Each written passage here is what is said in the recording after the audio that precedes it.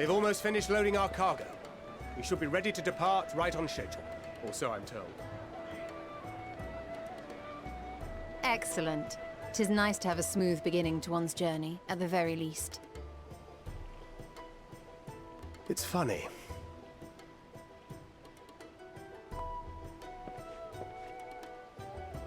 Master Louis Soir came here on a ship very much like this one.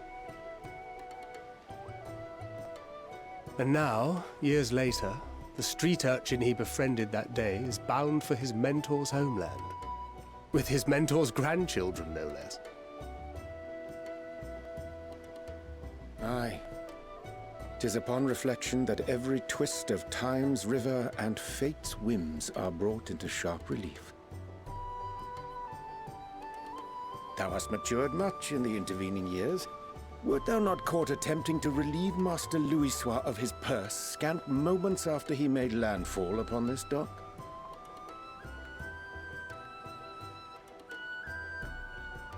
Oh, really? Now that's a tale I'd like to hear.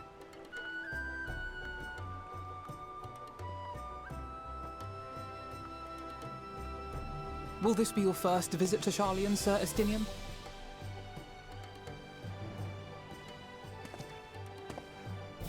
Sir Estinian?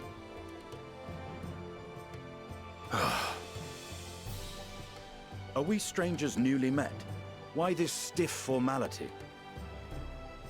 I, merely meant it as a professional courtesy, since we are now colleagues in an official sense.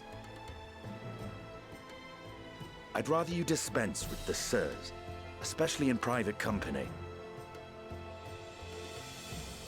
Or I'll be forced to respond in kind, little Lord Alphino. You've made your point, Estinian. Painfully well. Better.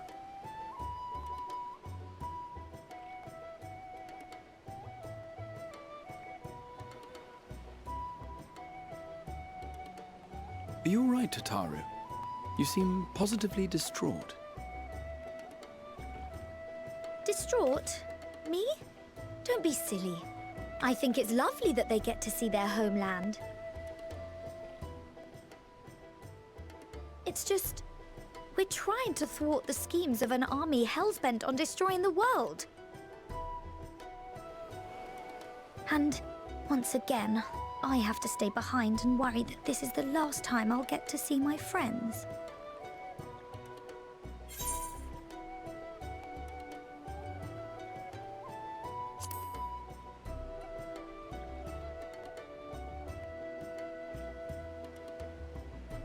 I'll hold you to that. Ah, good. You're still here. Hori! Coulternay! What brings you all this way? We're to assist the Maelstrom and the Kobolds with a lunar primal operation, so we thought we'd see you off before heading to the tower. Flamine and the others wish you all a safe journey, and promise that they'll look after things here until you return. We will too, of course. Aye. We, your fellow Scions of the Seventh Dawn, will do our part to ensure the end of the world won't happen on our watch.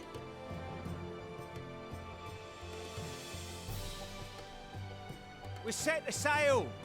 All aboard for Charlian!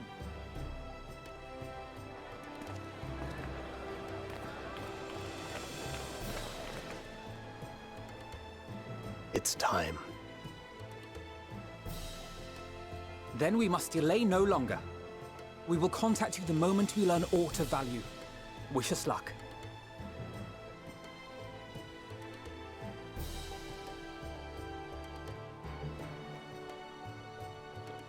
Have a safe journey, and please, please, be careful.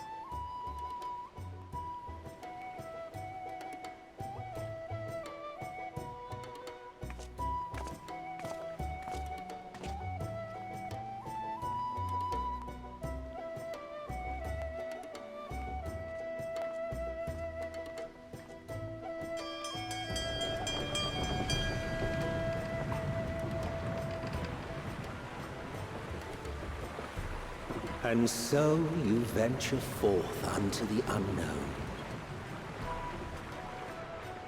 A fate beyond the horizon that cannot be divined. A future undefined and in flux. In uncertain times, naught but the simplest words of wisdom will suffice.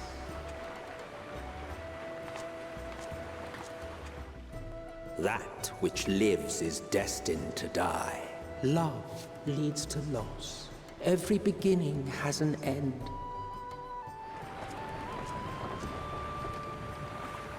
Treasure every moment, every step of your descent.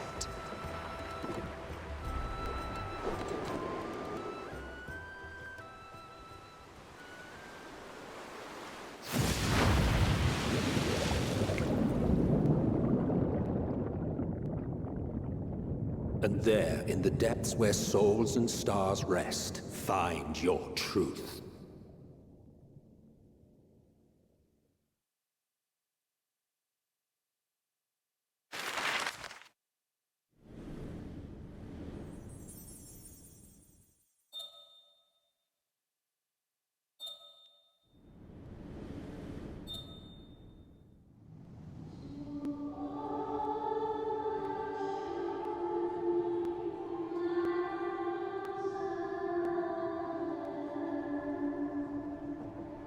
Here.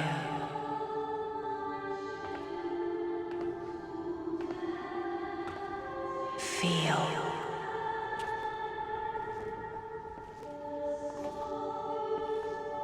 Think.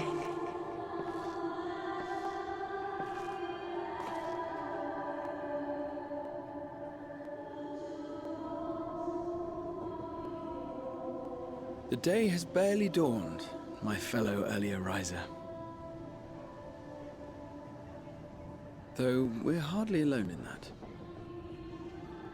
Envious of those still sleeping soundly, no doubt.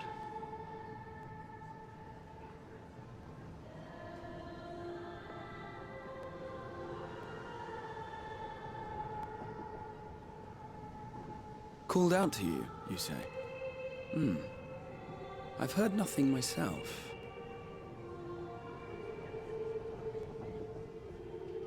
In any case, I dare say the sea air will do you good. Why not join the others on deck? Charlian should be coming into view at any moment.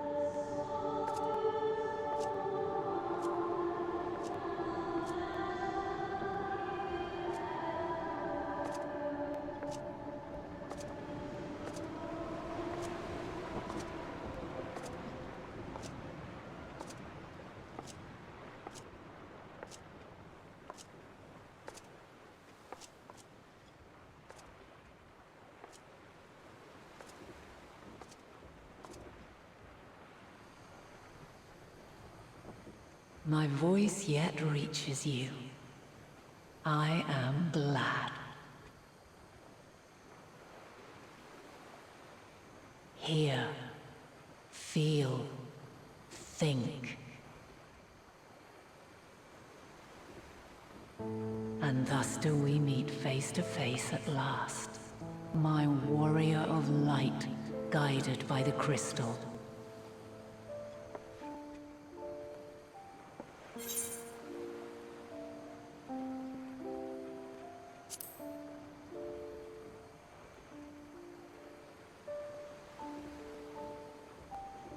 After your sojourn in the First, I believe you have your answer. You have gained an understanding of what I truly am, what Eidolon has always been, a primal.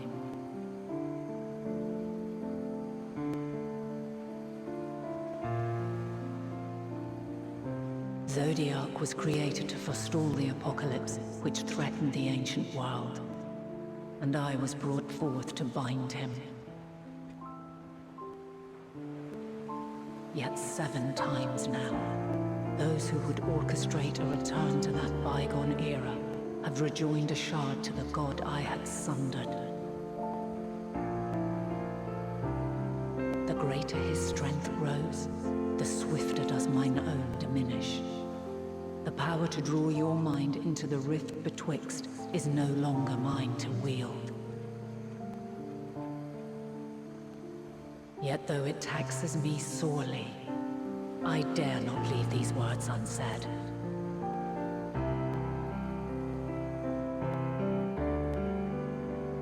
Even bereft of my guidance, you and your companions have accepted the burden of this star's troubled past. A conjunction has begun to form, an intertwining of your time and mine.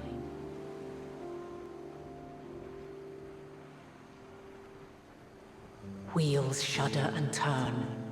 Conflict looms. Monumental.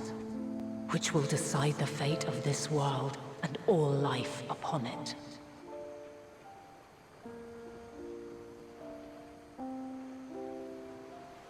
When you truly understand what is at stake, and your journey has prepared you to surmount the insurmountable, then shall I honor the promise made in another time, another age.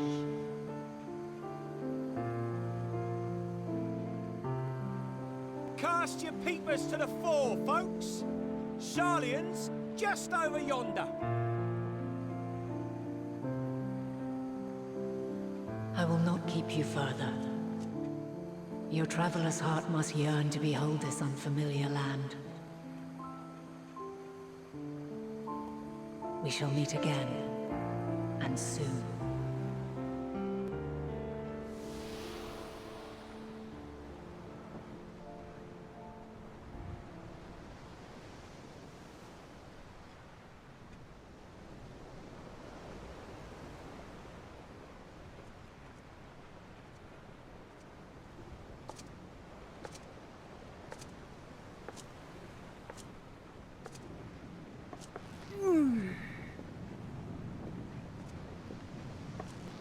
Oh, what a fine morning.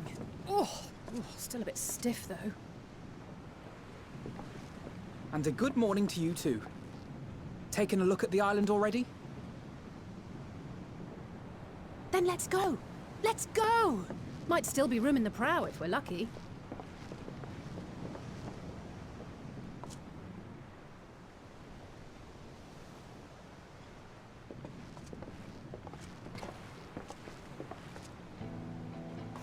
Ah, the sleepers have arisen. There she is. Good old Sharlayan. Oh, I see it.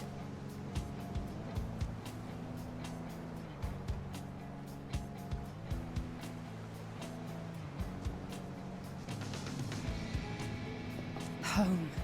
Home at last. Well, maybe not in Father's eyes, but we'll manage on our own, if we must.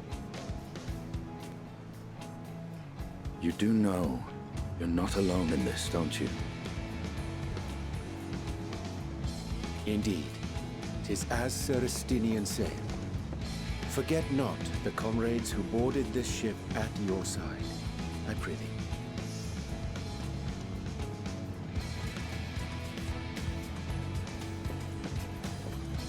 Thank you, my friends. We are ever grateful for your steadfast support. Upon arrival, we will be disembarking into the heart of Sharlayan proper.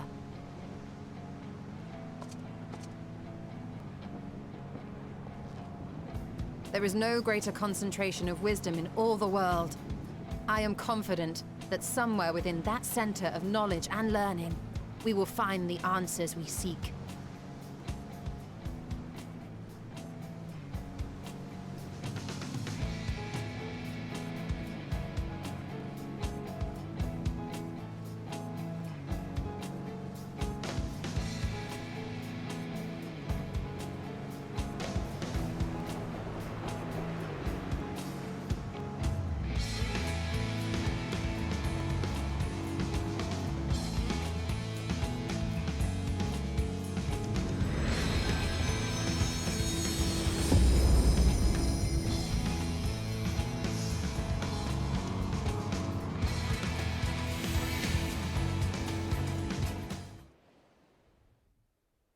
Sharlian, the solitary island nation of the northern seas.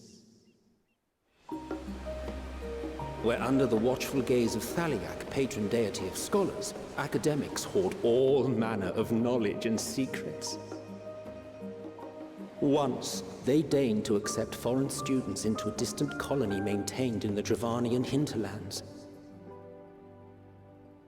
How swiftly they abandoned it once the first Garlean boot set hostile foot on Ala Megan soil. So averse to the prosecution of war, these men of wisdom, your would-be allies.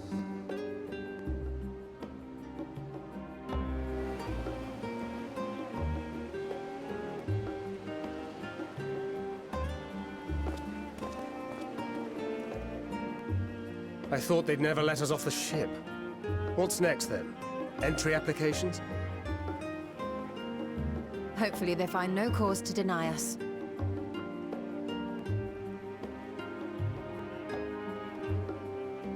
Hasn't Sharlian all but severed relations with foreign powers? Those of us without direct ties, myself included, may be refused outright.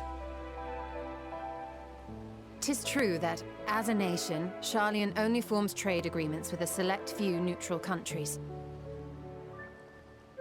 But from a practical standpoint, an island cannot afford to be overly strict with its borders.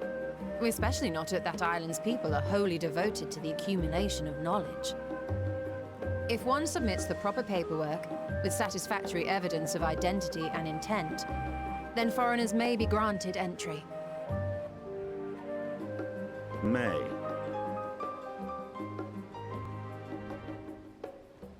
Quite. So let us be absolutely clear on these points before we proceed. The immigration officer will ask for your affiliation and your purpose of visit. Considering Sharlian's views on intervention, I strongly suggest we avoid any mention of the Scions. Kral has laid the groundwork for us to act as associates of the students of Baldessian, and our ostensible reason for being here is to aid in their order's restoration.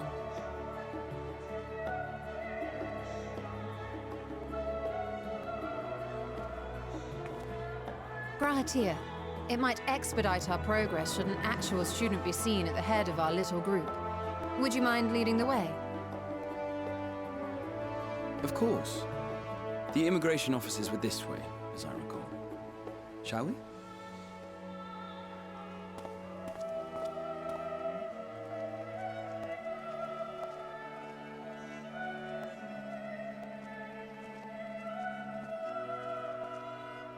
Greetings.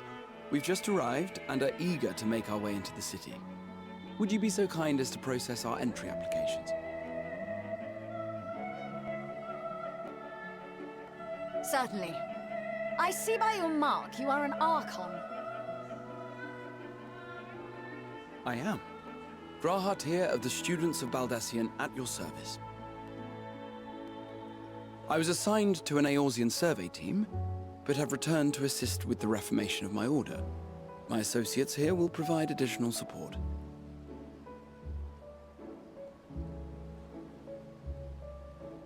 Very good. I have paperwork detailing your group and its scheduled arrival for today. And it seems some few of your companions are also Archons. If you'll step forward, we can process those applications first.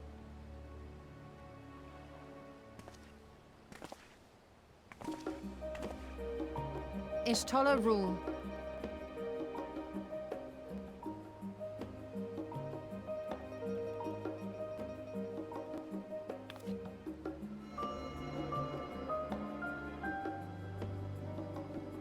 See how it glows? That list is etherically linked with the citizen registry kept in the main repository.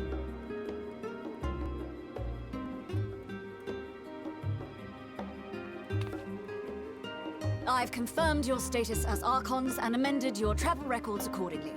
Welcome home. Now, who do we have here?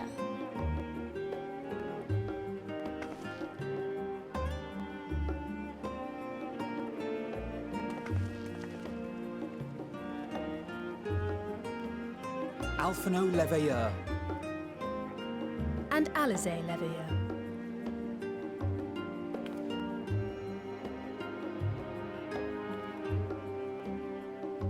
Your applications have also been approved. Having said that, the streets are abuzz with talk of how House Leveilleur's lord disowned his young progeny.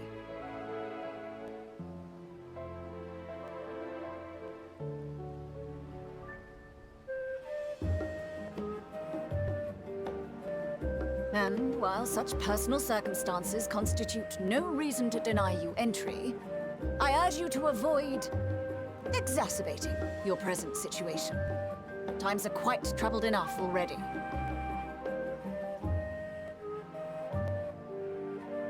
We shall keep that in mind.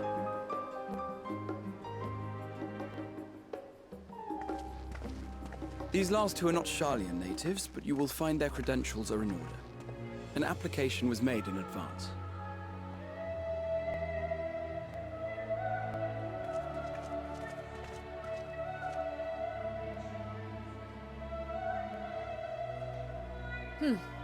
Name and occupation?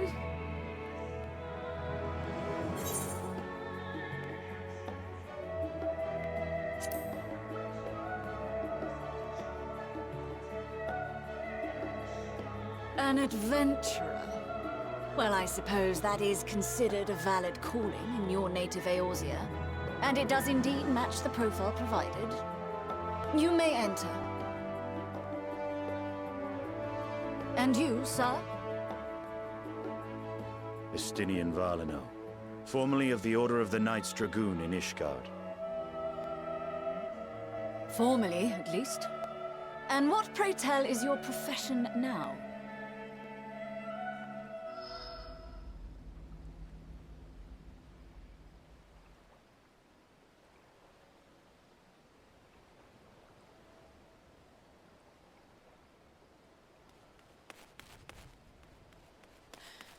If you'll allow me...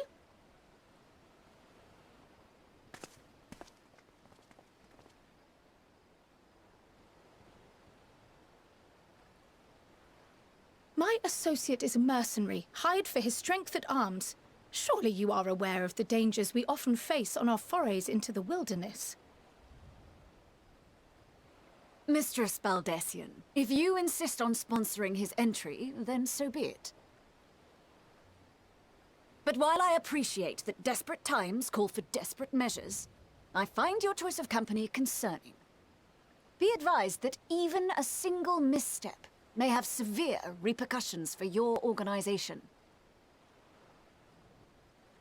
I have every confidence in my chosen company, dear and trusted comrades that they are. But I thank you for your concern.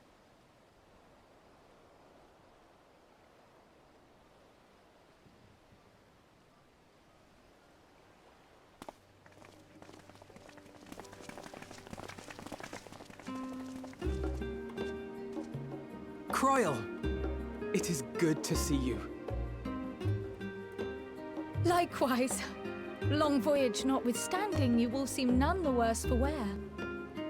There is much to discuss, but this is hardly the place.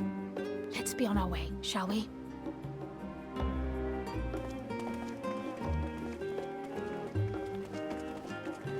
Oh!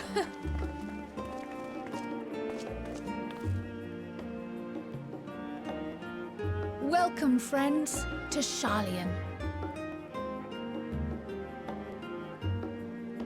As your mercenary, I should hope my welcome includes a generous salary. Well, I had to say something, Sir Taciturn.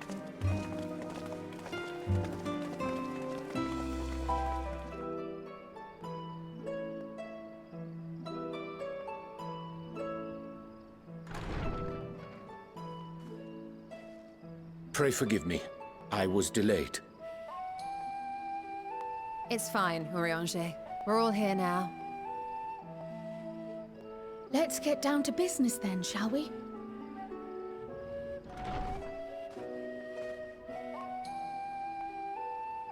Come what may, we must prevent the Telophoroi's plans from coming to fruition. At At present, I see two paths for gathering the information which may aid us in achieving that goal. The first involves an investigation into the change which has come over Sharlayan, not to mention the recent inscrutable behavior of the Forum. As most of you know, the 99 members of the Forum are elected from the general populace. This alone guarantees a plethora of opinion with regards to foreign policy. The bibliotheques, for example, are a group of conservatives which would have Sharlayan focus on recording history, while remaining entirely uninvolved in the making of it. And at the other extreme, we have advocates for proactive diplomacy and direct intervention. My grandfather Galef was one such member, as was Archon Louisois. Yet despite our diverse factions and philosophies, the recent vote to deny Eorzea's request for assistance was unanimous. Even more concerning was the fact that many cited other, more pressing duties as justification for their recalcitrance. Fortuno's refusal in Gridania had those same undertones. 'Twas as if, having stared unblinking into the face of impending doom, he had simply turned away to pursue something more important. But what could that possibly be? A mystery indeed, and one which I ask for your help to solve. Our future may depend on it.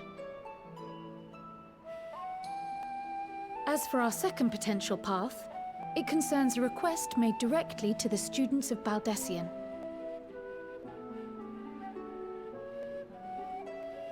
Our organization was founded primarily to study strange and unexplained phenomena the world over.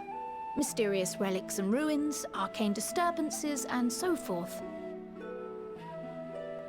Compared to our more isolationist Sharlayan colleagues, we have strong connections overseas, namely with scholars and academics who share our passion for the unknown.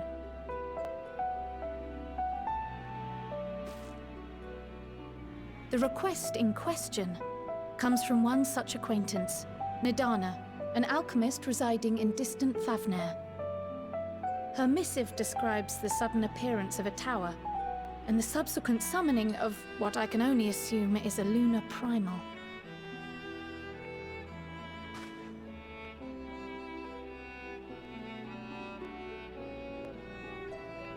In response to this threat, the satrap of Radzat-Han, the individual who governs the city-state, has instructed the alchemists to find a means to deal with the spire. The artisans of that land are heirs to an ancient tradition, one rather unlike that of their Uldan counterparts. 'Tis possible, nay, probable, that they have gleaned truths unattainable by Eorzea or her Far Eastern allies. They do, in fact, appear to have a strategy in mind, though it will require further research. To that end, they have requested an introduction to a capable warrior shielded by the blessing of light. Assuming we divide our forces to pursue both of Kral's lines of inquiry, and having you join the group heading to Thavnair would seem the obvious choice. But the investigation in Sharlayan is of vital importance as well. Equal, I think, to the Thavnairian one, given that the fate of the world may hinge on the results of both.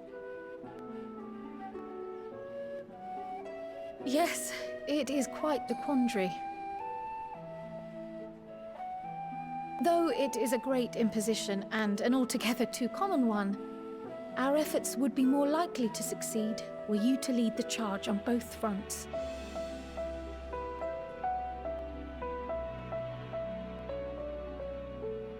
You are indeed our champion. As to which task to tackle first, we will defer to your decision. Let us next decide how everyone else might best be assigned. As for myself, I shall continue what I've begun in Sharlayan. I should also like to steal the services of an Archon or two. And thereby gain access to a greater range of reading material. I will help with that. Allow me to offer my assistance. I have some small amount of experience in the field of research.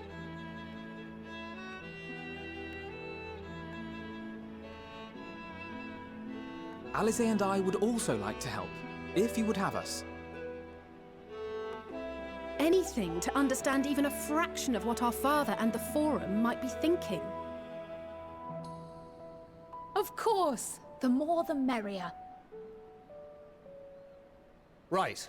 The rest of us will make the journey to Thavner. Thoughts? Objections? I passed through Thavner on my way to infiltrate the Empire, and though I'm not qualified to give a guided tour, I did gain a sense of where things lie. I'll be happy to have you along then. So for this group, it will be you, me, and Urianger.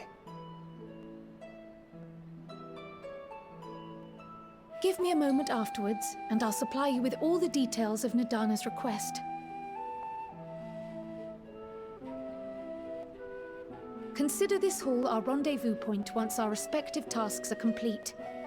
May our investigations prove fruitful.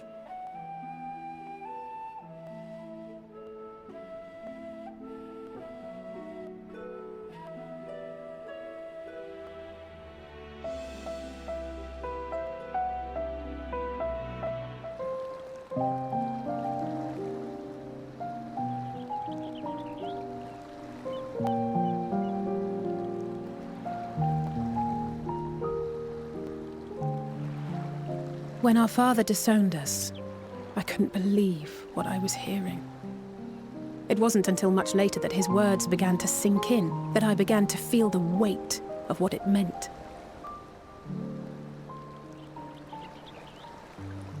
Do you remember when the decision was made to come to Sharlayan?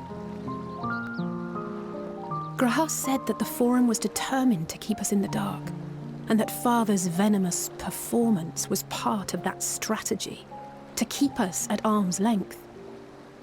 Perhaps it was. Father argued with Grandfather on many occasions, but never with such dismissive contempt. And when he demanded what justifies the sacrifices we make in war, I honestly didn't know what to say. Neither did Alpha know, I know, but never for one moment did I believe we had made the wrong choice. So all I could do was fume silently.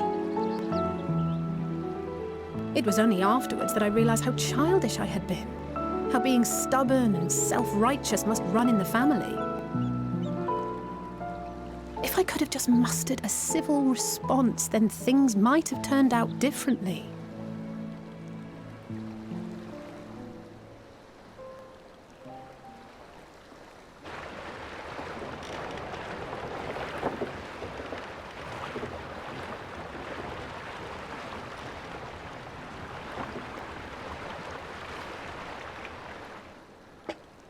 They must be ferrying goods to Labyrinthos.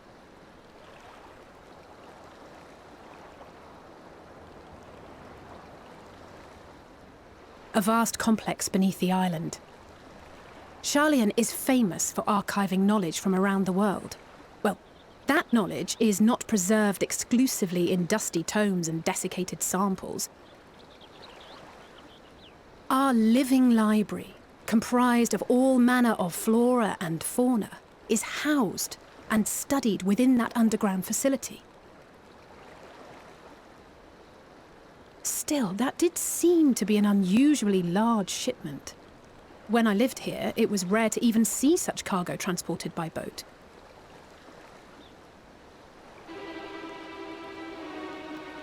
Wait! Didn't you hear something in the last stand about the gleaners coming and going more than usual? Well, I think they're the ones we saw manning those boats. And gleaners answer to the Forum.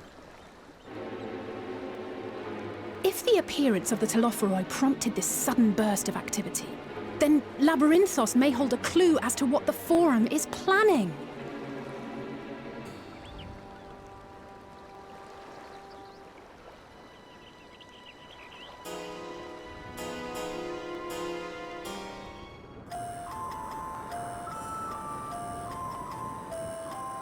Deep beneath the scholar's city shines a false sun within a fabricated sky.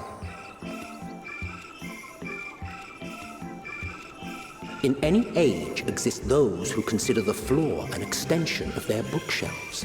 And this vault's architects surely belonged to that special breed.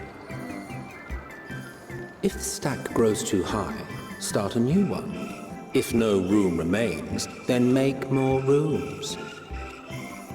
A simple solution at first, and then bit by bit, a profound transformation. Knowledge buried beneath knowledge, a growing, creeping labyrinth from which there is no escape.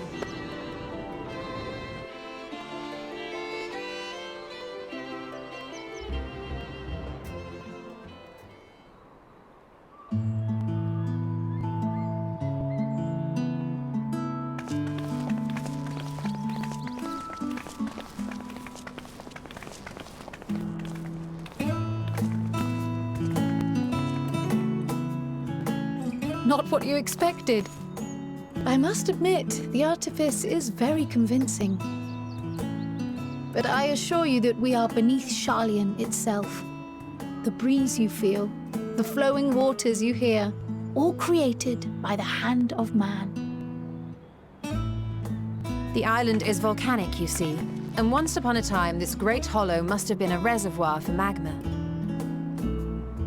It was discovered some 400 years ago, at which point it was repurposed as a storage facility for scrolls and samples and such. Renovations have continued, with nigh on no interruption to this day, with the lower levels still undergoing expansion. Aren't those people gleaners?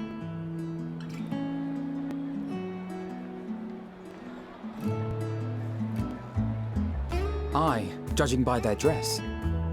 They are said to work alone as a rule, but 'twould seem that rule is being enthusiastically broken today. It may be as you suspected, that they are engaged in a task apart from the norm.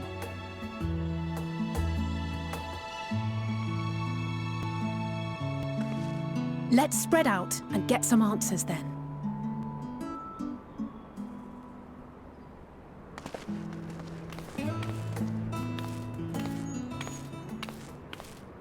Ugh.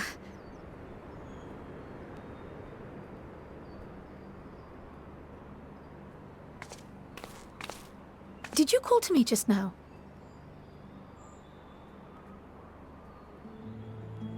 No. How odd. I must be a bit dizzy from the descent. I'll be fine, I'm sure. Let's get to work, shall we?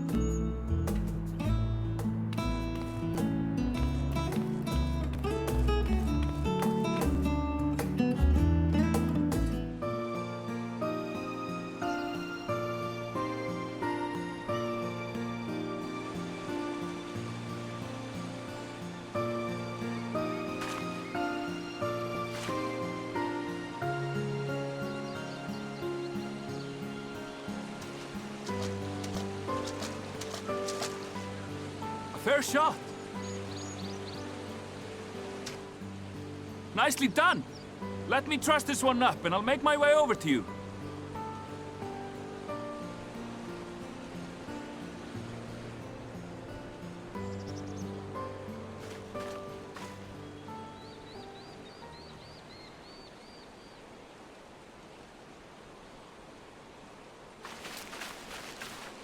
There you are. Any new revelations?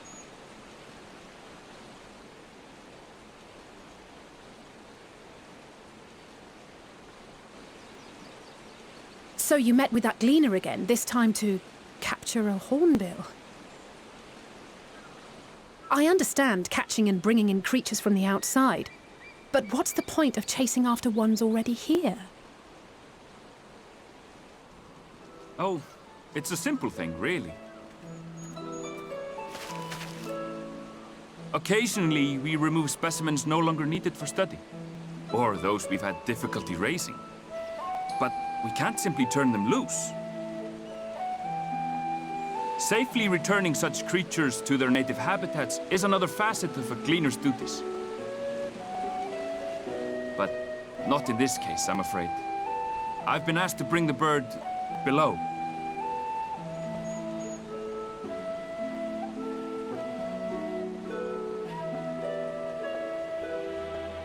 The restricted section in the lower levels of Labyrinthos. Open only to a select few researchers handpicked by the Forum. The projects down there are the subject of rumor and hearsay. Forbidden magics. Advanced technologies that can never be allowed to fall into outside hands. Even Archons are not privy to the truth. Those who are, the researchers involved in this secretive work, are not permitted to walk freely in the city, and are instead required to live in isolated quarters. What could a facility subject to such strict security protocols possibly need with a hornbill? An experiment? Possibly. I wasn't afforded an explanation. But judging by the requisition list given to me and my colleagues, I doubt it's for any kind of advanced research.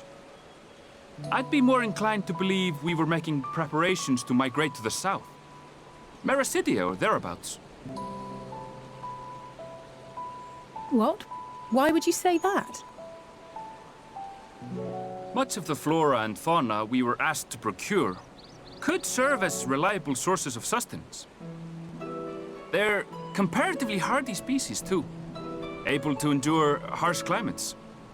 And among them are specimens known to be effective in improving soil quality and purifying water. When you put it that way, migration does sound like a reasonable assumption. That's all it is, though. An assumption. Through our tasks, we gleaners glimpse only bits and pieces of the Forum's plans. Our prime concern is that our requisitions, be they living or otherwise, are properly preserved for the knowledge of future generations. Now, I really must be going. I regret that I cannot reward you as you deserve.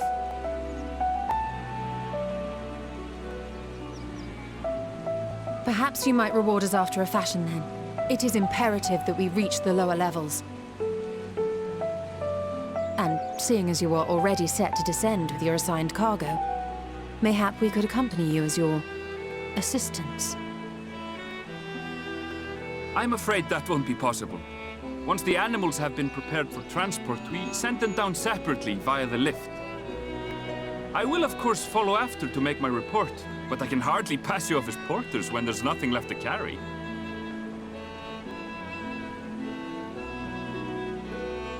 Indeed. Pray forget I said anything.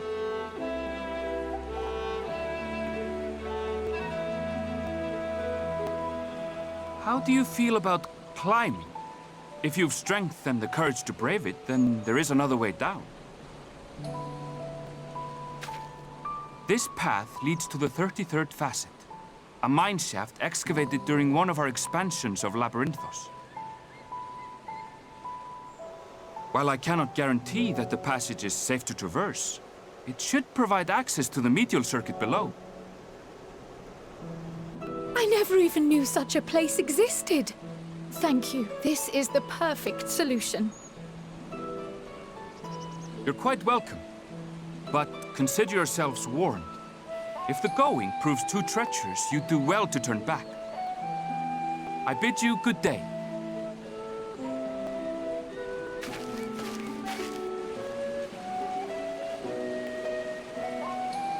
Well, turning back is hardly an option, not when we've come this far. Let's go and take a look at this mine shaft.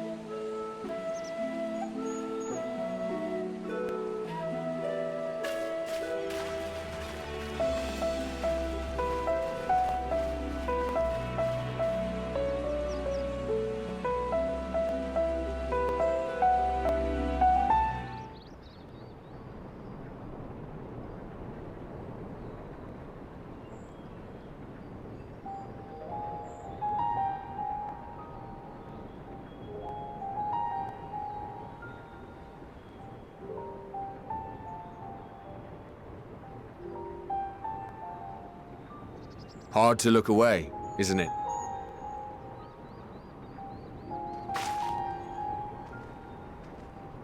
But they're more than pretty flowers.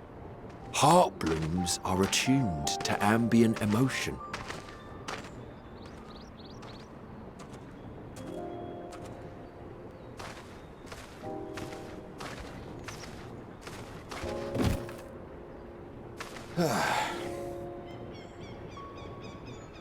You don't seem convinced, but believe me, it's true.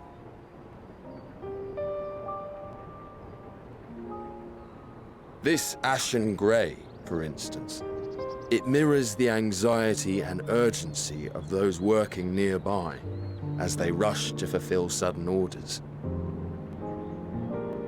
Intense feelings like those spur the petals to change colour. Bright glowing hues in the presence of joy, dark subdued shades for frustration or despair. Yet even with the collected wisdom of Sharlayan at our disposal, we've yet to identify the underlying principle of this empathic effect. And there are other mysteries besides. Although the flower is extraordinarily long-lived, its low reproductive rate has made it difficult to find younger populations growing in the wild. With too few sightings to map its distribution, and no closely related species to track, we've been unable to pinpoint its land of origin. To further complicate matters, every culture, even dimly aware of its existence, has given it a different name and mythos. Our attempts to study it via the historical record have been an exercise in frustration. As an avid botanist myself, I should one day like to unravel the Heartbloom's secrets. But I'm afraid other duties must take precedence.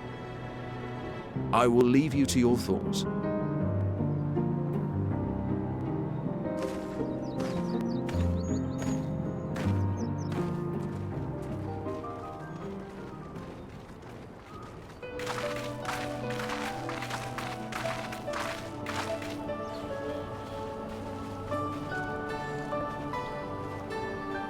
Have you learned aught of interest?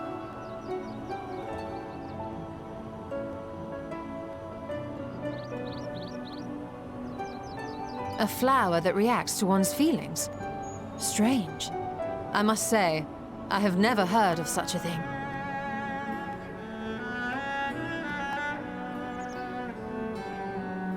This is all very fascinating. But as it stands, we fail to gain any significant insight into the Forum's undertaking. Indeed. While there is certainly enough activity to support Erenville's supposition that a priority has been placed on improving food production, unfortunately for our investigation, these workers were never informed as to how their duties serve the master plan. If only we could interrogate the Forum members directly.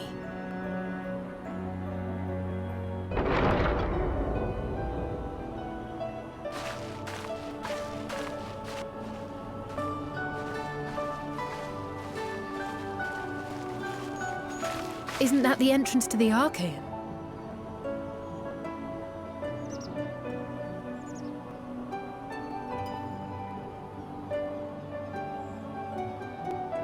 Look, there. I think that's Erenville. A little difficult to tell from here, but I think you're right. He did say he was coming down to make his report. Erenville receives his orders from the Forum. Would it not follow, then, that the superior to whom he reports is a Forum member, or at least a close associate? You mean to eavesdrop on their conversation? What of the risks? Ours alone to bear. We won't interfere with Erenville's work, nor will he be implicated as an accomplice. If you're not comfortable taking part, I can do this alone. Nay. I said myself that I wished to know Father's intentions. And no answers will be forthcoming should we simply ask nicely. We can apologize later, should it come to it. Right now, we need every crumb of information we can get our hands on. Consequences be damned.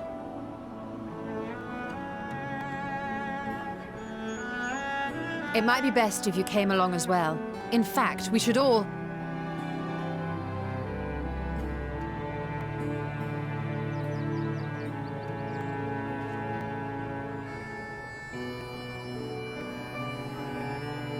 Crier?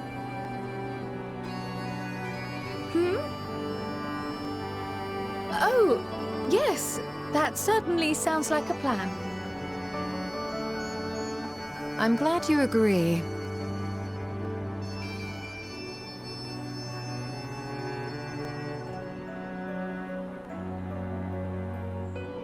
Quickly! Erenville is on the move. We need to get closer before we lose him.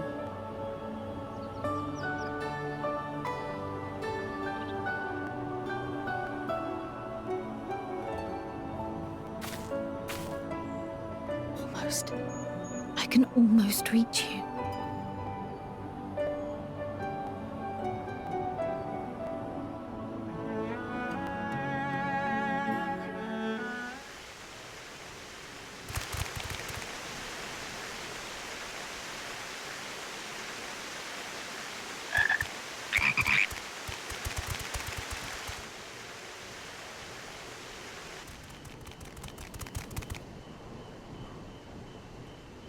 I trust you will find your compensation to be more than satisfactory. We wish to make clear that we are pleased with the efficiency and thoroughness of your work. So much so that we have come bearing new tasks in need of your competent hand.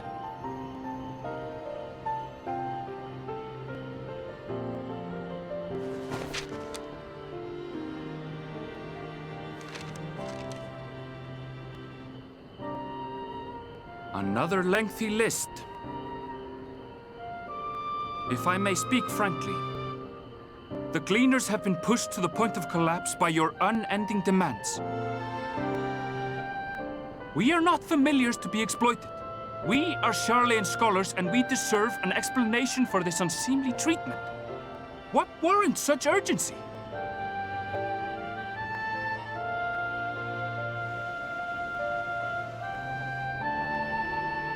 In an age long past, Sharlayan was charged with a momentous duty. And now that word of the final days hangs heavy in the air, the time has come for us to fulfill that charge. I can say no more, but I promise you this. All will be revealed in due course. And when it has, you will understand that your toil was in service to the greatest good.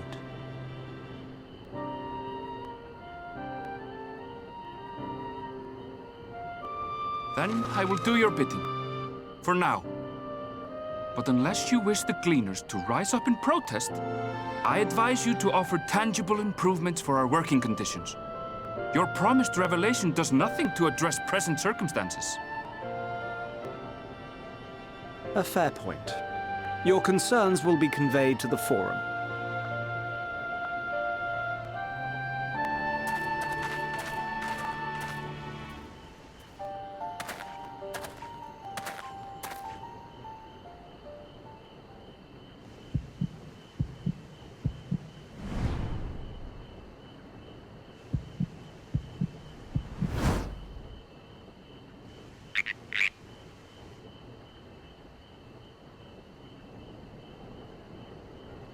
I hope that was informative.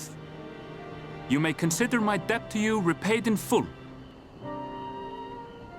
While I do have my reservations about the Forum, I want to believe that they have our best interests at heart. Which is why I'm reassured that you're busy sniffing out the truth of things. We can ill afford to place all our eggs in one basket, this master plan of theirs, without first understanding the risks involved.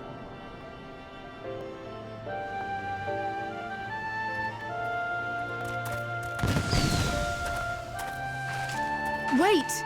How did you know it was us? If you mean to impersonate a toad, try studying the real thing. And don't try to fool an expert.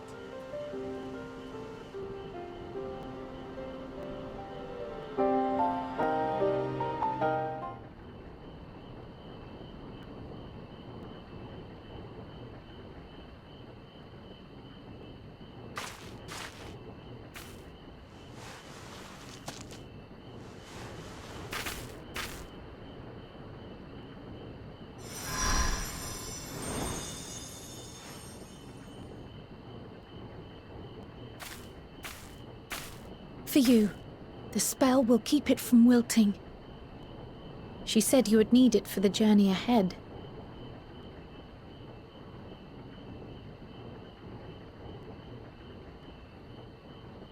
Will you speak with her now? I cannot hope to match Minfilia's clarity, of course, but...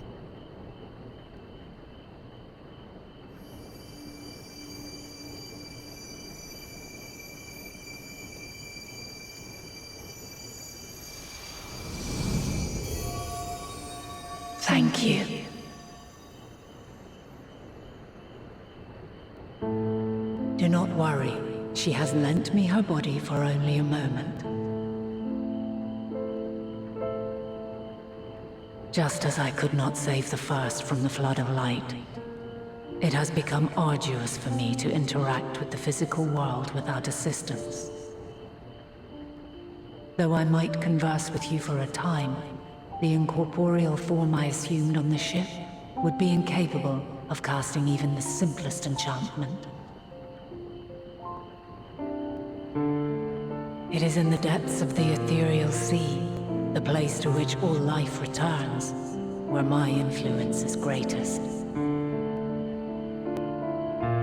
After Minfilia's sacrifice on the first, it was to the sea, here in the source, where I ferried her soul. I wished that gentle spirit to find rest in the world she loved so well. Her, and another who may yet have a part to play, though that will depend on you. Take the flower, walk free, for you are free, to go where you wish, to believe what you will.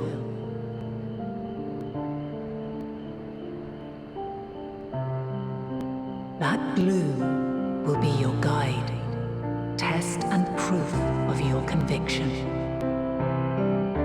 In darkness, seek joy. Surrender not to sadness, and see beyond despair. Walk free, and bear the light for others to follow. Together, raise it aloft and let it shine, till the end, blinding and radiant.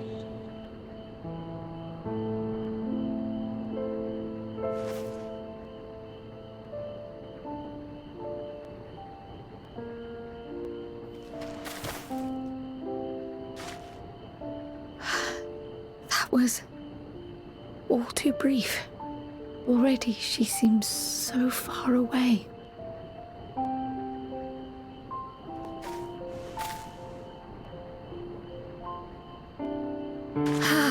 My apologies if I startled you. Ever since we began our descent into Labyrinthos, I had sensed another's will, straining to reach out. Even with my particular talents, though, I was unable to make a connection at first, so weak and tenuous it was. Once I took hold of that wispy thread. Imagine my surprise to discover it was Heidelin herself. Needless to say, it seemed wise to learn what we could before letting go.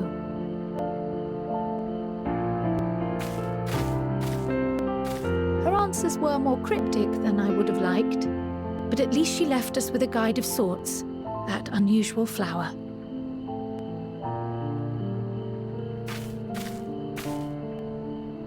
Yes, we are definitely making progress.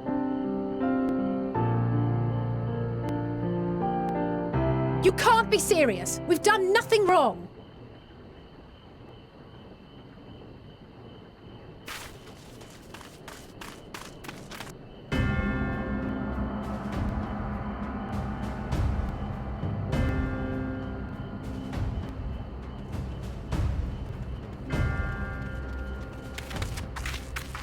Master Fortuno? What business has the Forum with us? Obstruction and suppression, apparently. Mistress Baldessian, our records show you facilitated the Scions' entrance into Sharlayan by claiming them as assistants for your organization. We are aware of your investigations. After alerting the major institutions to the presence of potential troublemakers, we received word from an Archean custodian. A group operating under the auspices of the students, skulking about Labyrinthos and engaging in clandestine behavior. Clandestine? We may not have entered Sharlayan as Scions, but we did naught to conceal our identities. Our only purpose in this city is to seek the truth. I can think of no reason why our actions should warrant the Forum's intervention. 'Tis not our way to discourage the pursuit of knowledge, but the timing of such pursuits must be considered, not to mention their potential impact.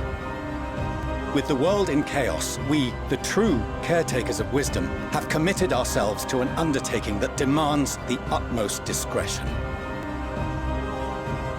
And we will not risk its success by turning a blind eye to disruptive foreign elements in our midst.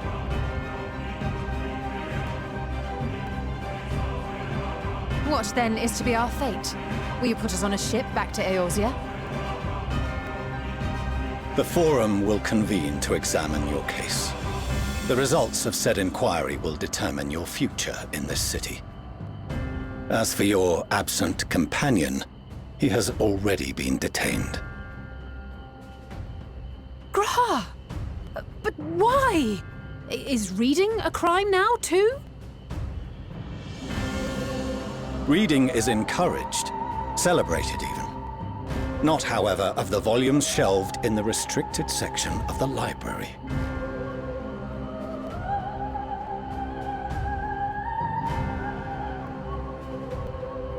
Refusing to comply will only make matters worse. Let us instead treat this as an opportunity to open a dialogue with the Forum.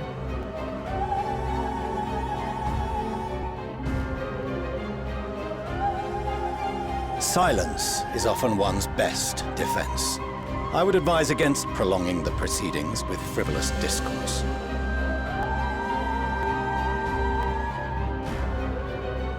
But enough. This is not the place for debate. The rostra await.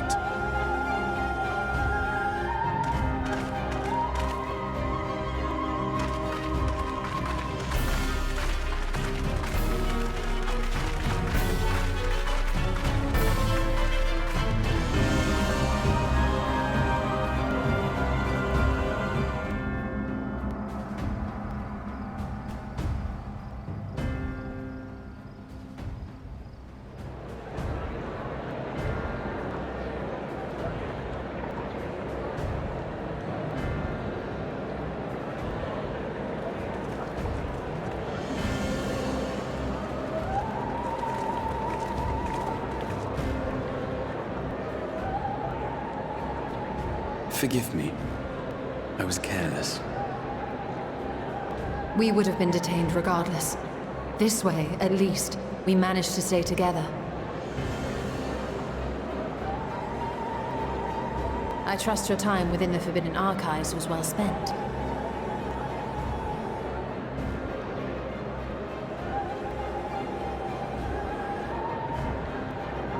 The Forum will come to order! This inquiry is now in session. As Speaker-elect, I will be presiding over the day's proceedings. Master Fortuno, would you be so kind as to restate the matter which compelled you to summon your colleagues with such urgency?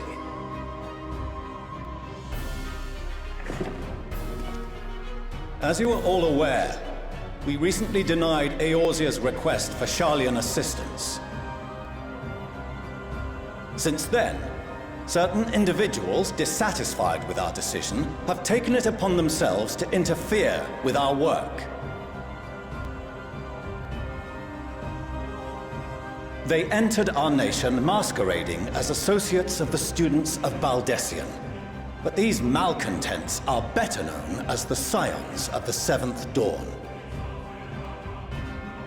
These militants wield influence with both the Eorzean and Eastern alliances, and are inextricably involved with the crises presently afflicting the world at large. Loose in our city, these warmongers sought to meddle with and expose matters of state secret. What are they, if not a dire threat to be expelled?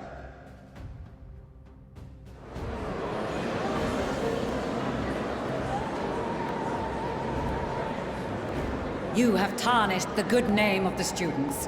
Galuf would be ashamed.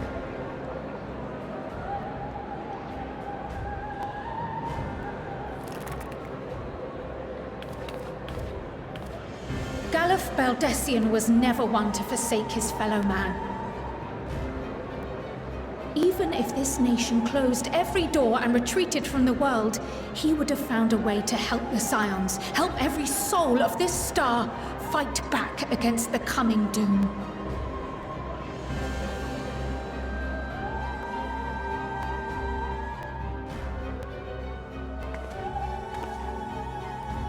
A terrible enemy stands poised to lay waste to all we hold dear. In the face of such madness, Eorzea reached out to Sharlayan, a respected ally, in the hopes of forming a united front. Was your curt dismissal truly the best you could offer? Or are you so preoccupied with your momentous duty of an age-long past that even the end of the world is unworthy of your attention?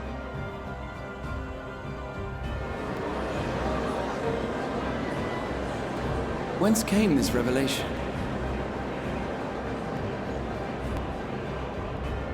From the mouth of a Forum member within fortuitous earshot. Then it seems your findings support my own.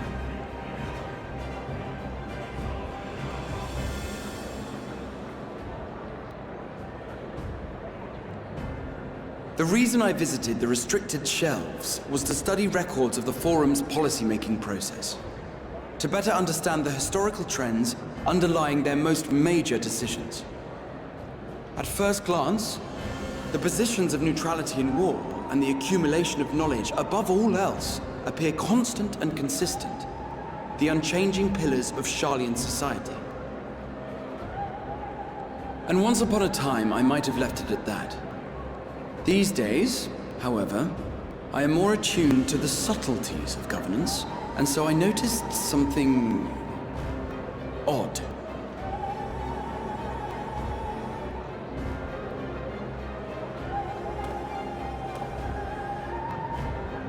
From a particular point in time, the purpose of these policies shifted. No longer was knowledge preserved for the benefit of society. Rather, society was to be gradually reshaped to ensure the preservation of knowledge.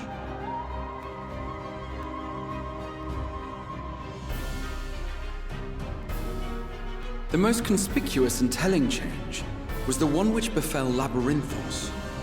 Once little more than an oversized storehouse, an enormous allocation of funds saw it transformed into an advanced research and archival facility. I also discovered a fascinating account on the finances of our Dravanian colony. The settlement attracted students from far and wide, and the connections and tuition fees thus acquired were funneled into further improvements for the archives. Now, there is no question that our nation's progress is tied to the acquisition of wisdom. Nevertheless, the vast resources diverted for this purpose borders on the obscene.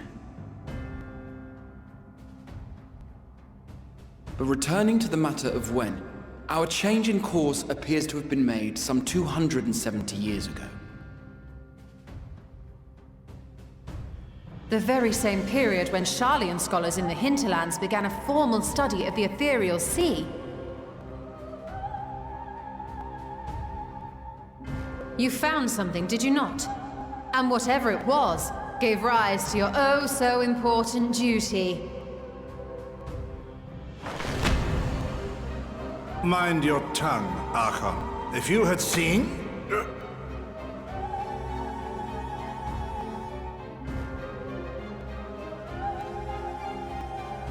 Yes, we are bound by a duty we cannot ignore. Knowing this, what would you have us do? Abandon our vital work and join you on the field of battle? We will never choose the way of the sword. We will fulfill our mission, not through strife and bloodshed, but survival. Come what may, we shall live on. We must. Do as you must, then. But we Scions will fight until the heavens fall, until our last breath.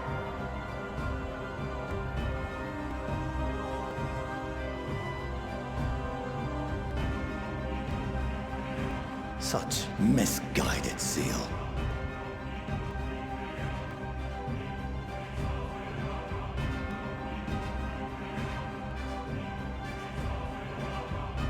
Father, Master Fortuner, I fail to understand the stance you have elected to take. But by the same token, I have yet to find a compelling argument to counter the challenge you put to us in Gridania. Still, in the midst of my uncertainty,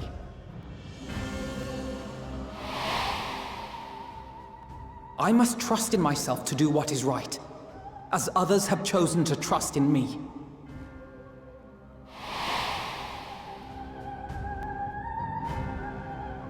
So I will continue, as I always have, weighing the consequences of my every action, and allowing my hope for the future to inform my decisions.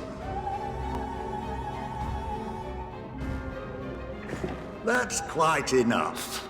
Have you all forgotten the reason for this assembly? Skolok Monteshane. He's the head of the Studium and an old friend of my grandfather's. Honestly, every discussion devolves into some interminable debate. Terrible habit. Let's return to the topic at hand, By their own admission, these Scions have resolved to fight alongside the Eorzean nations against the doom which swift approaches. But there exists no evidence of an attempt to incite our citizens to do the same. Furthermore, while our decision may well have been the correct one, we cannot simply bull our way through these disagreements without inviting doubts or objections.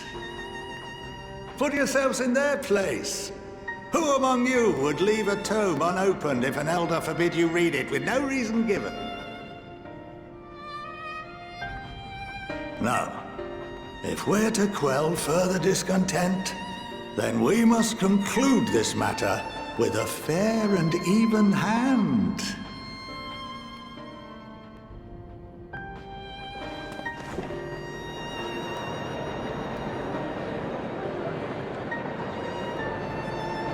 Order! We will have order! Master Monteshane raises some valid points.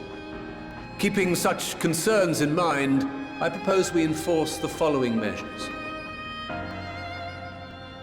Until further notice, the students of Baldesion are to cease any and all activities within the domain of Sharlayan. You will also refrain from any further investigation into the Forum's decisions and duties.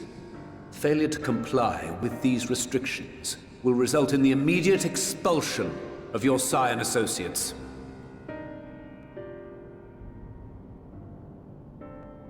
Let us put this judgment to a vote. All in favor, raise your hand.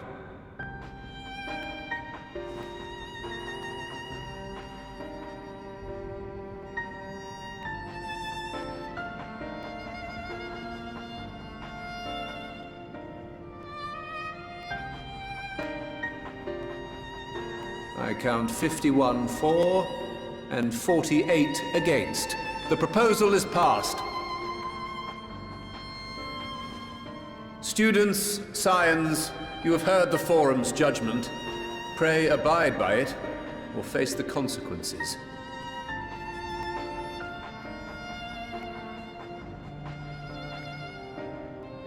Honored members, I thank you for your time. This inquiry is concluded.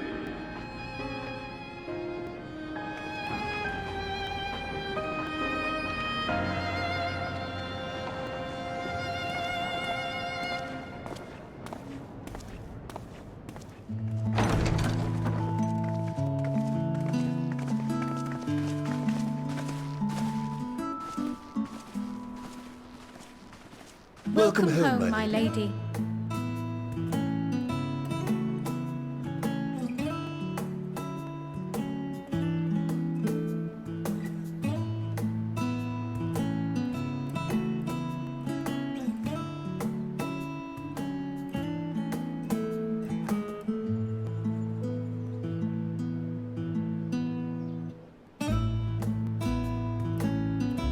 What? What are you gawping at?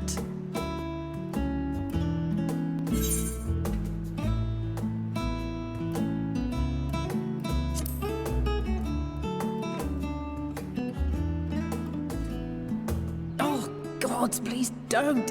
It makes me feel like a spoiled princess.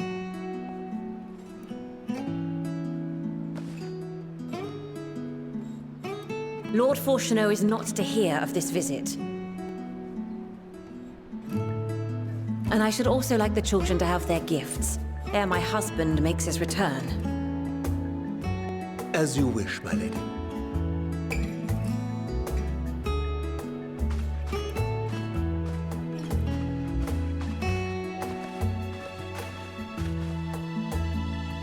Master Alphino, Mistress Alice, if you'd accompany me upstairs.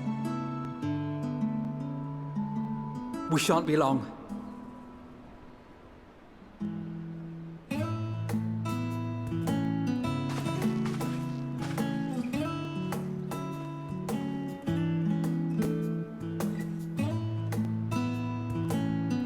The twins have been sending letters home from time to time, recounting their latest adventures.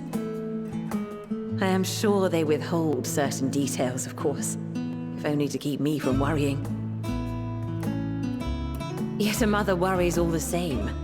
In the early days especially, I tried to support them as best I could, sending the Scion's coin and other such donations. Fortunately, they have found the strength to overcome adversity time and time again. Their words grow more confident with every letter, their depictions more vivid. The triumphs and defeats, the joys and sorrows. It is clear that they have come to find value in every experience. But of those they treasure most, it would seem that meeting you might be the most impactful. Why, since that fateful day, I do believe there has not been a single missive in which you were not mentioned by name.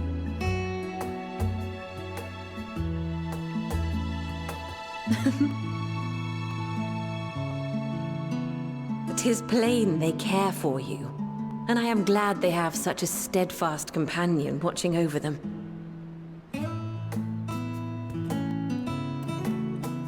Under normal circumstances, I would offer you tea, but alas, these are anything but.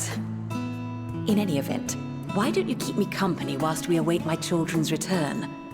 Perhaps you might regale me with a tale or two of your exploits.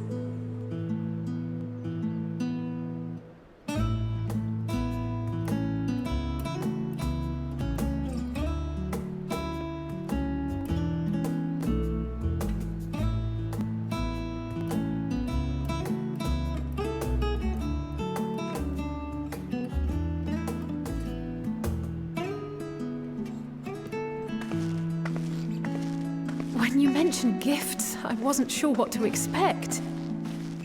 Mother,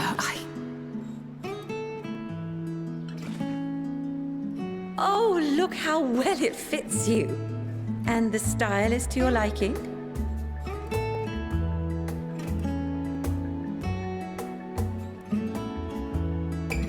Perfect.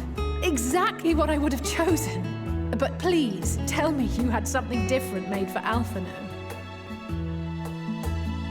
Naturally. You are hardly little children anymore. And while I shall miss dressing you in those precious matching outfits, I must respect the individuals you have grown to become. See for yourself.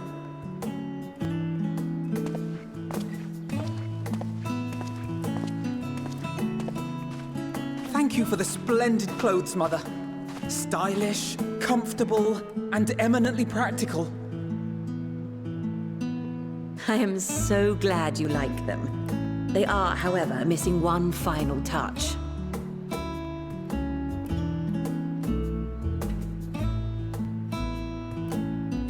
If you'd allow me, Master Alphino.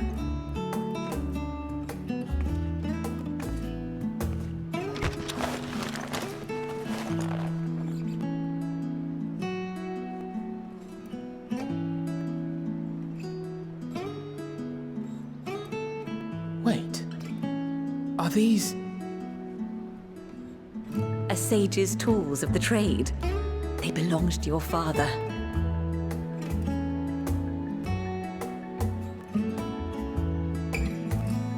Though he may as well be chained to his desk these days, as a student he was often called upon to venture into the field. He wielded those armaments, both to heal and to harm in no few battles. None so fierce as those you two have braved, perhaps, but battles nonetheless. Thus did I pull them out of storage, to show you that he was not always the man who stands in vehement opposition to you now.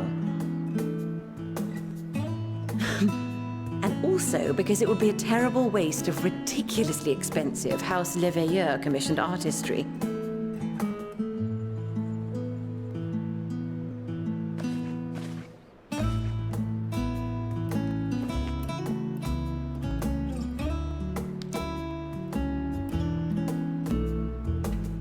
I am told these devices are quite difficult to master, but someone of your extensive experience should soon have them darting about with grace and aplomb. May the wisdom in that crystal serve you well. And please, try to find common ground with your father, that you might come and go without need for this awful subterfuge.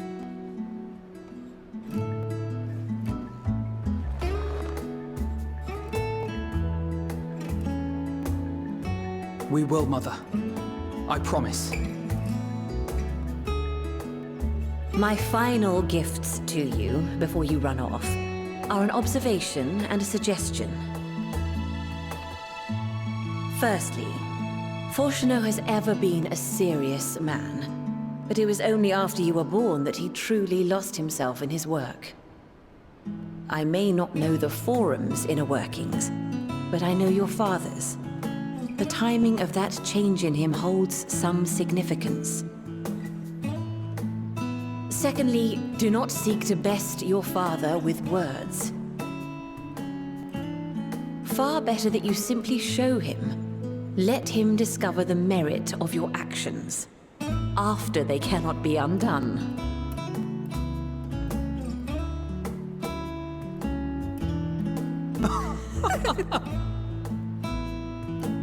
Oh, Mother. We shall take your wisdom to heart. Thank you again for these gifts, and farewell for now. Safe travels, my children. Eat well, stay warm, and keep your friends close.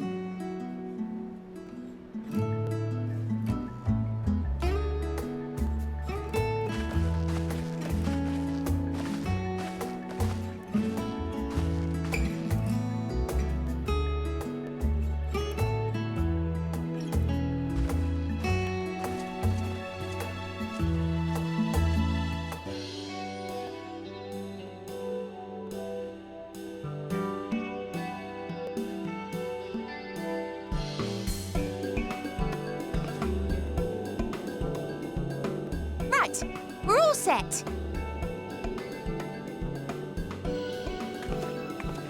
Just the 4 of you, was it? 3. I'm already attuned to the crystal in Thavnir. You are? Oh. I would have preferred more test subjects. Oh, well, never mind. If our 3 travelers could line up here, please.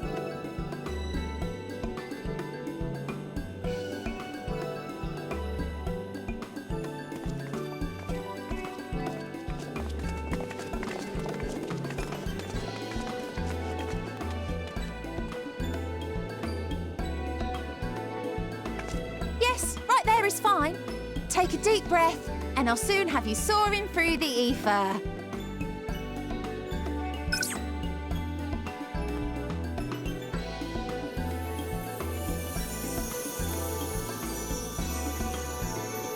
Oh, and one last thing. You might experience a teensy-weensy touch of violent ethereal sickness. Good luck! What?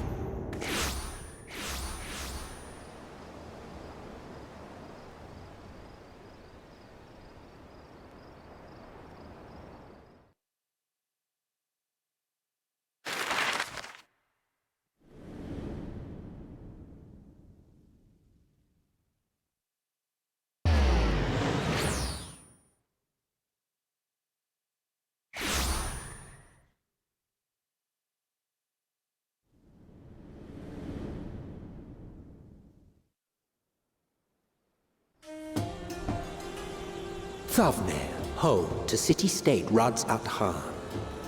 Rising from the southeast waters of the Bounty, this Isle of Plenty served as the battleground for a conflict between 2 peoples. Their cultures bled into one another until a unique amalgamation was distilled from the chaos, in a process not unlike their precious alchemy. Once solidified as a single nation, an adamant stance of neutrality would hold invaders at bay. For a time.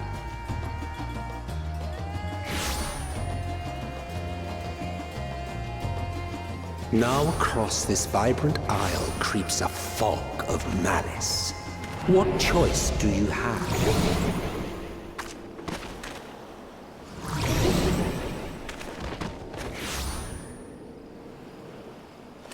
What chance?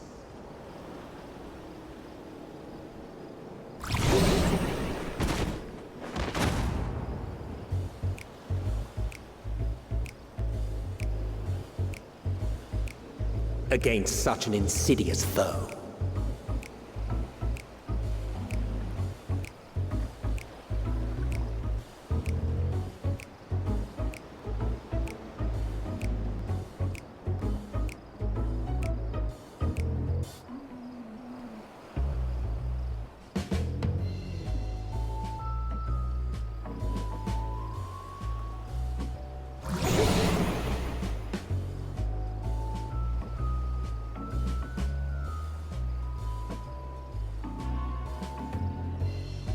I've seen fairer faces after a bout of bad shellfish.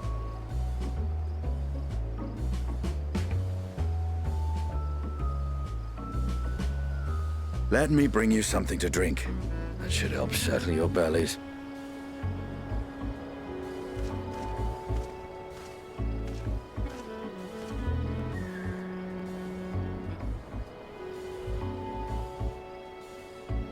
There was a note with Kryle's instructions.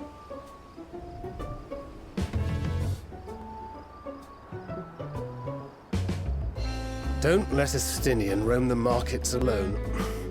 He's alarmingly bad with coin.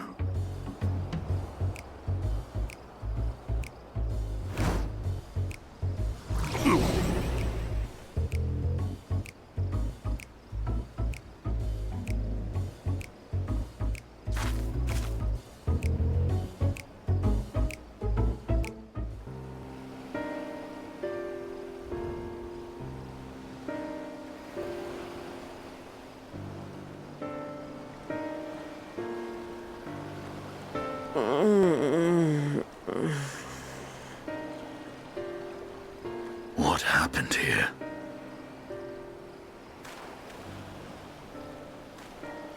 Their dress marks them as alchemists. I see no evidence of injury or poison. Thinkest thou they but slumber? I believe so.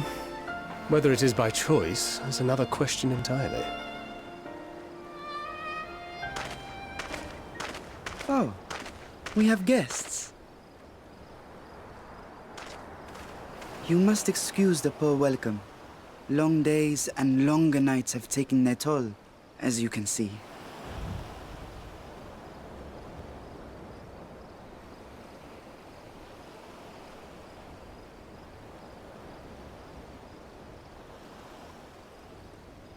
I am Vashan, servant to the satrap.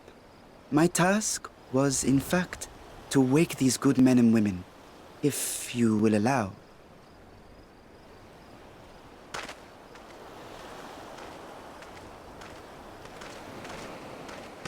People of the great work, I come bearing new scales. Scales? We have new scales?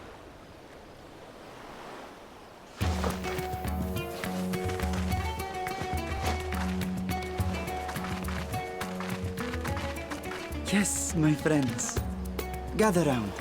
I have them right here.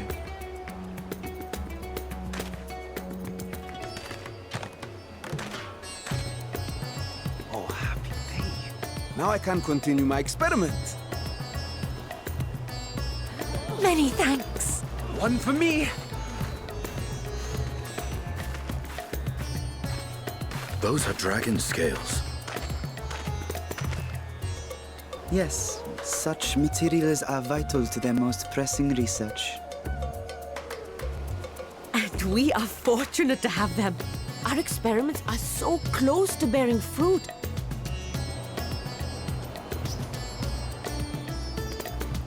Soon we will have a talisman capable of nullifying the etheric emissions from that accursed tower.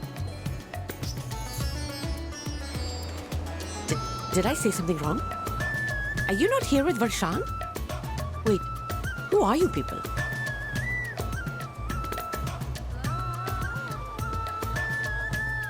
Of course! You're the one Cryo sent. The warrior of light we've been waiting for. Oh, this is a day of celebration. Praise be to Cinderova! The winds have shifted. I feel it. The end to our toil is near. I feel it too. My head hasn't been this clear in days. Tell me, how did you acquire those scales? Curious that it concerns you so. But worry not. They were freely given by the dragon with whom our satrap has forged a lawful pact.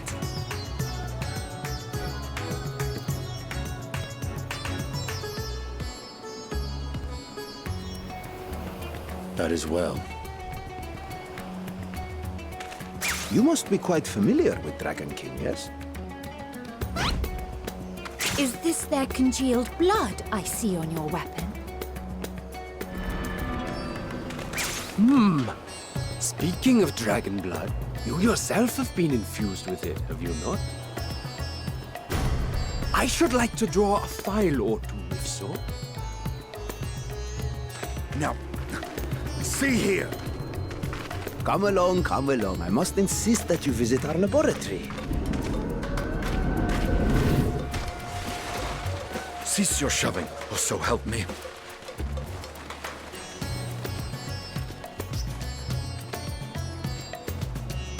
Oh dear, your poor companion. What with the new scales and your timely arrival, my colleagues are a little giddy with excitement. No harm will come to him, I promise. Meanwhile, shall we find a quiet place to talk?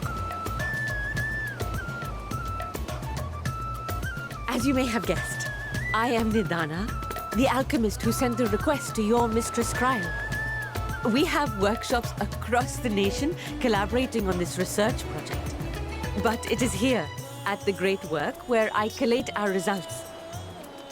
Come with me, all of you, and I can explain the crux of the situation.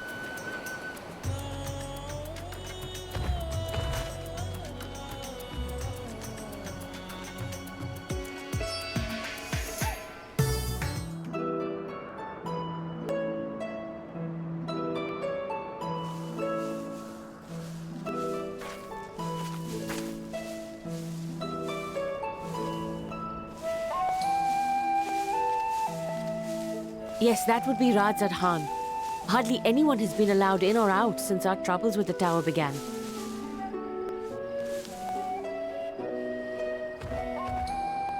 The faithful citizens huddle inside the city walls, and commerce has all but ground to a standstill. I pity the satrap, the trials he must be facing.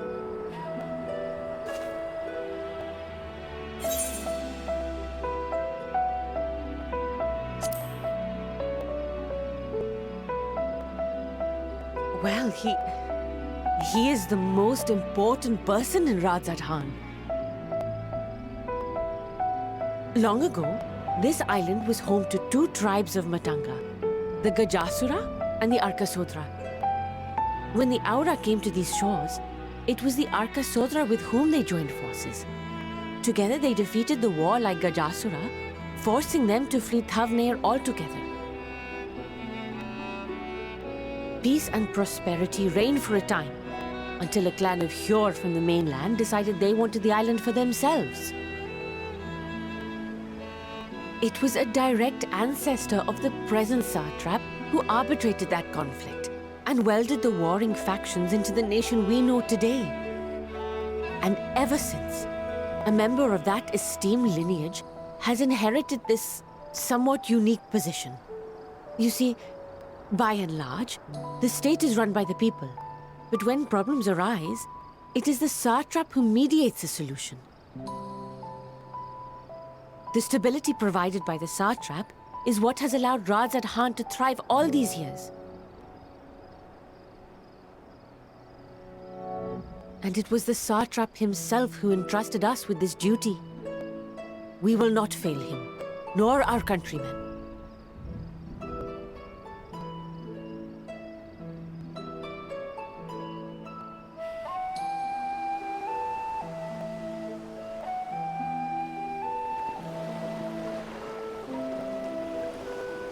What is the delay with the vessel? I told you I need to adjust those ratios.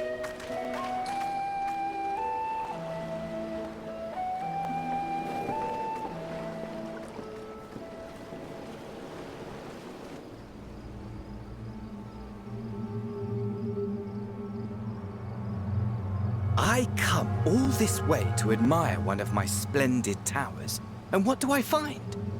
Fools attempting to ward off its tempering influence with magic trinkets. I seem to recall a similar experiment in ages past. What was that man's name?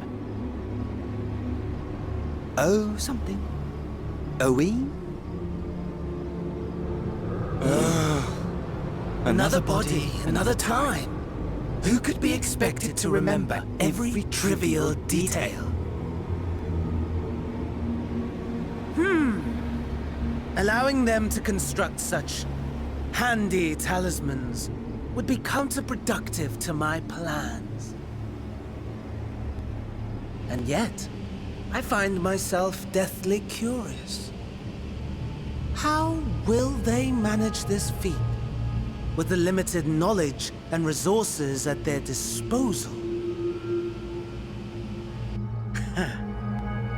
Complications be damned.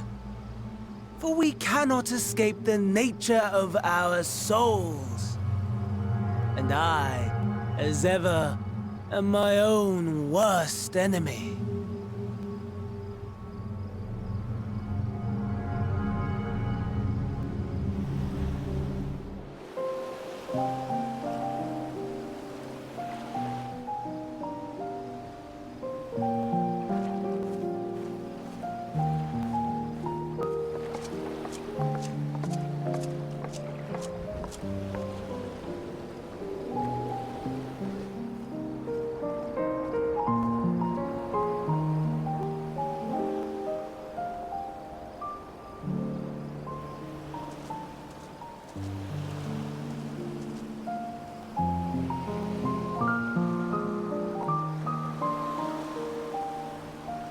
I see our taskmasters have allowed you a moment's respite as well.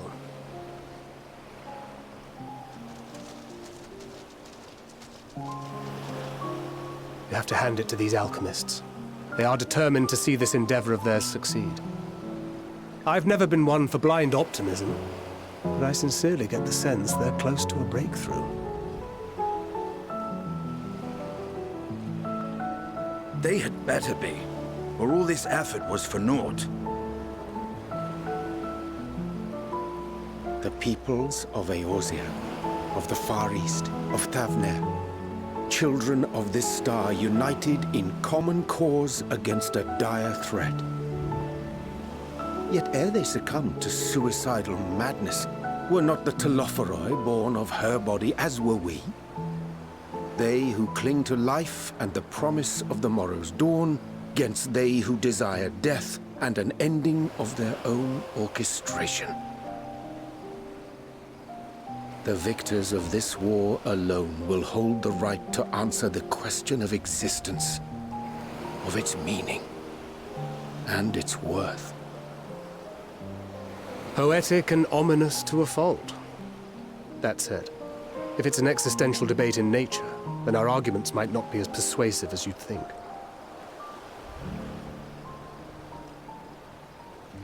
Fandaniel wants to die and take everyone with him in an orgy of pain and suffering. An utterly vile and unforgivable idea. And yet, when spat upon by fate and wailing in the deepest pit of despair, who among us can say they have not entertained similar thoughts? There are nights black as pitch, bereft of hope, and no words of comfort can reach you. And it's all you can do to grit your teeth and choke back the bile. The more you see and suffer life's injustices, the more difficult they become to bear.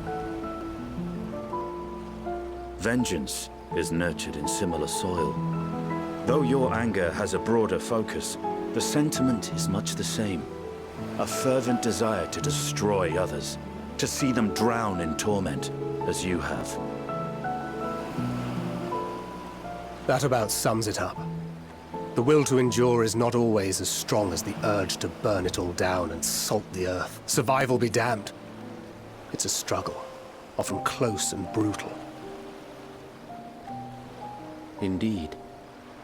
Well, I, for one, shall pray survival proveth more appealing in the end. As will I. Besides, our chances are much improved when we've the company of others committed to the cause of life. Our vengeful dragoon here is proof of that.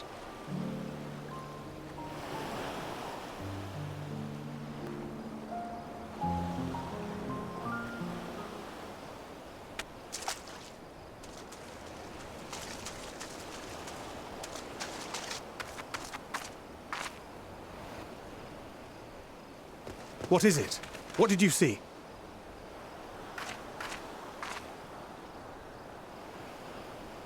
Fandaniel, are you sure? If he knows we've been working on a countermeasure. It holds. The vessel holds! This is the one! At long last!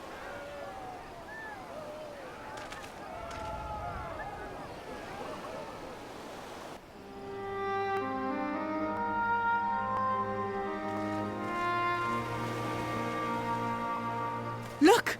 We have finally created a talisman strong enough to withstand our experiments! We've named it a warding scale for the time being.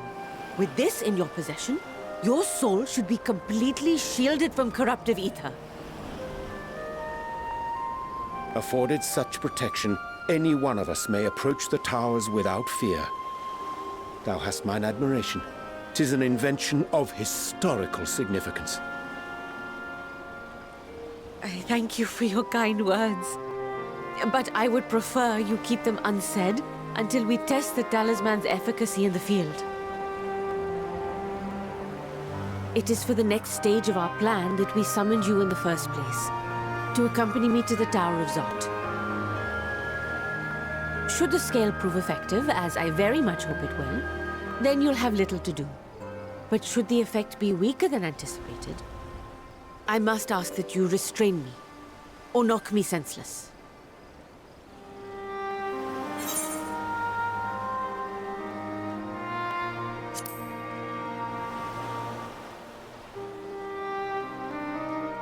Either way, we are fortunate to have you with us.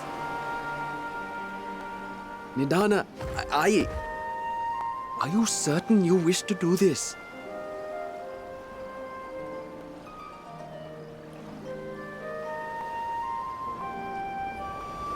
If others are to trust our creations, then we must have faith in them first.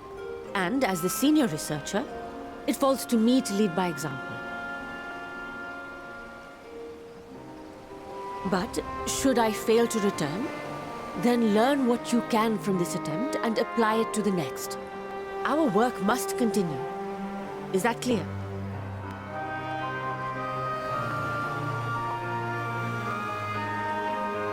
We'll keep an eye on the place while you're away. Assuming Fandaniel is lurking about, there's no telling what mischief he has in mind for us, or you. Be on your guard.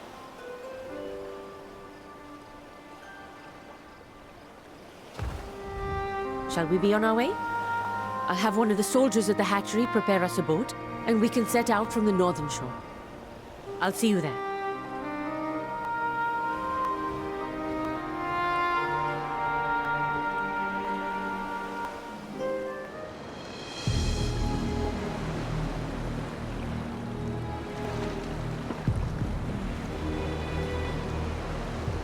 We should soon cross the threshold of the tower's influence.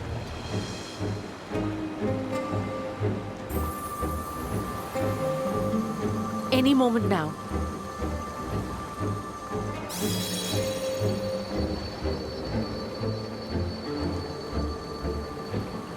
It's working! And you are still yourself? Then I'd like to see how it fares closer to the tower if we could.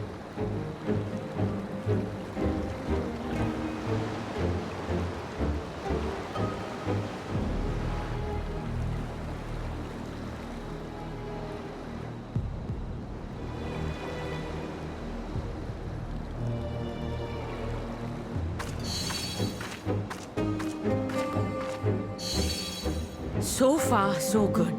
The scale's protection appears to be holding. If we can just make it to the tower's entrance.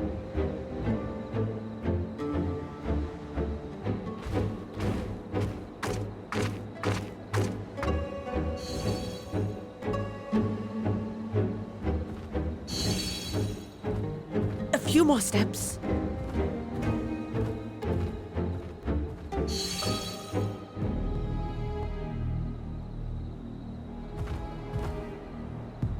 Praise be to the sisters, we made it! And the scale has proven itself to be everything we hoped it would be.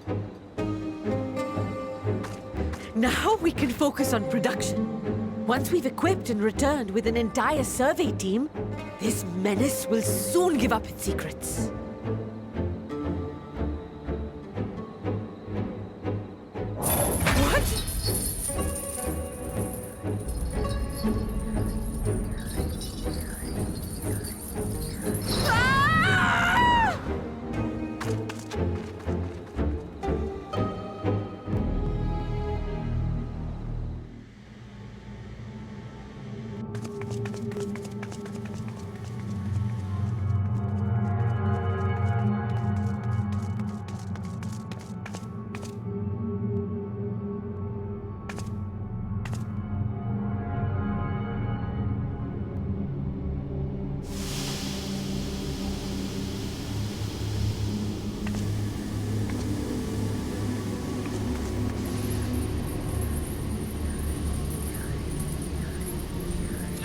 Let me go! Let me go! Oh, do calm down. You'll only hurt yourself thrashing about like that. Stop! Oh, you can't do this! Please!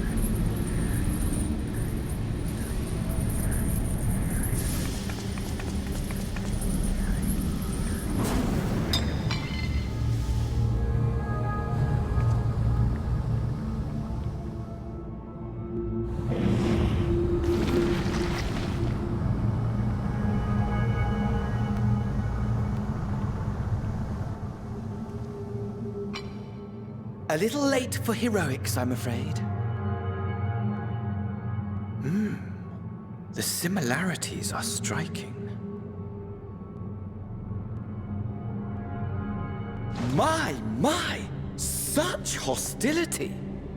Never before has my artistry so displeased. My patrons of old would have positively squealed in delight, though, between you and me, I find gushing praise exhausting.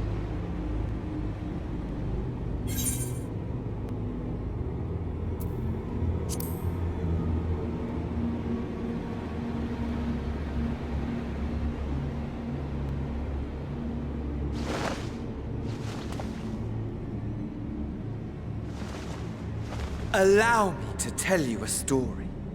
Surely you've yet to hear the one about Van Daniel, the sundered Ascian.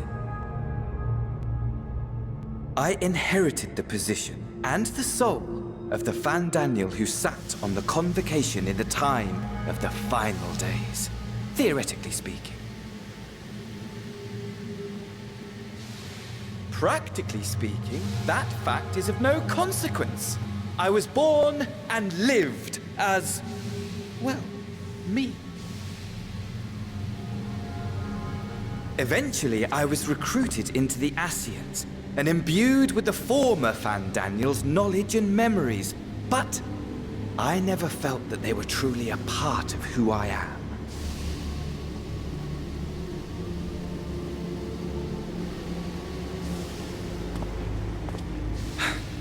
How to explain?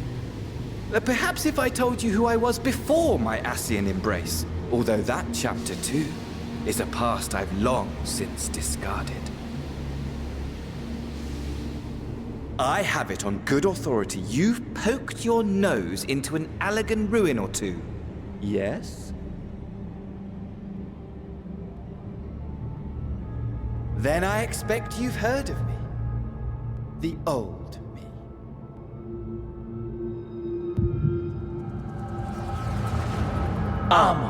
At your service.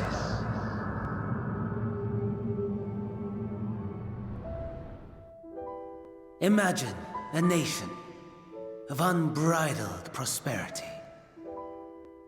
Every need met, day after day of unbroken, unshakable peace. Existence fulfilled and ripe for decay. You are a genius without peer, Amon. However do you conceive of such delightful experiments? That fool was beside himself with panic when he awoke with the head of a bull. Even his cries for help emerged as so much guttural lowing. Oh, the memory of it. My poor sides. My friends and I were so consumed by laughter we struggled to breathe. No more than entertainment for bored wastrels ignorant of its worth. My all-consuming work. But it was not their only indulgence.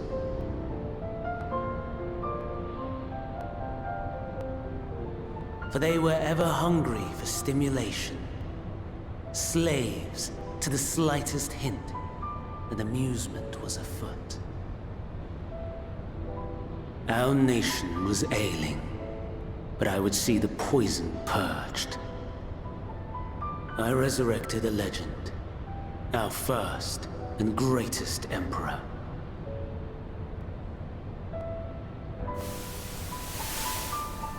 And just as I had planned, he set our wayward empire back on the path of conquest. An inexhaustible ambition carried us onwards, always onwards. Yet, he who delivered to us such glory was not to be satisfied. Heed me, Amon. No matter how vast one's empire or full one's treasure vault, all is rendered meaningless by death. In the end, all is lost.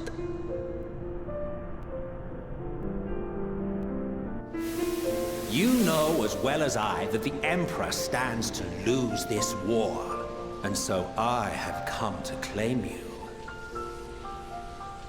For while your methods leave something to be desired, we cannot deny the results of your work. And as fortune would have it, the seat of Van Daniel, your rightful seat, lies vacant and waiting. Take your place amongst your peers, rather than die a pointless death amidst the ashes of your doomed nation. Send one of your clones to the Crystal Tower that you might see for yourself. See what lies ahead.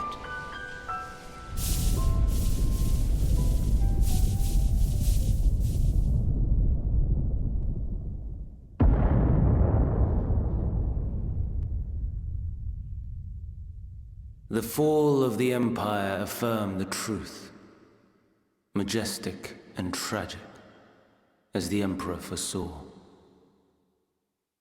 Scheme as you like, build as you will, nothing endures. What is life but a brief jaunt ending in emptiness?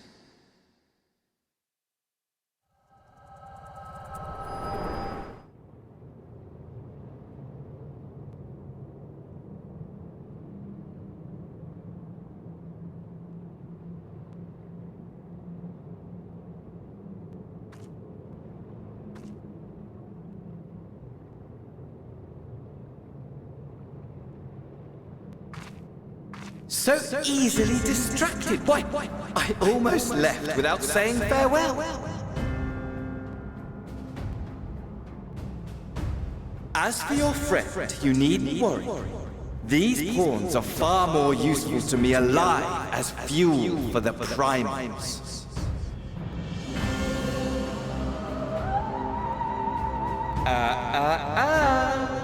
If you attempt to pull them free, they will die. So, enjoy tackling that conundrum with your comrades.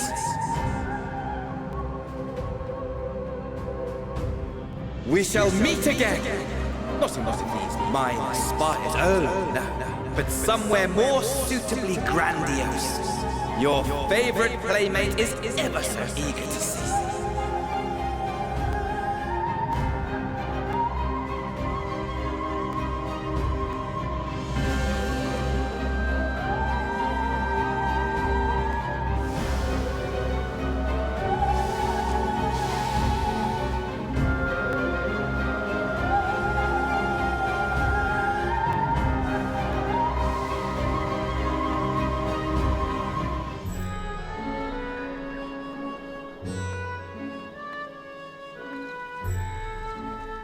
A vast rock squats upon Thavnair, and to its stony surface clings the city of Rads at Han.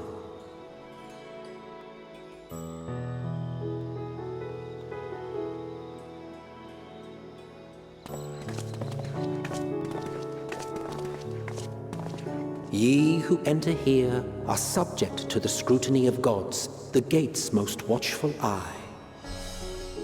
The orb which beholdeth the truth of all things.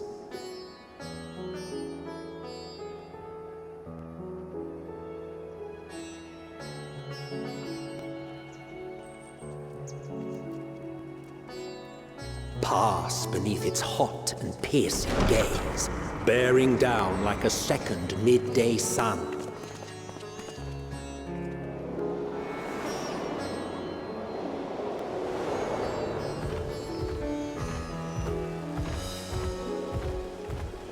The fragrant haze, a mixture of sweet incense and acrid smoke.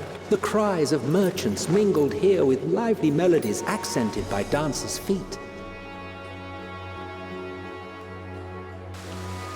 Travelers seduced by vivid sound and colors were once swallowed up by patchwork streets.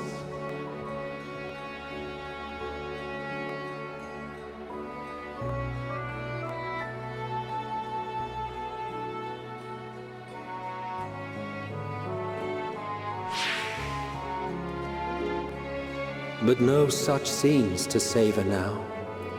To what somber present does that divine eye bear witness?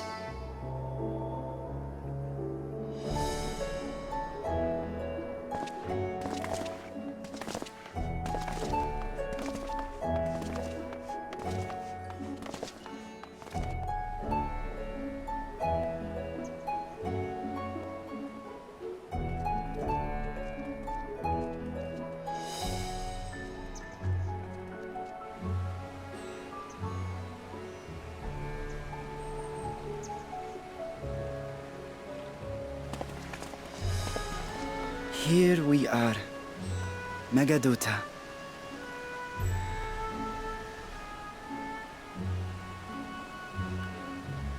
It seems a shame to bring you here directly. Under normal circumstances, it would have been my pleasure to show you the sights. And it would have been our pleasure to see them. Alas, it seems our tour of the city will have to wait. I'm afraid so. Come, we should head inside.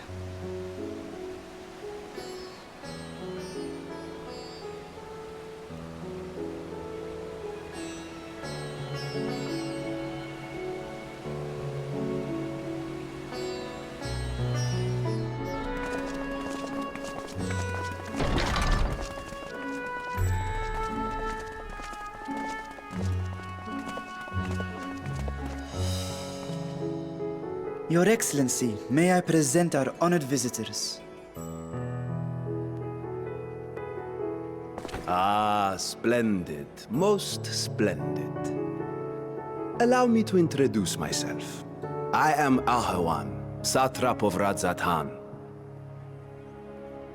Our alchemists tell me your assistance was invaluable in the creation of the warding scale. Such deeds ought to be recognized in person. Thus did I have young Varshan convey you here forthwith. On behalf of my people, may I express to you our sincere gratitude.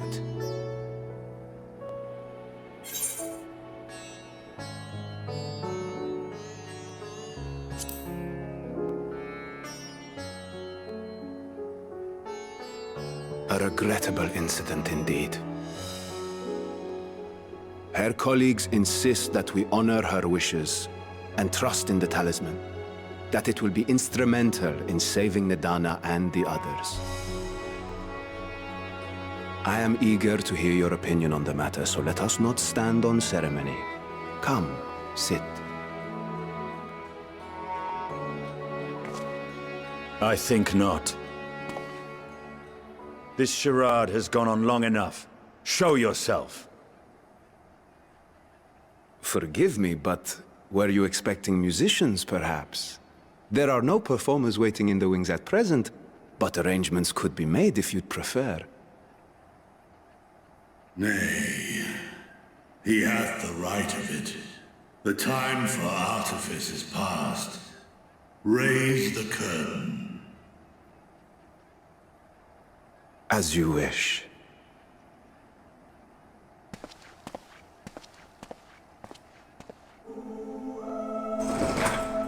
You travel as assistants to the students of Valdesian, but you are known to me.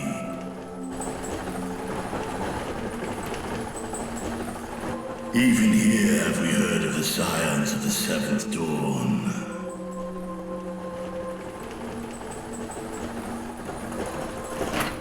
I am Vritra, and for years uncounted hath this isle served as mine abode.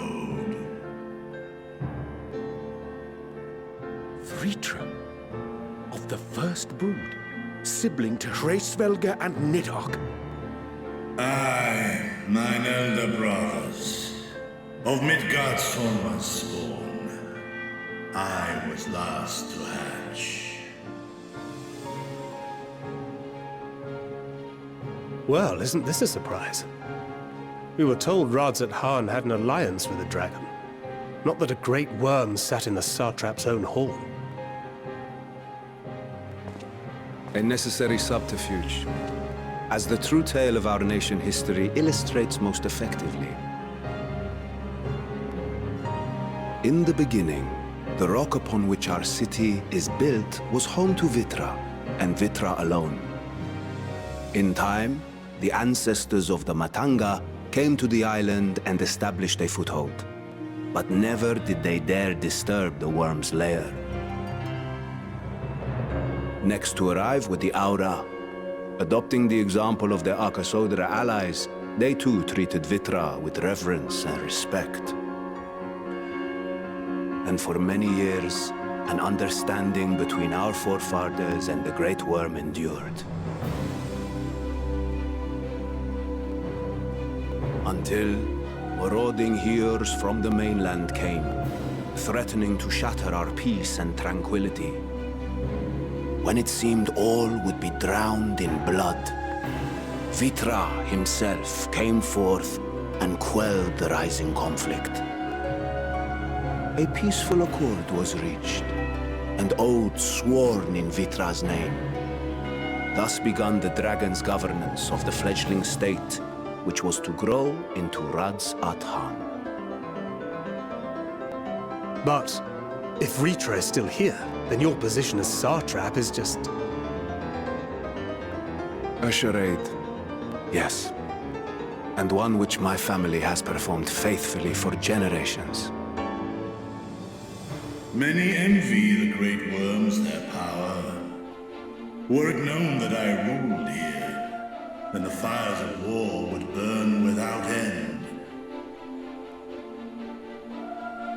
I would not be the flame which consumeth my people. Those few who joined me in laying our country's foundations were, perforce, sworn to secrecy. Your eye. It was taken.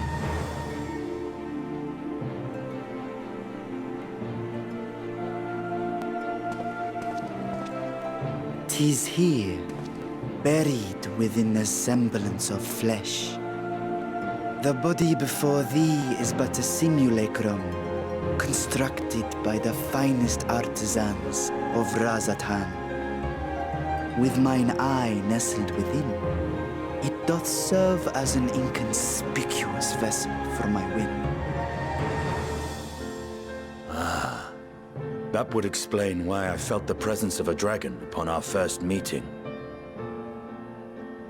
I am woven with words fashioned to deceive such arcane senses. Though 'twas short-lived, it seemeth thy fusion with my brother hath left thee much altered, Estinian warm blood.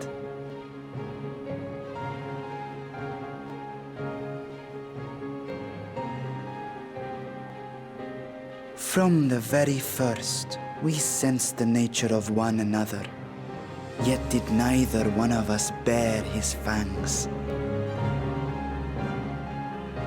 That is all I need know of thee for now.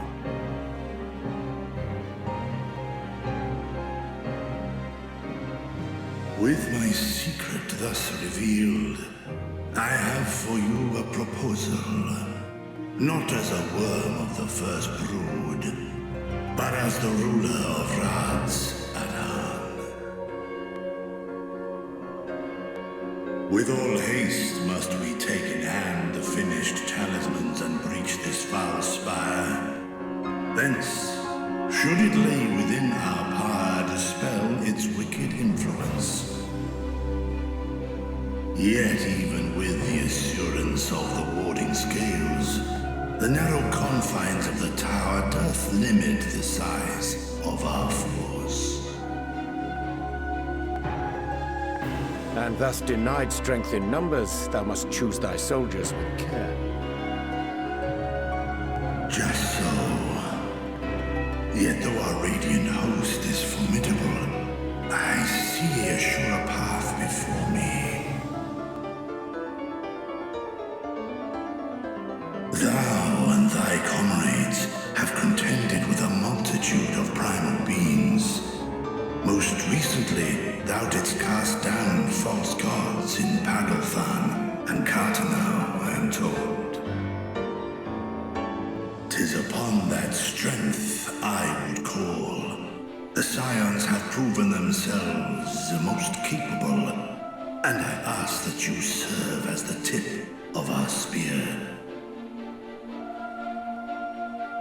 Talismans would, of course, be provided for each of thy companions. And should you agree to this undertaking, more will be provided to make use of as you see fit. There's no denying it's a dangerous proposition, but the rewards may far outweigh the risk. Just think of what we might accomplish if we could equip all our allies with warding scales. I worry, however, that even the four of us may be too few for what you have in mind. Might we regroup with our friends first to discuss the matter? 'Tis no trifling task that I have laid before you. Go, steel your hearts and hone your plans. Such time as you require shall be spent in crafting your protective charms. It seems a quick trip back to Sharlayan is in order.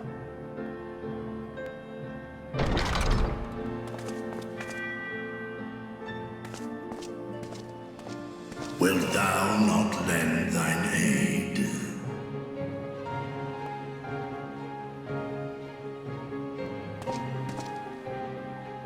Whether your request be made as a great worm or the ruler of Radz at Han, I see no reason to refuse, nor will I.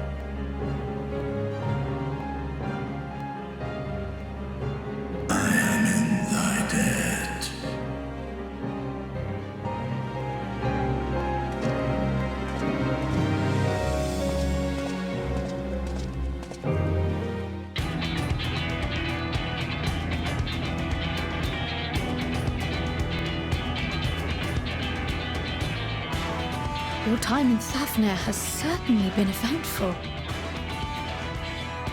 In my opinion, carrying out Vitra's request and assaulting the Tower of Zot should be our highest priority. I agree. While I still have questions concerning the Forum and their grand undertaking, we have all but exhausted our avenues of investigation.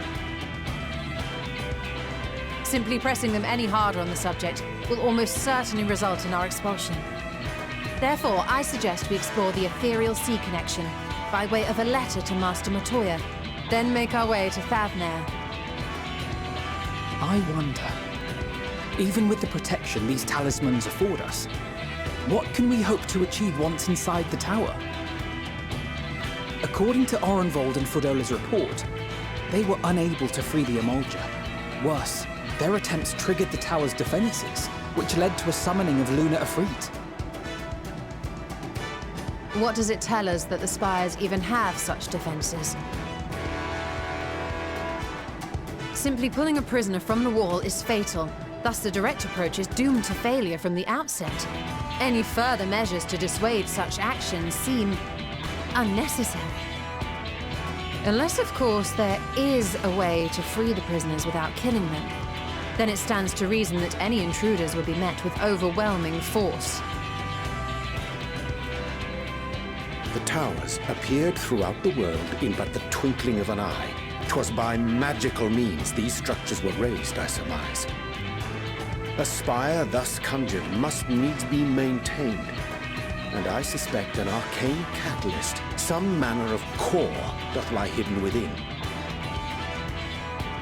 Destroy the core, and the tower ceaseth to be, thus liberating the captives without harm. So we can hope, and I would prefer to enter the tower with a working theory than with no plan at all. Assuming Ishtola's reasoning is correct, the chances of the defenses remaining dormant are small to none. Any primals will have to be dealt with, and defeating one will likely only lead to the summoning of another. Our every victory will only compound the prisoner's suffering. May we not then divide our forces? Those proficient in healing will focus on sustaining the captives. That duty can be covered by Urianger, Kryl, Yostela, and myself. The remaining Scions will proceed with the search for the core. Admittedly, this strategy puts both parties at greater risk, but it should bolster our chances of saving the Archosaurus by a considerable margin.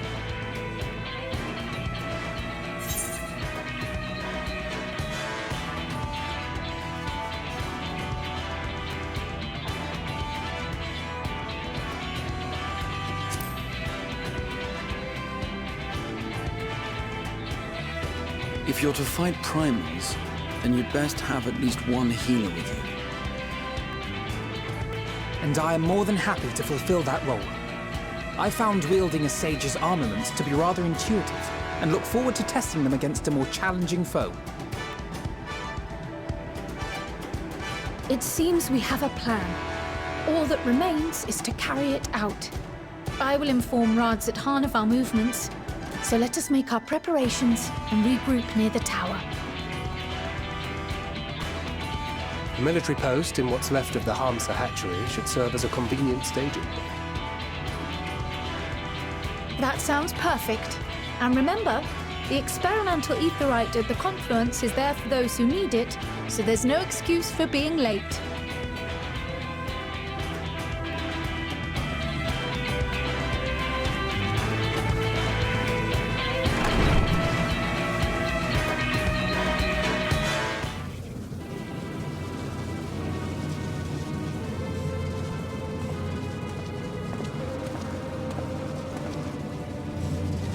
Is everyone all right?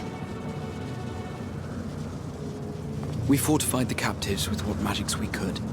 Have the defenses been disabled? All appears quiet for the moment.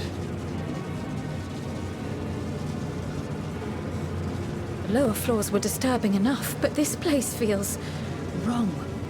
The ether is heavy and thick, like wading through a quagmire.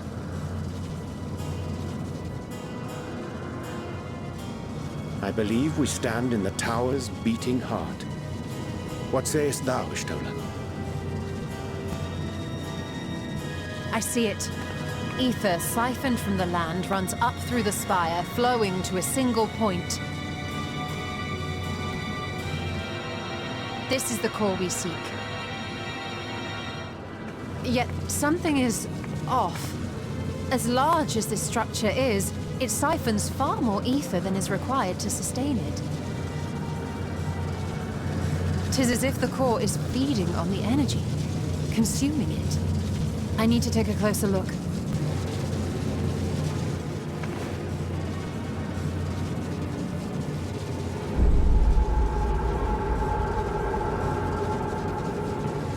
Curious. There is something there embedded inside the core.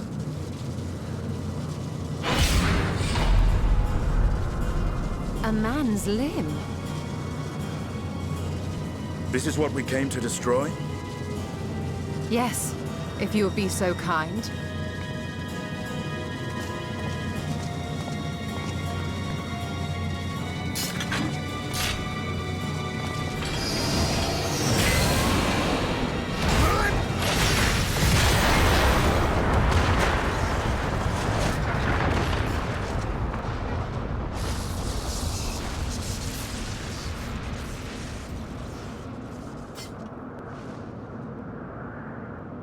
And that should be the end of it.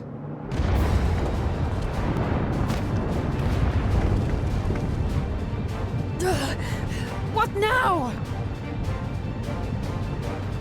My theory that the tower might come crashing down following the core's destruction doth appear to be correct. Bully for you! And how are we supposed to survive the fall?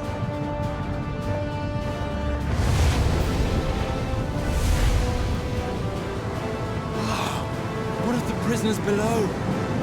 The floor beneath our very feet dissolves. Brace yourselves! I pray I'm not too late.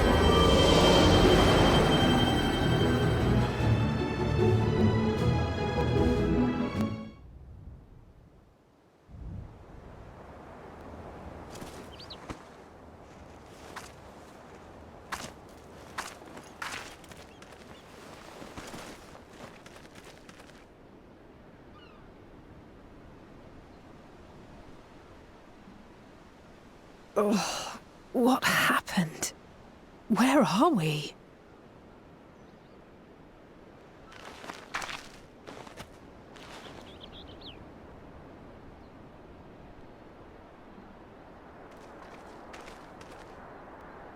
By my reckoning, we're still on the island where the tower stood. But 'tis as if it never existed. Hardly a scratch. But how?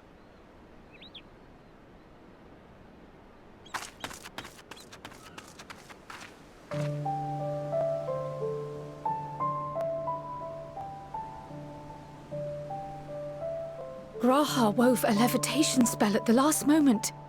Large enough to catch everyone, it would seem.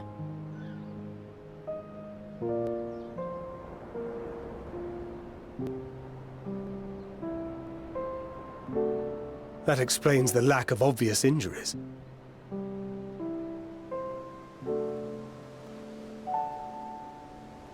The expenditure of so much ether has taken its toll. You will need plenty of rest, but should otherwise be none the worse for wear.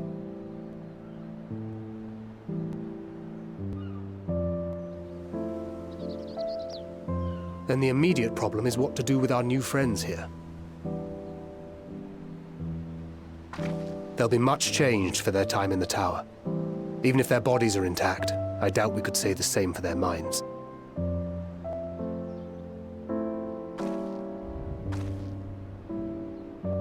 Angelo and I will take care of that. I have every faith in you, Alize, but there are just too many for you to treat alone.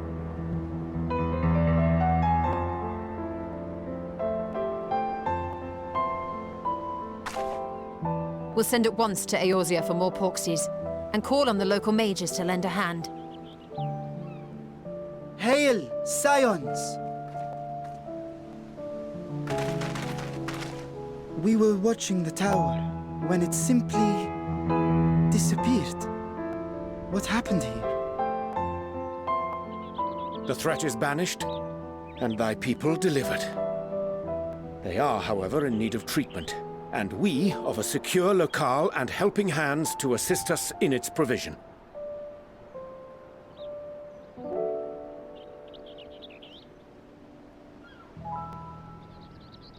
You shall have all this and more. Come, let us convey these unfortunate souls to the city.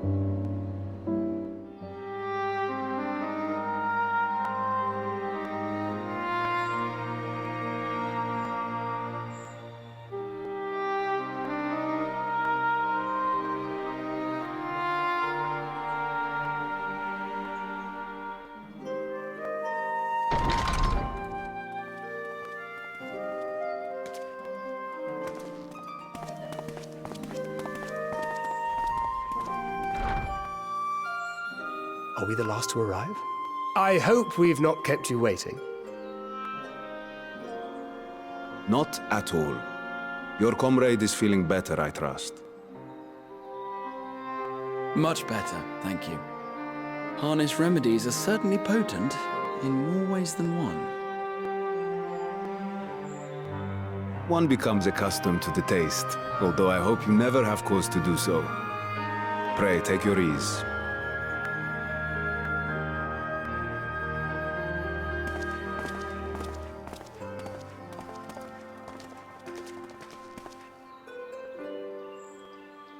Full glad I am to see you all unharmed.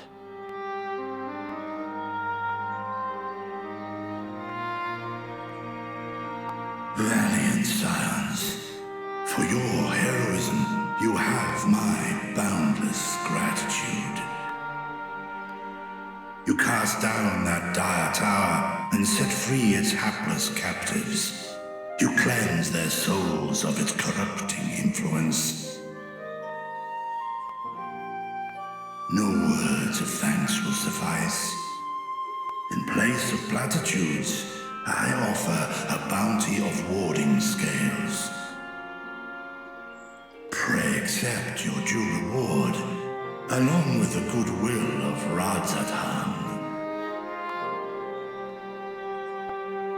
Alchemists throughout the land were put to work in the forging of your talismans. The finished ones have been collected, and now await you at the High Crucible of Alchemia.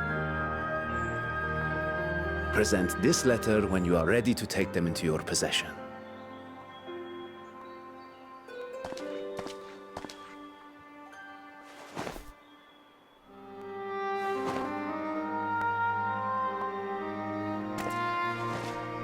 We are humbled by your generosity.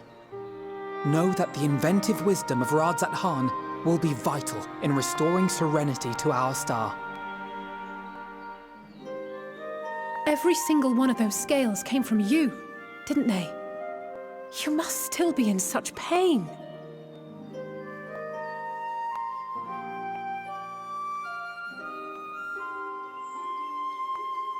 'Tis of no moment. A mere annoyance compared to the dreadful suffering inflicted upon this land and its people.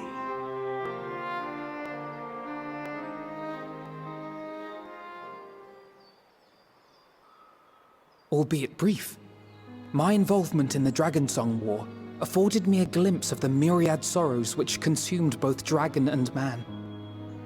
Though you were half a world away, such tragedies as befell your kin must have affected you deeply.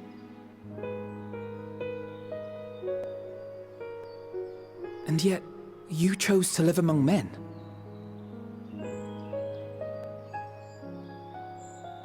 In the age when that conflict first bloomed, my choice had already been made. In some distant place, man slew dragon, and dragon slaughtered man. Yet no hate could I muster for those smiling faces which did look to me for guidance. Not even my brother's righteous rage could rally me to his cause. I huddled here, secret and still, hoping against hope that which I had built would remain untouched by the chaos and carnage.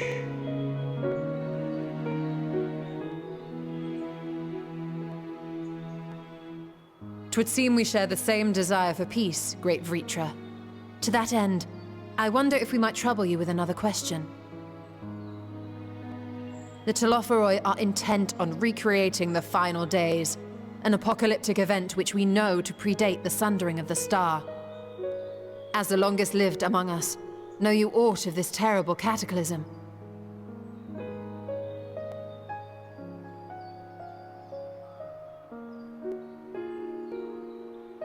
Nay. When war and strife drove my sire from his home, he crossed the great expanse with only our unhatched eggs as company. He alighted upon a shattered source, its 13 reflections long since scattered beyond the rift. Of events preceding his arrival, he knoweth naught, save that which Hydralin hath deigned to disclose. I see. So again, 'tis the inscrutable Hydralin to whom you must look for answers.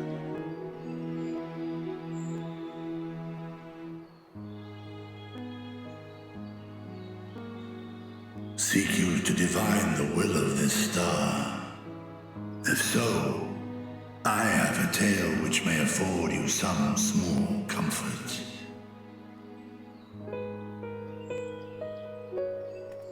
Tis a story from my youth, many, many years ago. To my sire, I once posed the question, of all the stars in the sky, why didst thou settle upon this one? To which Midgardsormr did reply, 'Twas the last bastion of hope. He believed so long as Hydaelyn endured, so too might dragonkind. Solemn and portentous were his words. What deeper meaning they held, I could not, dared not pursue. 'Tis a stone I've left unturned ever since. Yet take you solace in the knowledge that whatsoever Hydaelyn does strive towards, 'tis an ideal which hath earned my sire's conviction.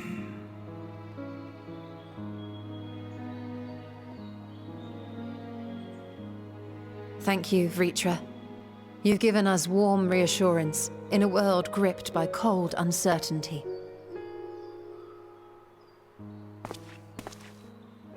While I'm sure we all have a great many questions, I think it's time we collect the talismans and be on our way. Our fight against the Telophoroi is far from finished.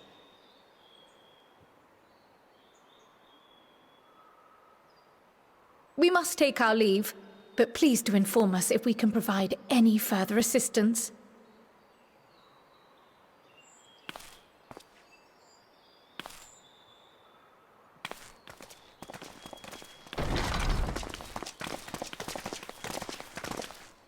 Prithee, a moment.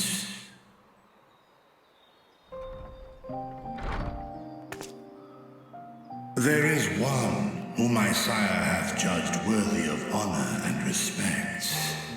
The one known to men as Eorzea's champion. This hero of renown and rumor, 'tis thee.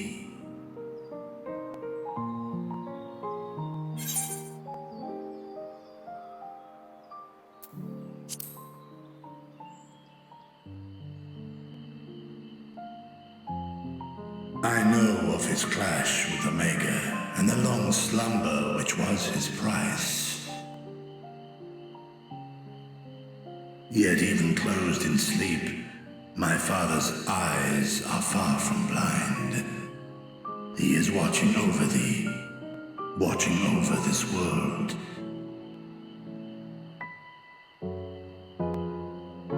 'Twas a revelation most pleasing that thou, a child of man, had gained amid Godsummer's trust. But alongside mine elation runneth a rivulet of dread.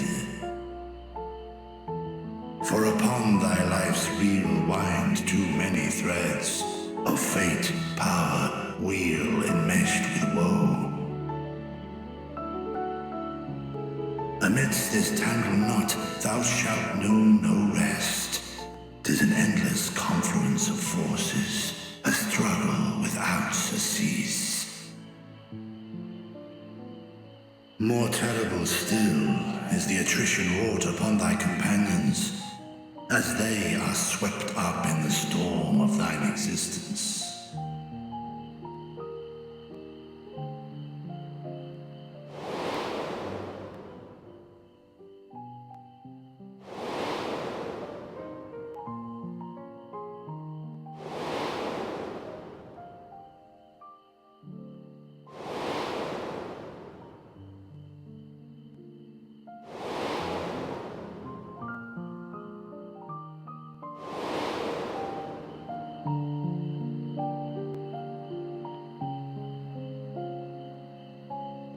Take heart and protect them well. They will be your strength and your salvation. The hope thou wilt need come the end. Even cowering behind my curtain, I know the suffering of the powerful. I have watched my siblings driven mad by loss. Thus do I exhort thee to spare no effort to keep thy loved ones safe.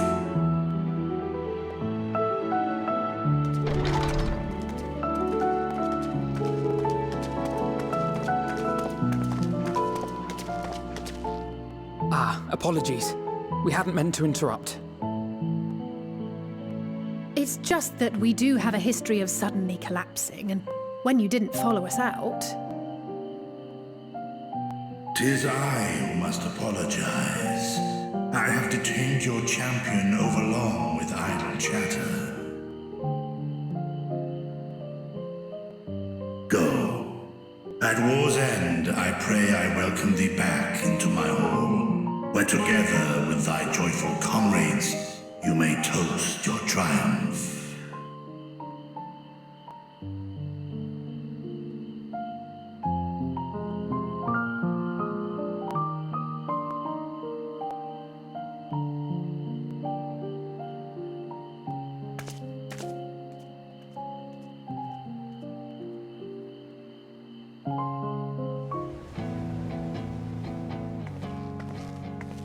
These are the talismans we were promised. Yes, and I made a quick count. There are far more than we could have hoped for. Enough to outfit an entire company of soldiers, in fact. Considering the involved process, that they were able to manufacture so many in such a short span of time is nothing short of a miracle. Once we have distributed them to our allies in Eorzea and the Far East, we'll have a fighting chance to bring down the other spires, just as we did with the Tower of Zot. Or we could use them to invade Garlemald proper, and strike directly at the Telophoroid's base of operations.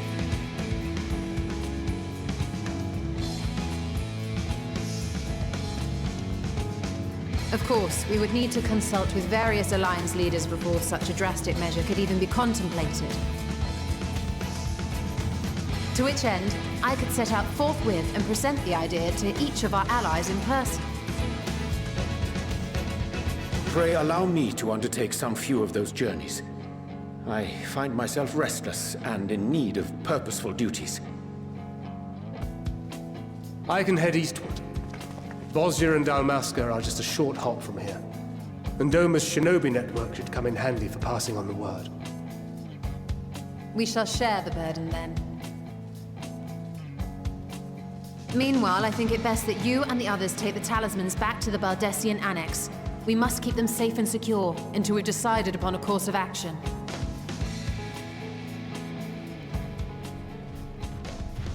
Please, I must speak with you.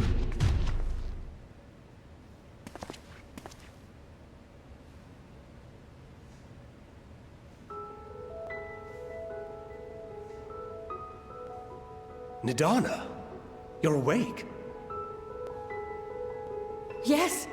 When I spoke with the carer at my bedside, she told me that one of the scions, a young woman, had cleansed me of the tower's corruption.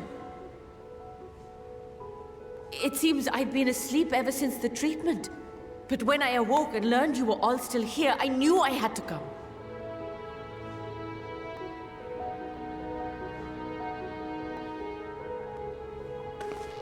As you said, Nidana was captured only recently. Such a brief exposure is swiftly cured, so I tended to her before we gathered at Megaduta. And I am truly grateful that you did. I cannot thank you enough. All of you, for everything you've done. Destroying the tower, rescuing our people. You saved Thavnair from an awful fate.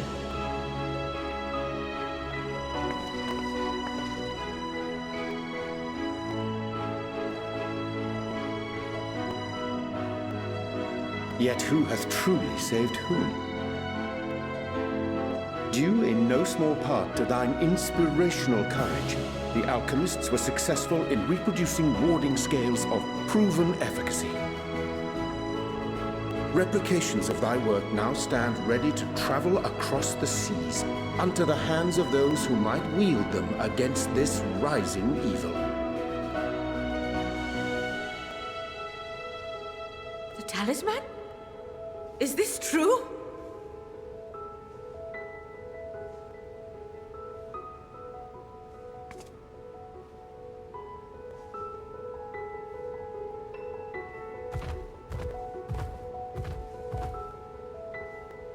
Oh, I was so groggy from sleep. I didn't even think to ask. our great work sent across the seas. It was worth it. Oh, it was all worth it.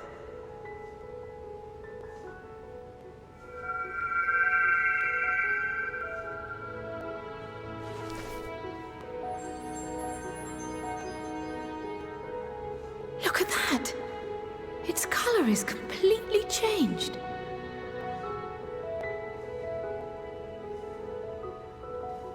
What do you have there?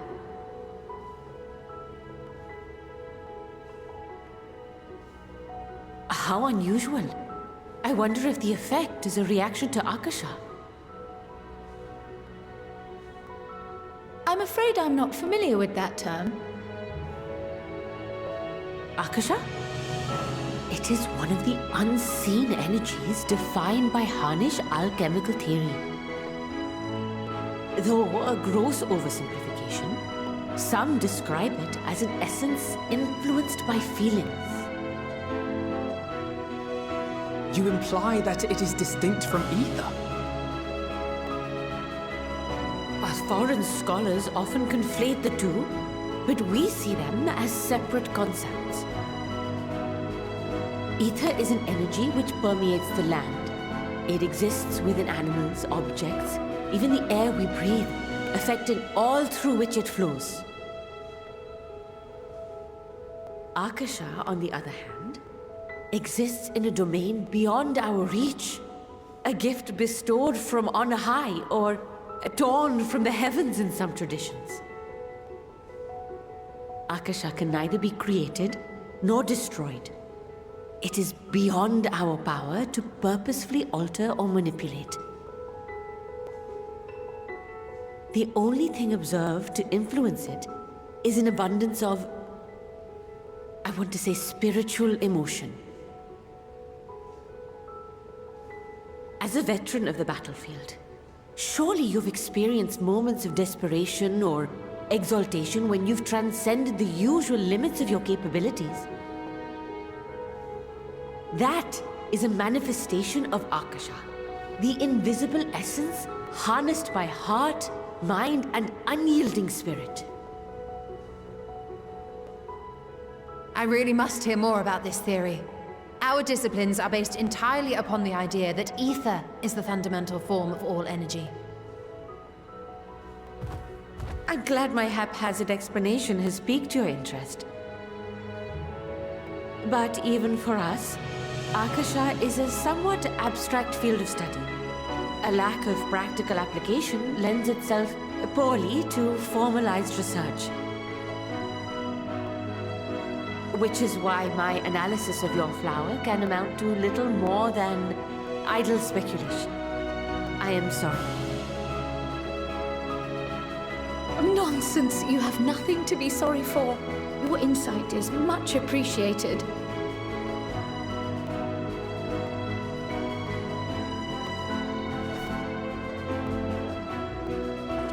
Shall we depart for Sharlayan then? I will see to it that the talismans arrive at the Annex.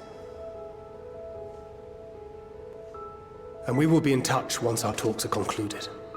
I suggest you rest while you can. From here onward, sleep is bound to be in short supply.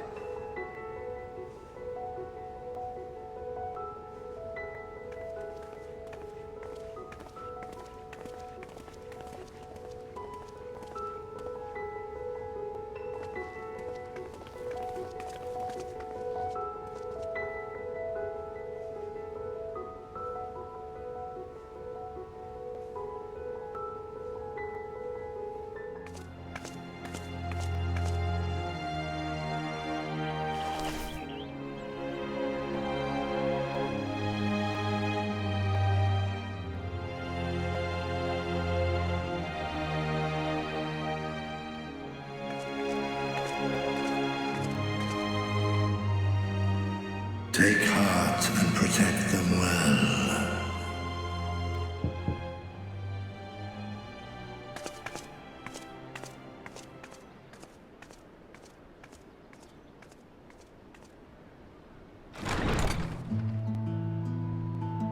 Good, you're here. You haven't eaten yet, have you?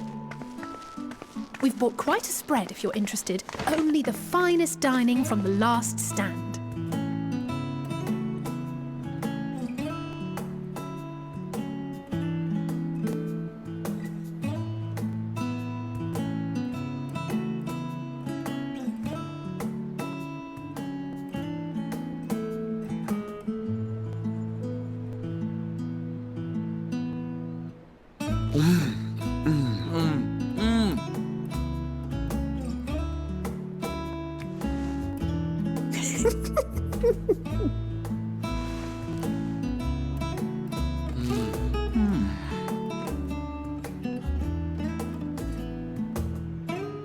Lest you wonder, we invited Estinian as well.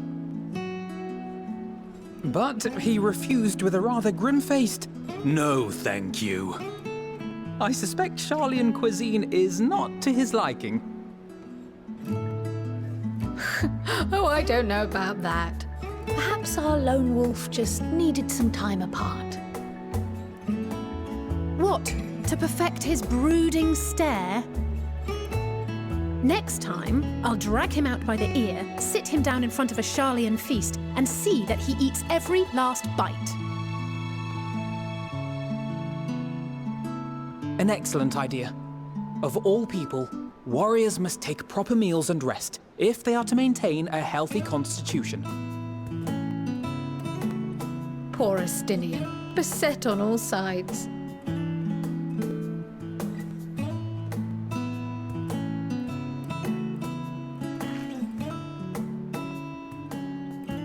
Speaking of one's physical condition, Mistress Cryle, I hear you recently played literal host to Heidelin herself.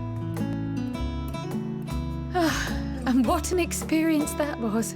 Tiring, yes, but no lasting harm done. If anything, I should have liked to speak with her longer. I've not felt a hint of her presence since. Heidelin instructed you to carry that flower, yes?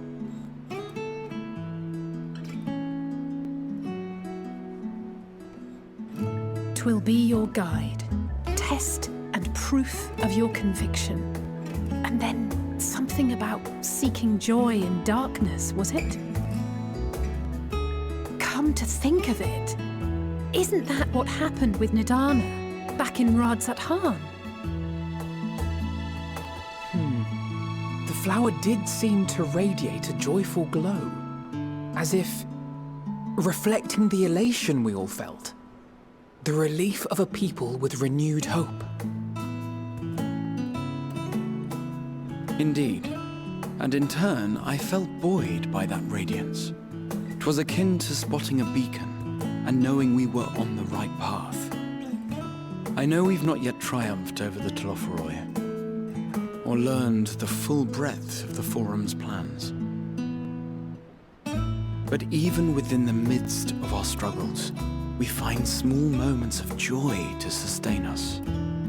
Rare and hard-won perhaps, but it is this pursuit of happiness that gives us the strength to carry on day after day.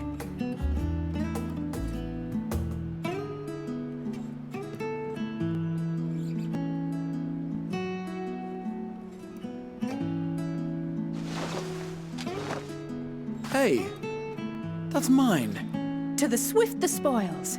Though I recall that levitation spell of yours was quick enough. Only barely. And even at my best, I'm still too slow to wield it effectively in battle. Mayhap I simply require more practice with this new magic. You unearthed it from the depths of Numenon, I presume? Aye, and from a veritable mountain of arcane tomes at that. 'Twas necessary to facilitate my solitary explorations.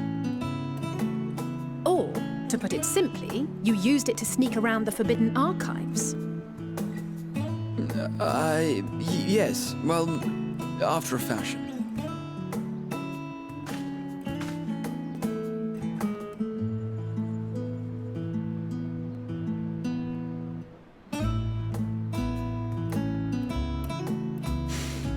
tall, you see.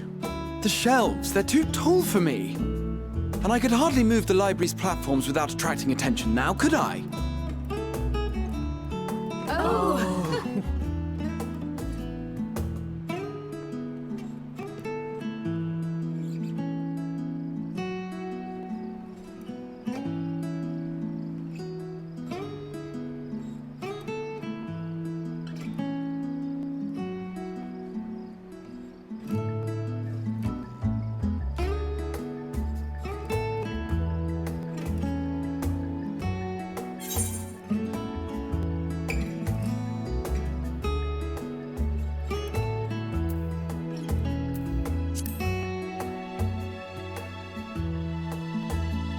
I'm not that ambitious.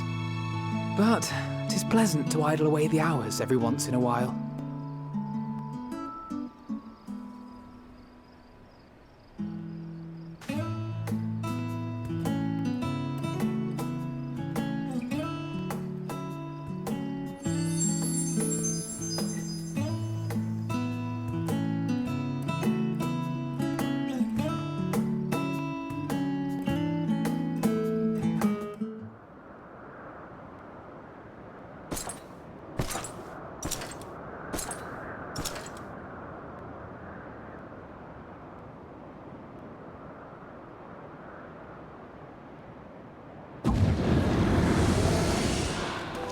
Ah! Enjoying the bracing cold, I see.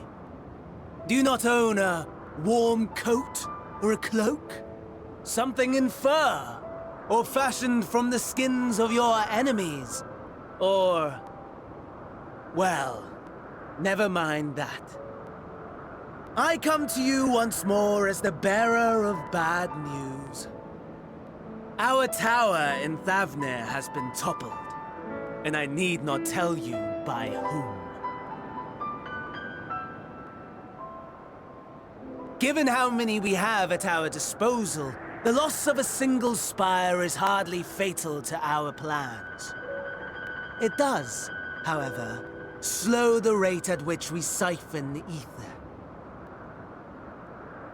If they continue to preoccupy themselves with the towers, then all will be well. But should our foe prove bold enough to strike at us here, then the timing becomes questionable.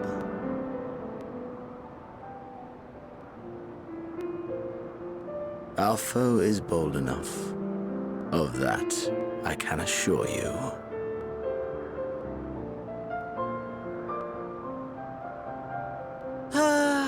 Yes, very well then. I suppose I must prepare a proper welcome.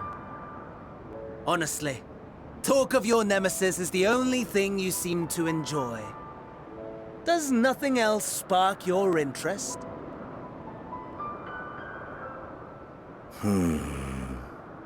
No. All else is... equal. Equally tedious. Equally disappointing. The world is a tepid bog into which we sink, too weak to thrash as the mud clings to our eyes and fills our throats till we blissfully choke. But then came the light, blinding and pure and hot, so very hot, enough to set my soul aflame. I basked in the afterglow until the void yawned once more, and then I knew the muck would never claim me again. There was naught for me ahead, so I drew the curtain on all that had come before.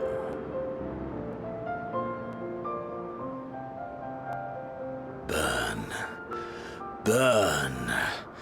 Let the whole star burn. I will have my contest. I will reclaim my moment.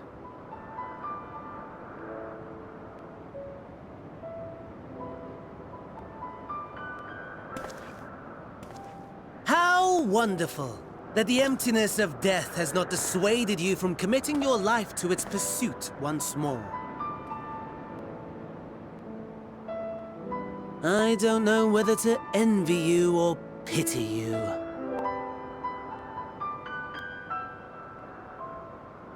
You question my disinterest, but what of yours?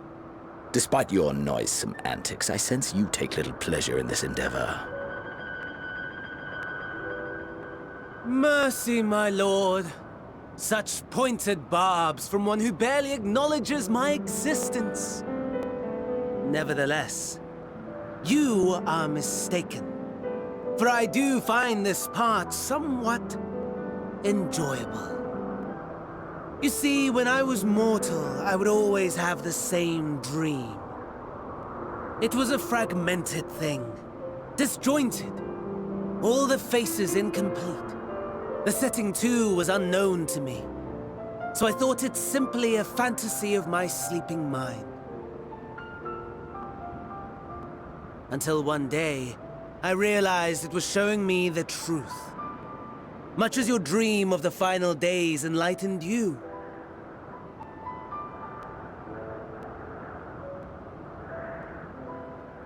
And soon, very soon, the rest of the world will see the truth of my dream, too.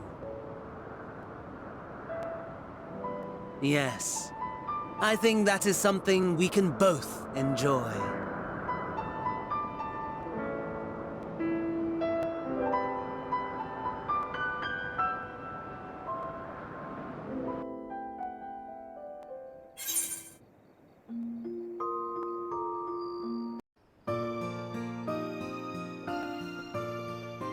Ah, I remember you.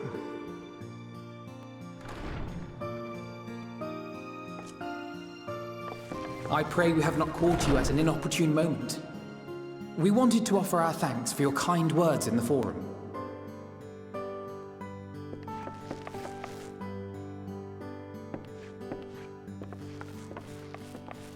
Well, I could hardly let that inquisition go unchallenged. I've always believed that curiosity should be nurtured, not stifled. Thankfully, a majority of my colleagues agreed. A slender majority, aye, but a majority nonetheless. Had the vote not gone our way, we would be having a very different conversation, if any at all. Though I'd like to think you would have not given up on our cause. I'm told you paid a visit to the Annex afterwards. Yes, that's right. I was hoping to speak with the grandchildren of my dearly departed friends Galuf and Louisoix in a less dour setting. But it seems I just missed you.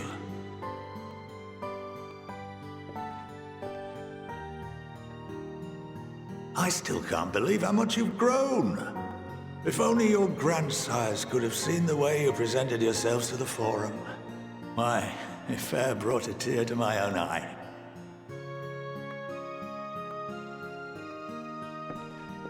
You must have the patience of a saint, putting up with this lot and their antics. Never mind Matoya's prize student. Luckily, I know a thing or two about managing unruly younglings. If you ever need advice, don't hesitate to ask.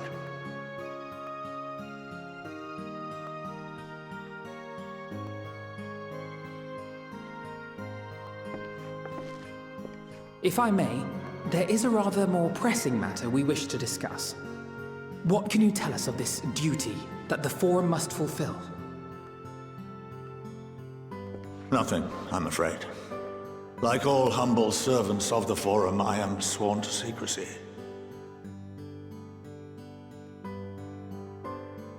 Or rather, I couldn't tell you if I tried. Our duty is of the gravest importance. Furthermore, if the particulars were made public, it would incite widespread panic.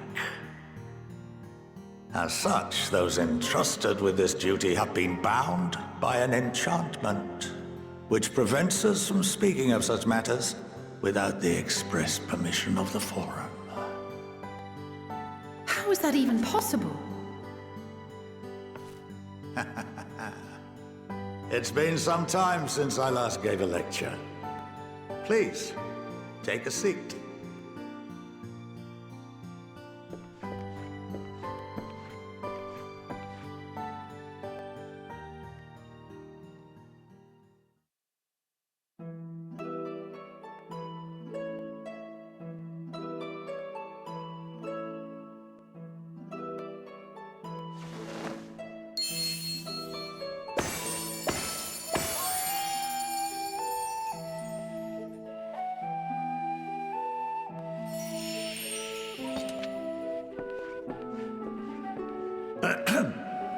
We shall begin by reviewing the fundamentals of etherology.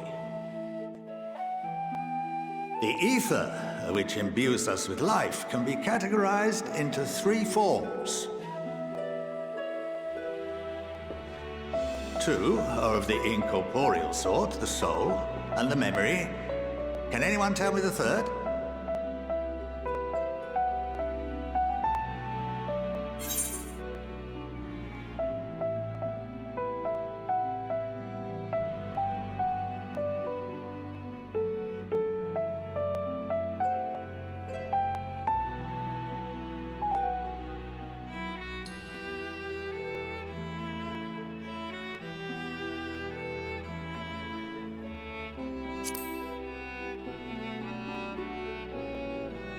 Yes, very good.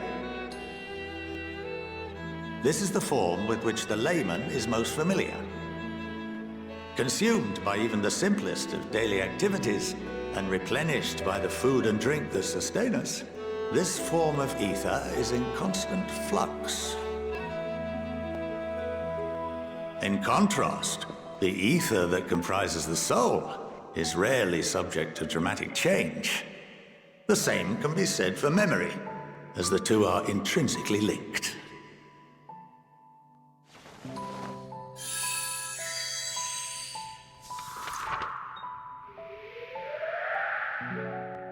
Picture the soul as paper, and memories as words written upon it.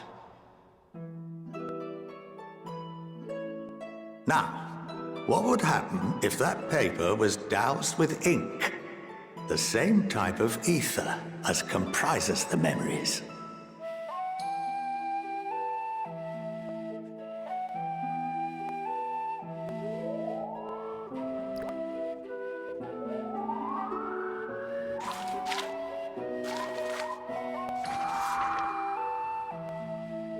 It would blot out everything that was written. Precisely. We would be unable to recall the memories, and any activities that depend upon them would be hindered as well. In fact, this exact phenomenon was observed on a vast scale not so long ago. And what might that have been?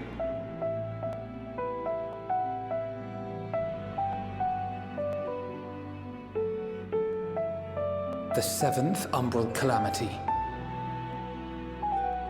The people of Eorzea vividly recall Bahamut breaking free of the Lesser Moon and raining hellfire down upon the realm. But no one could seem to remember the events that followed immediately afterwards. Indeed. To this day, we have yet to determine whether it was an unintended consequence or a deliberate act. The enchantment which binds me and the rest of the Forum is based on a similar principle. And yes, it is a contravention of the Sharlayan prohibition against the practice of memory manipulation. Only when a new member is inducted and told of our great duty are they subjected to the process. A necessary evil. You have my word that it would never be used to manipulate the populace?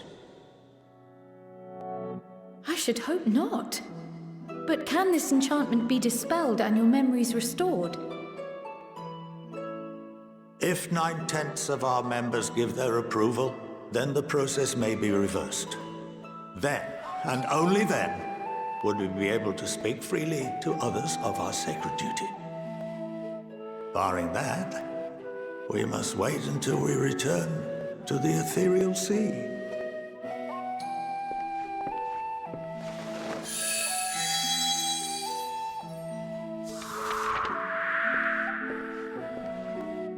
For there we will be purified, the blots upon our souls washed clean.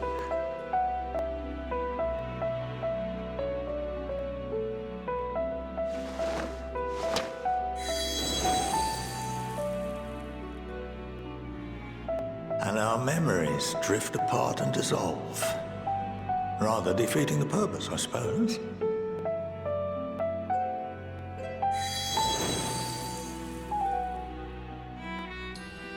But there are those memories that are indelibly etched upon our souls, some believe.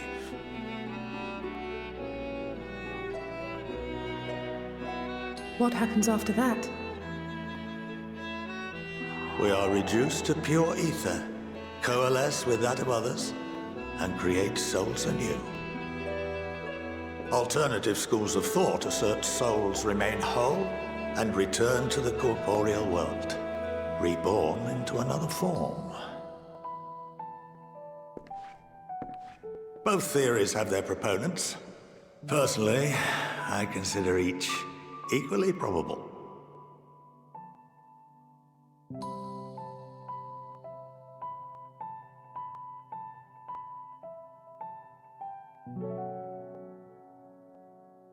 Well, I think that's enough education for today, now that I've given you some food for thought. Or rather, an entire banquet.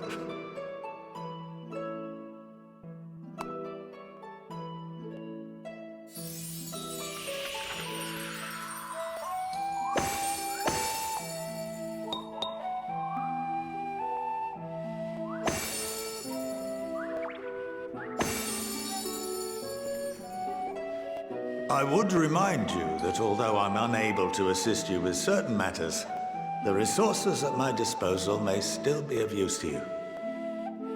I'll arrange for you all to be given the run of Phenomenon.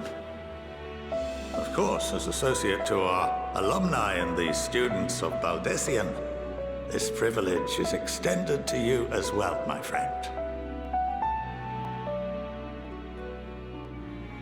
Oh, and I suggest you speak with Ki Aliapo. She's well known among the artisans of Sharlayan, and her network of contacts may prove useful in your search for knowledge. I wish you all the best in your pursuits, wheresoever they may take you.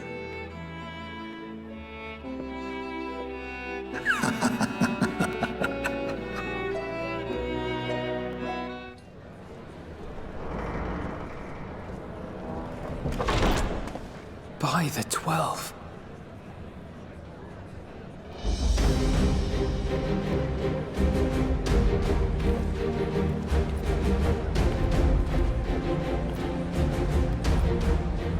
Glad you could join us.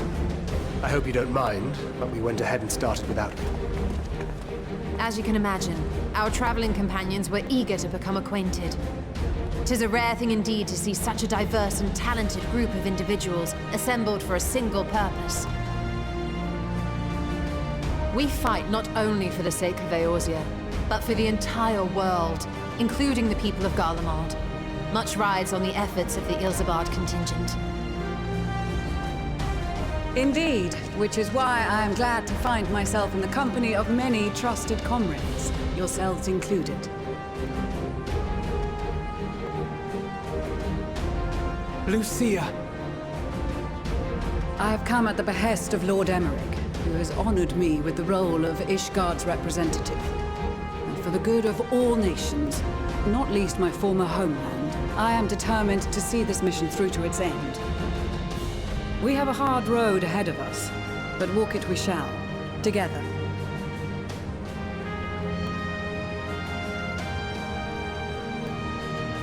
We too welcome this opportunity to work together once more.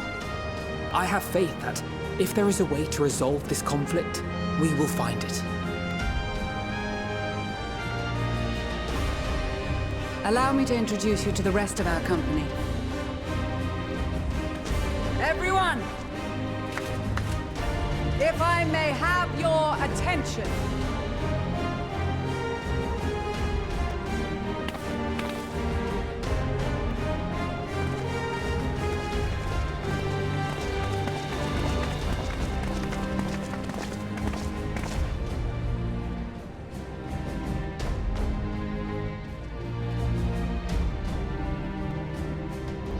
Might I ask you to speak first?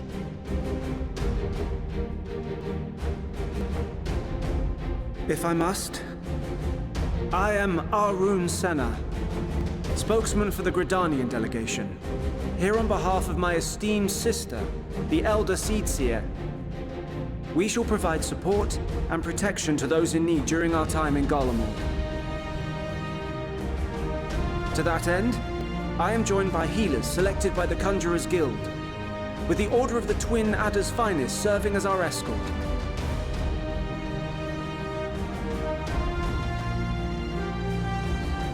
Of course, with an experienced white mage such as yourself accompanying us as well, those requiring more involved treatment will be in safe hands. Raya O sends her regards, by the way.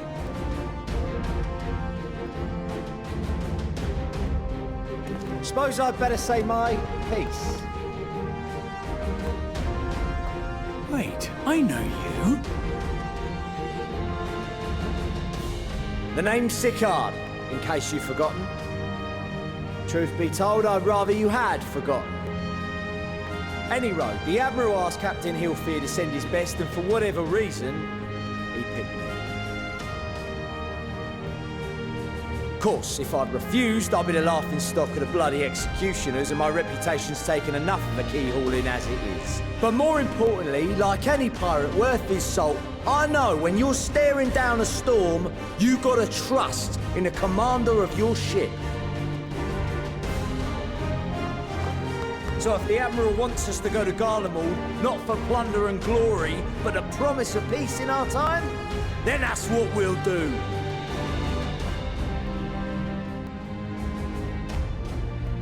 Since we all know how much the Empire loves its steel, we thought we'd bring along a few smiths to make the most of it.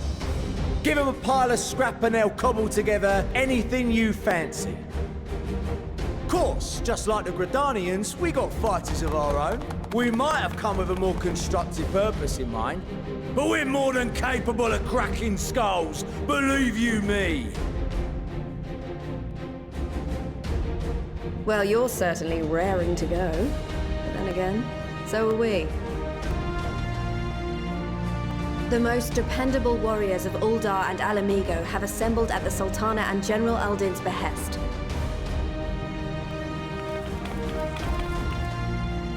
If Garlemald has truly fallen, then the whole place is likely to be crawling with Telophoroi. We'll need plenty of troops to clear and hold a path for others to follow. That's where we come in. Naturally, Marshal Tarapin and I will be leading from the front.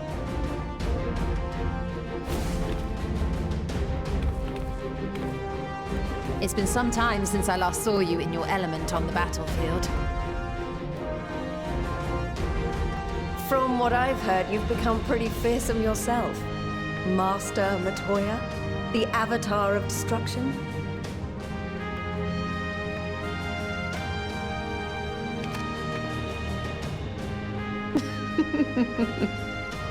With comrades like these, I know we'll succeed, no matter what awaits us. And then we might finally get a chance to enjoy a good long rest. But until then, let's give it our all.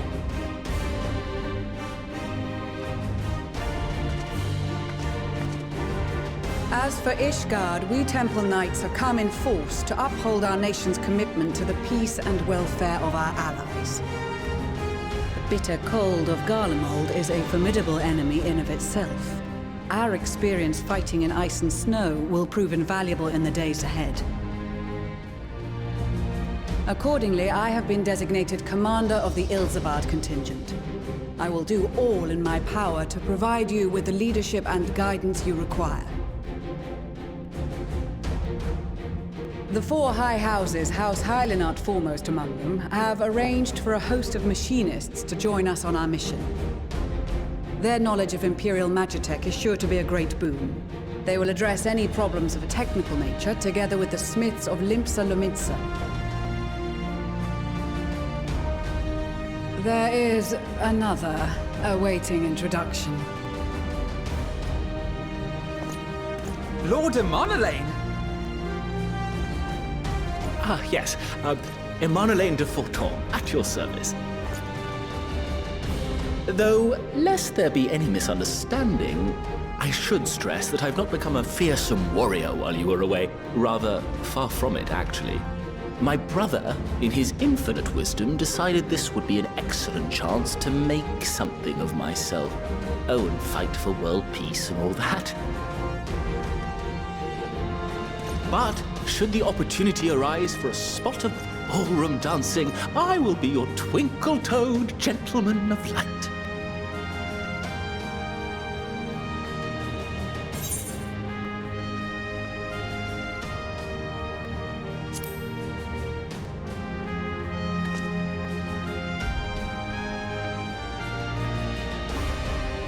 Huzzah! I cannot wait to regale Honoroa with my tales of derring-do. I believe that concludes introductions for the Grand Company of Eorzea. Our allies from the Eastern Alliance were due to arrive some time ago, but it would appear they have been delayed. Would that be the shinobi of Doma? Actually, they've been tasked with relaying messages back and forth between the various Eastern nations. According to Lord Hien, however, an equally capable company of warriors has been sent in their stead. Out of my way, you preening fool!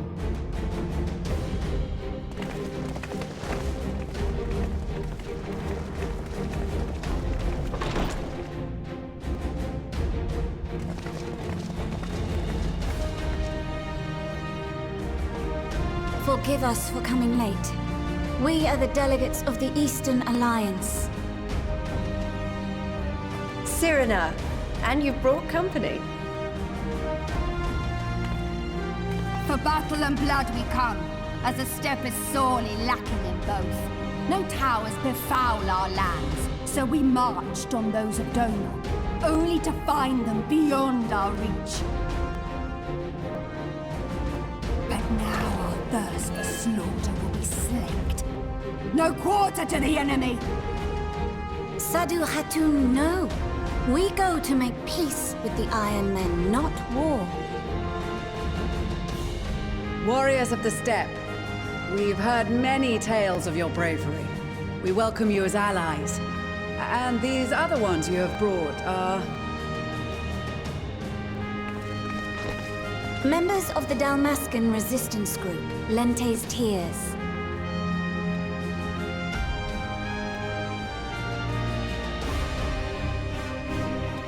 And the Bosnian resistance. Between them, they have a wealth of experience in espionage, and are particularly adept at infiltrating Imperial facilities. Which is fortuitous, since Garlemald's domain is so vast that I could never hope to handle reconnaissance duties all by myself. Dalmasca, Bosnia, Alamigo. All lands which have suffered the tyranny of the Empire. I would never presume to question your motives. Nevertheless, I must reiterate that our goal is to aid the victims of the Telophoroi, the common folk of Garlemald. And they are victims, make no mistake. Though I understand that many may struggle to see them as such. You're more right than you know. For every one of us that answered the call, there were a dozen that refused. Not only in Alamigo, but everywhere we went. And who could blame them? The Empire's always been the enemy. But after seeing what we've seen, fighting and working against and with Garleans, there's no denying a simple truth. They're just people. No different from you or I. They've got their share of liars and murderers, but so do we. So do we all. Fordola, who once swore herself to Garlemald, has proven herself a trusted ally time and time again. Every Eorzean here knows Cid Garland, the Imperial defector who shared with us countless technological wonders.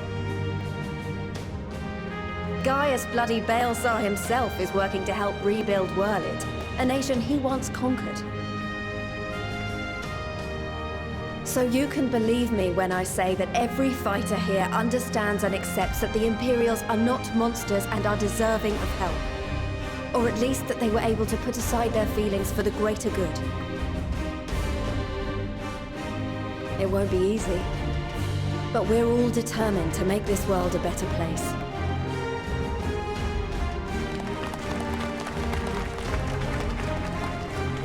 What lingering concerns I may have had were clearly unwarranted. I agree with everything you said wholeheartedly.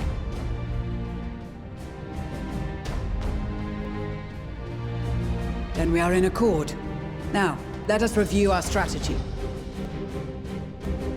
To reach the Garlean capital in northern Ilsabard, we must cross the central mountain range. Fortunately, Garland Ironworks can provide aerial transport, sparing us this most treacherous part of our journey. However, attempting to fly any closer to Garlemald would attract the attention of the Telophoroi. As they appear to have seized control of the majority of the Imperial military, we must assume that includes its fleet.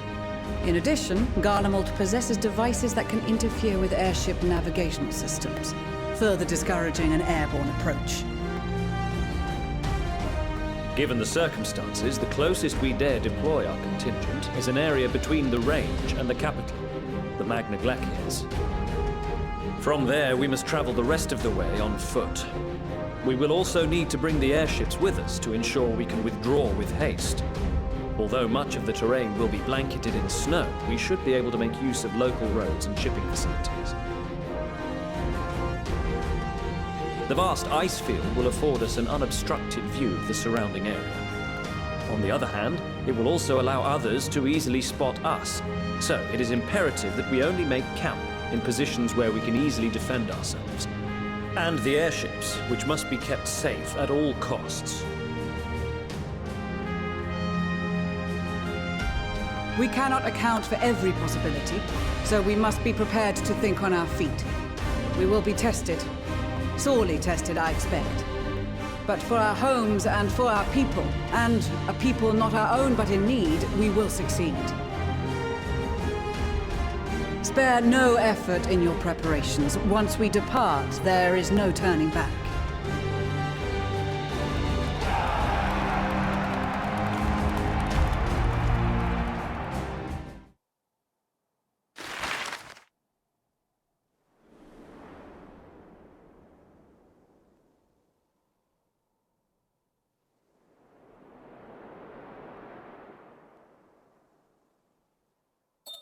Ilsabard, divided in twain by a vast mountain range.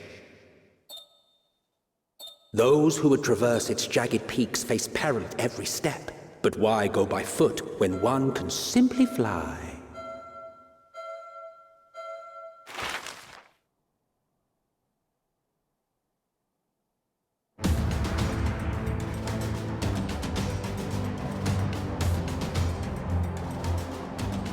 On the outskirts of the Imperial capital, in the frozen wastes of the Magna Glaciers,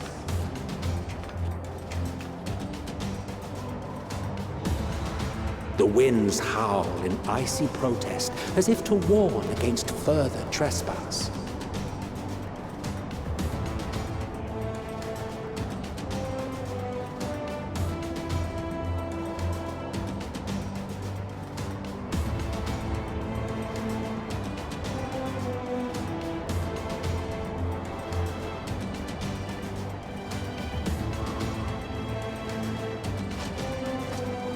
We've received word from Thancred's reconnaissance party. They've sighted a detachment of heavily armed Imperials.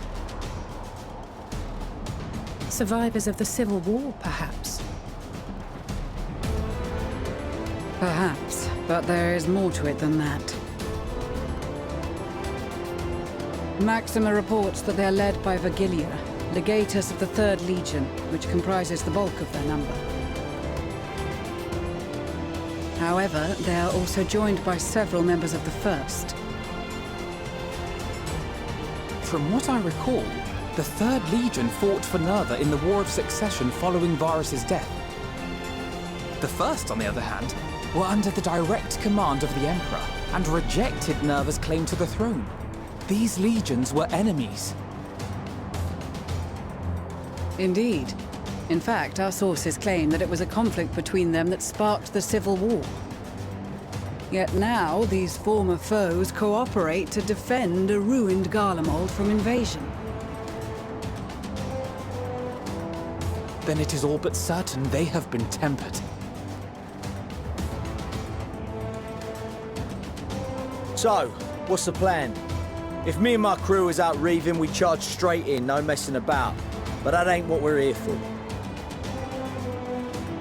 Quite right. Soldiers or no, they are people of Garlemald, the very ones we have come to aid.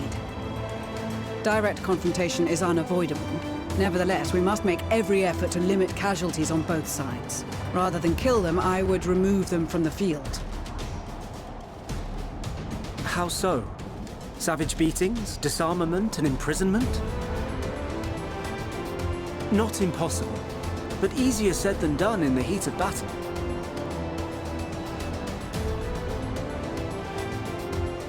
Having observed the opposition, I imagine Thancred had something to suggest? He did. He and the other scouts have already infiltrated a supply depot some distance beyond the Imperial detachment's current position. Stored within is a stockpile of Magitech armaments, and once we give the signal, Thancred's team will destroy them all. In so doing, we will deprive frontline troops of materiel, and likely force the detachment to send men to investigate. Divide and conquer. Not a bad idea. Once the scouts have finished their preparations, we will split into two groups. The first will form the vanguard, while the other brings up the rear with our supplies.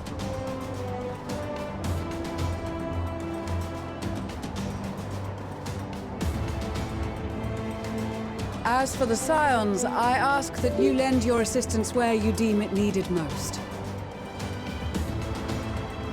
I would prefer, however, that you accompany the rearguard and be prepared to join the van at a moment's notice.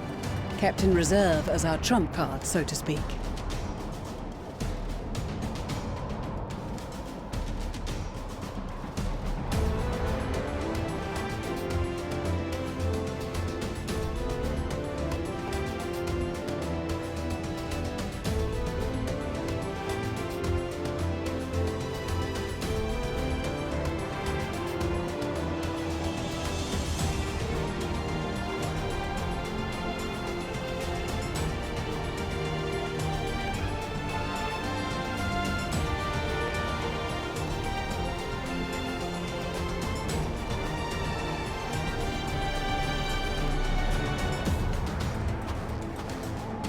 Your proposal was well received. More specifically, they asked that we destroy the Imperial's toys in as spectacular a fashion as possible.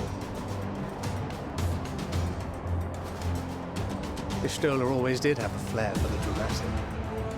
She's not an easy woman to please, but I shall do my best to satisfy her thirst for fireworks. All right, once more for my peace of mind. Our first objective will be to rig the enemy's Magitech with explosives. After we've withdrawn to a safe distance, we'll detonate them remotely. Our second will be to issue a deactivation command to the automated units via the control terminal. If our calculations are correct, this signal should reach those deployed on the front line, giving our friends a much-needed upper hand. The blizzard will help us stay hidden, so let's aim to get in and out before it passes. Trust in the plan, and we should all live to see tomorrow.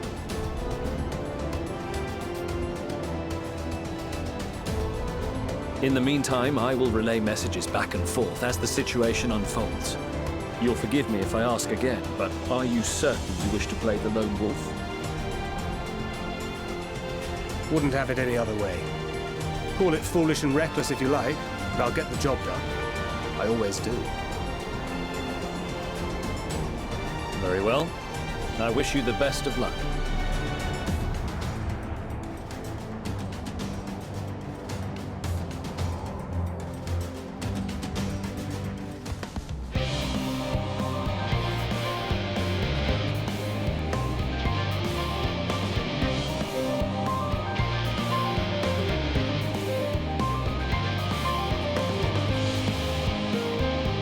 You are returned, and none the worse for wear, to my considerable relief. What news from our comrades? They stand at the ready. Excellent. Then let the fireworks begin.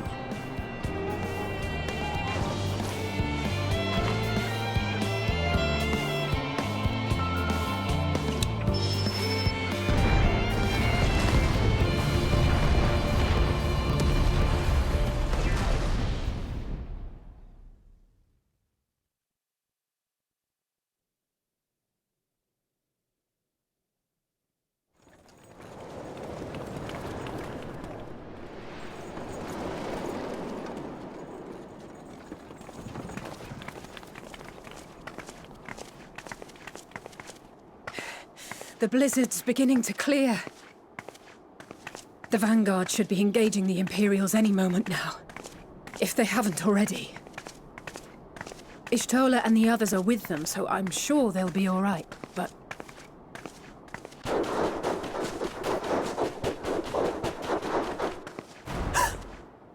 Wait! Something's coming!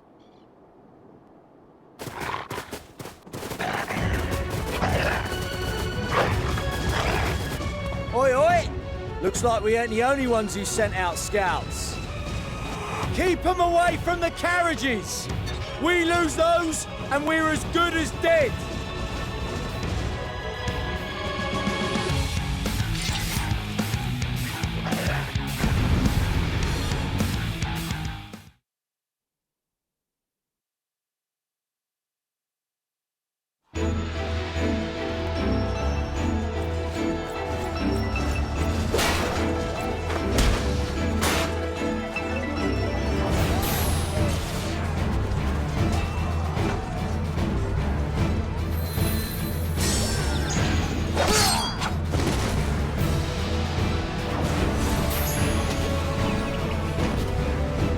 Removed from the field was not a euphemism for enthusiastically murder. It's nothing that won't heal in time. The trouble is, their tempering has made them utterly fearless. Subduing them would be easier if they had the capacity to submit in the first place. Well, this is the path our young charges would have us walk, and that we all agreed to follow. You knew it would be hard, yet still you pledged your lance, did you not?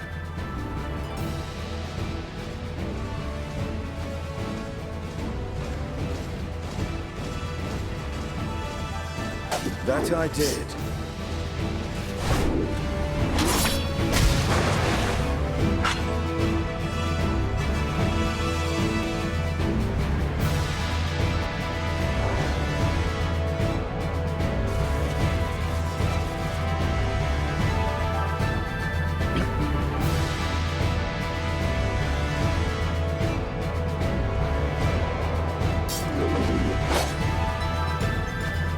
That's Vigilia! Damn it. I need to help the others take her down.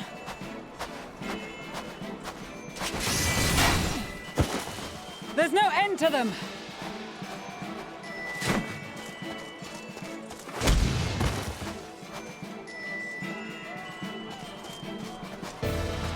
I was wondering when you'd turn up.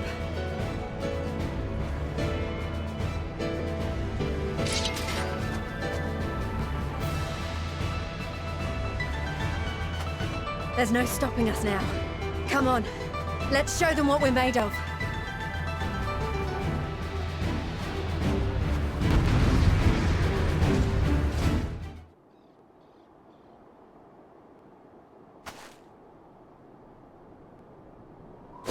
A worthy adversary! Rest, recover, reclaim yourself. Then we will fight again, to the death! Sadu Hatun!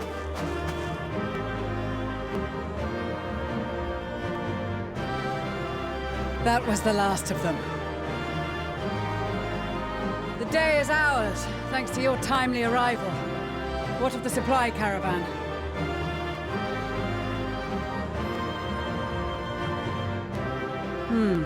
Outmaneuvered, but not outmatched. Good. Let us take the Imperials into custody and rejoin our comrades. And soon we shall arrive at the capital.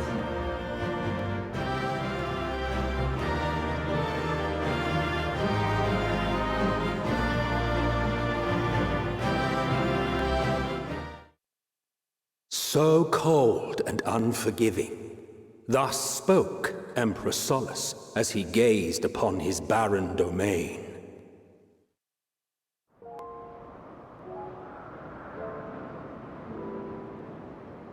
"800 years it had been since the Garleans first set foot here. Bested by the Kavosi after centuries of war and driven from fertile southern pastures into the blasted northern wastes.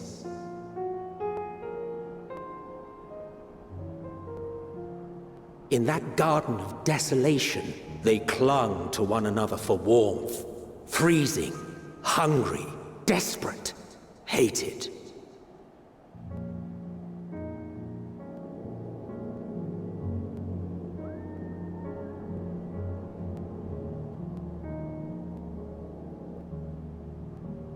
The chosen forsaken.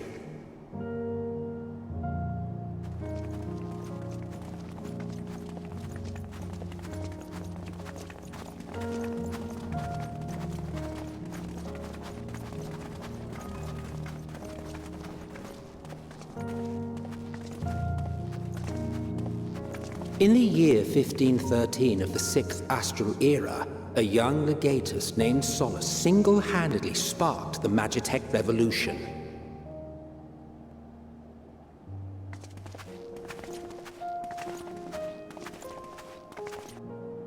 How did he conceive the machina that feed on ceruleum? Once a common, soft-spoken soldier, how had he so quickly ascended through the ranks? Like so many others, those who knew the truth are gone. Taking in the capital with his eyes for the first time, I recall thinking to myself, far colder on the earth than in the heavens. Yes, far colder indeed. Bitterly so.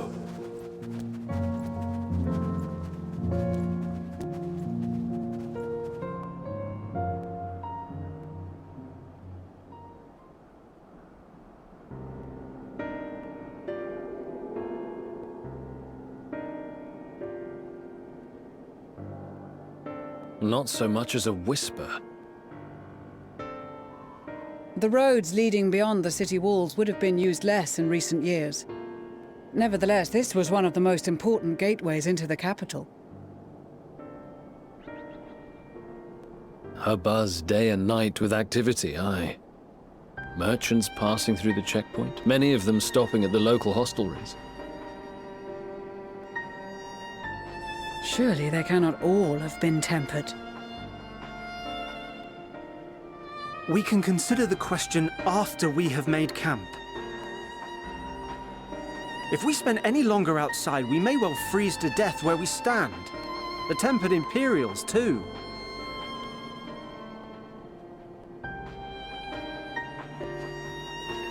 This will be our temporary base of operations.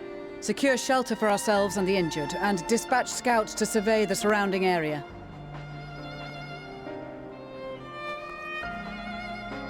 If we're planning on staying here a while, we ought to give this place a proper name. Well, the constant sound of ice cracking underfoot makes me think of broken glass. An apt name, perhaps. But enough of this. To work, everyone!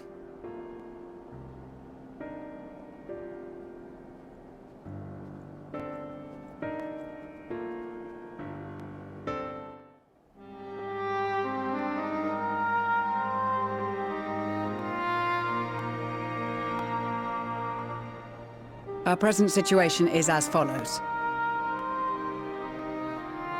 Efforts to aid the people of Garlemald have begun in earnest. Moreover, having entered into the capital, the Imperial Palace is within our reach. But before we proceed further, we must learn what has befallen this city, for therein lies the key to understanding and combating the Telophoroid's designs. I have a suggestion, if I may. Several of the Imperial soldiers we captured on the Magna Glaciers are members of the Populares and acquaintances of mine. Once we have cured them of their tempering, they should be able to give a reliable account of the events leading to the capital's downfall. A promising idea. I will assist the healers in their ministrations. Of course, I will require a porksy of my own, assuming you can spare one. Would you like a hand? No, I am sure we will manage. Better that you take my place in the field. The noxious ether of this place disagrees with me, and as I shall need to draw on my own for the treatment, 'twill be prudent for me to remain within the camp. This talk of curing the tempered is all well and good, but I reckon the cold is a more pressing concern. All the houses round here are fitted with ceruleum heaters that could keep us warm and toasty. Problem is, the machines seem to have given up the ghost, and if we keep sitting around, freezing our asses off, we'll be next. My smiths reckon that with the right parts, they can have them working again, but it won't be easy. Understood. The machinist will assist them in the repairs.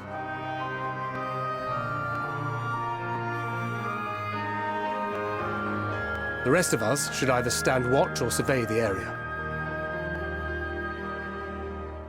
We've made our presence known to the Telophoroi. They will be searching for us, if they have not already ascertained our position.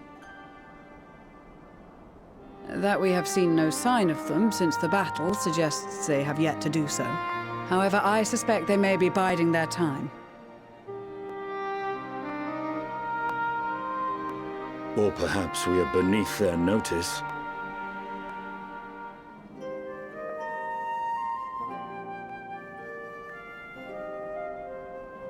In any event, we'll find no answers standing around here. Urianger, Estinian and myself have visited Garlemald recently, so we'll lead the reconnaissance efforts. Perhaps bolstered by a few Bosnian and Dalmascian scouts from my previous excursion for good measure.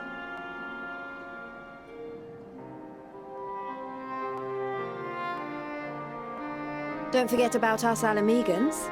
We have experienced scouts of our own. Well now, this is turning out to be a rather sizable team.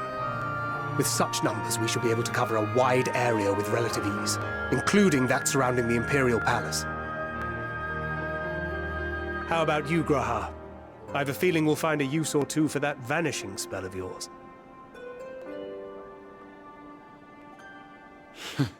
'Twould be my honor to be of service, though I doubt that you of all people need rely on my tricks.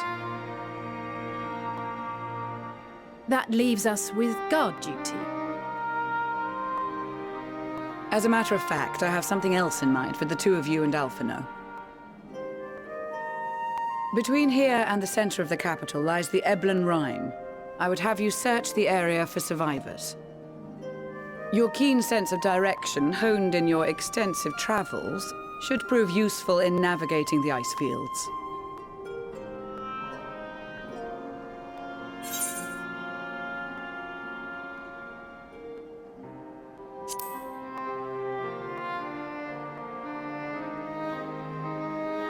I have faith that you will, and look forward to greeting you on your safe return. You all have your duties. Let us make haste.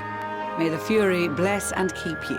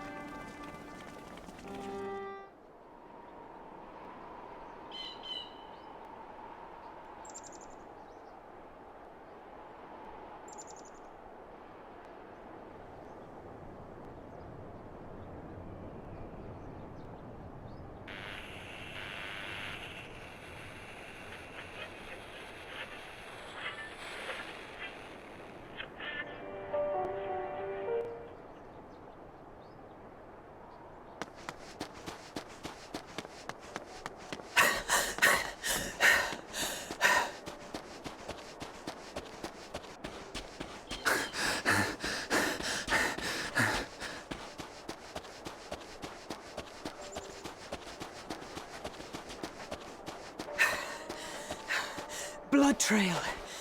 We found one. They were attacked.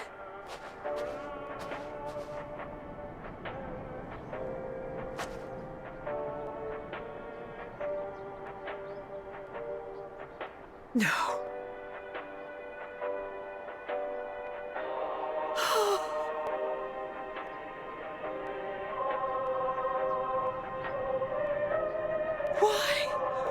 Why wouldn't they?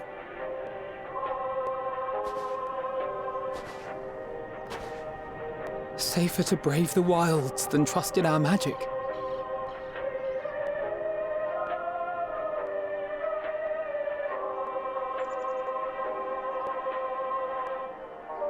We should have... I should have...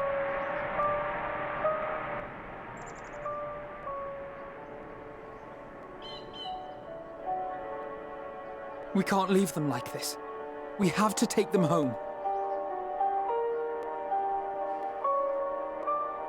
What if we're only making it worse?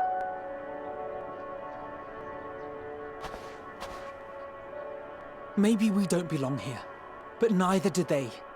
Not out here in the wind and the cold.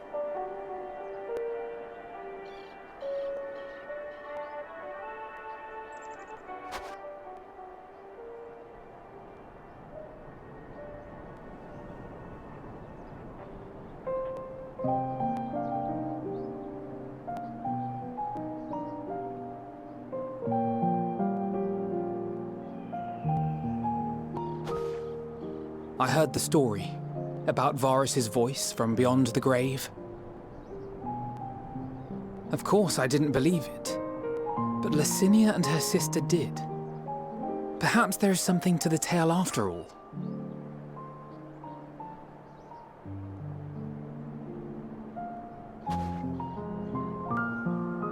I want to understand, so I'm going to borrow this for a while, if that's all right.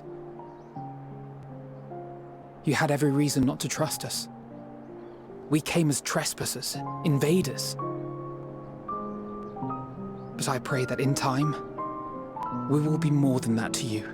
That we will find a way to help your loved ones. And see that no more children are left to freeze alone in the snow.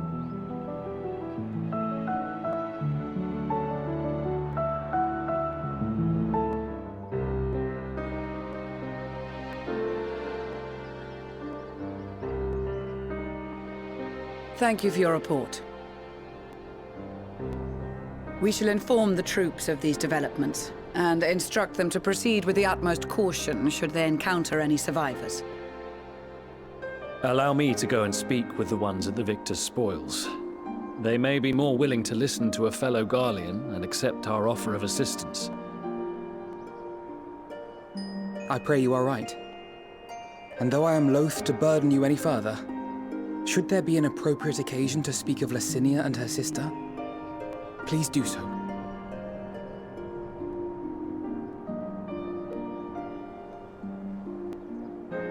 I am sorry to have put you through this.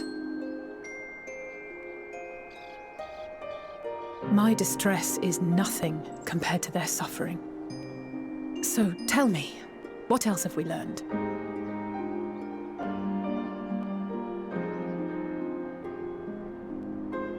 As you may have already heard, we have succeeded in curing the members of the Popularis, Maxima identified.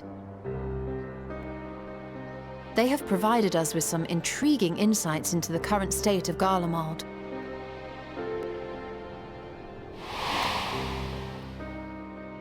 The assassination of Emperor Varus was the catalyst for the civil war. Nerva declared his claim to the throne, and his opponents refused to recognize it. Fighting broke out in the capital, where Nerva's 3rd Legion clashed with the 1st, who remained loyal to Varus even after his death. Of course, even Imperial warmongers would balk at the idea of turning their shining city into a battleground. Like burning down the wood to spite the wasps. Neither side would be so mad. Unless something or someone inflamed their animosity to such an extent that they could not help but act against their better judgment.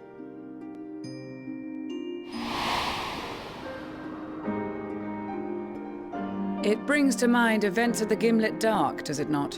The Emperor's sudden withdrawal from the front line, specifically.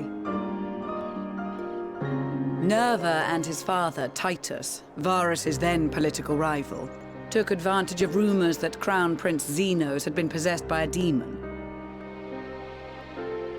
Elidibus, what better way to disparage your enemies than with the truth, or a close enough approximation? Indeed. But before their accusations could be substantiated, many of Titus's followers were silenced. While some were merely stripped of their status, others died under curious circumstances. One after another, suddenly and suspiciously. Again, Elidibus. Like as not, he had a hand in it. No evidence was found to implicate Varus, certainly. Nevertheless, Titus, Nerva, and the Third Legion would have judged it a brazen attempt by the Emperor to rid himself of his political enemies. And then, in the midst of this growing turmoil, Varus Sosgalvis is murdered.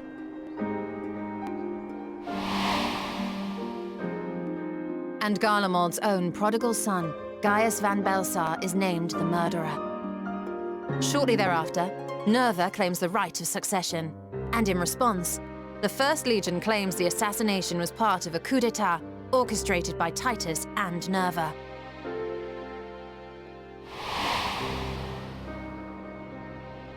So no one is at fault, and everyone else is to blame. I should add that both parties received substantial financial backing, presumably to provide them with the means and encouragement to pursue a swift victory, and that these contributions came from the self-same benefactor. I'd heard House Brutus had been filling the Third Legion's coffers, but the First as well. It would seem so. Though the Populares determined that the First Legion received funds from a variety of organizations, all had connections to House Brutus. So Fandaniel, in the guise of Asahi, was playing both sides against each other the entire time. The information we gained from my friends does not end there. One night, shortly after fighting broke out, the capital was shaken by an immense tremor. From that point onward, they have no memories, no recollection of any events, including our clash on the Magna Glaciers. But when asked about the Imperial Palace and its bizarre transformation, they somehow recall Emperor Varus giving them orders in their dreams. May the Tower of Babel stand as testament to the glory of Garlemald. This sounds awfully familiar. We have something to show you all.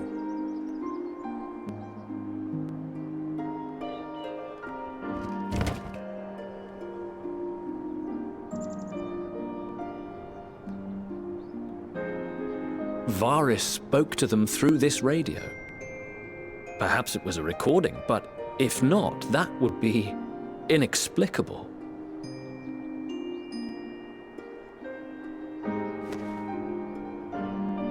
We are of one mind, then.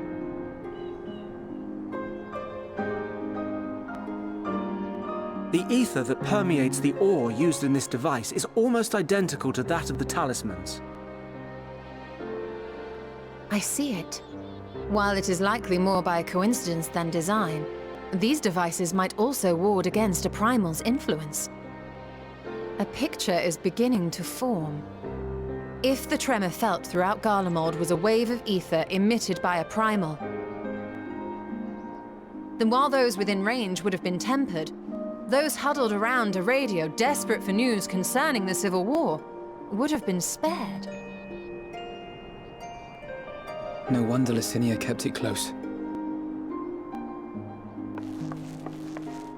My friends, I must speak with you. A young man was caught trying to steal our supplies.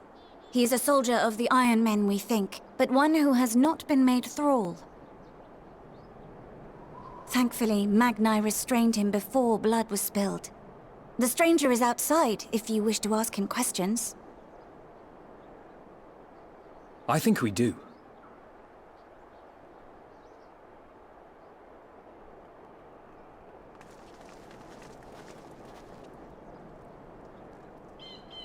Who do we have here?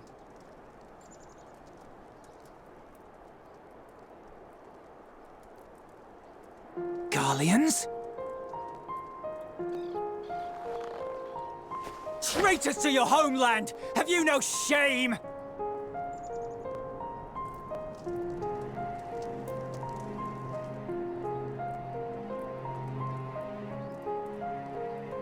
I am Lucia Junius, a Temple Knight of Ishgard. And you are? Iulus Pier Norbanus. And that's all you invaders will get from me. We are not here to invade Garlemald. Far from it. Like you, our allies in Eorzea and the Far East fight in defense of their lives and their loved ones even as we speak. But it is the people of Garlemald who have suffered most. This we know. And that is why we have come to offer you our aid, that we may unite against our common foe.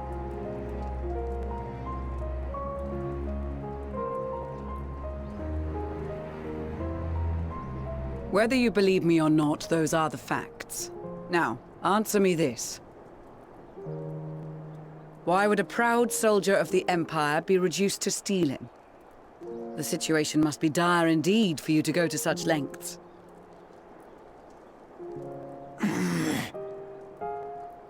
If it is supplies you seek, we would gladly share ours, or turn a blind eye while you leave with your spoils.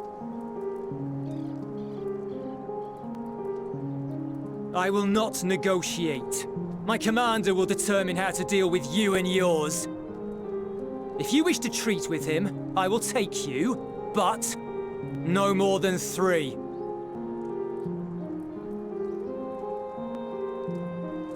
I don't much like the sound of that.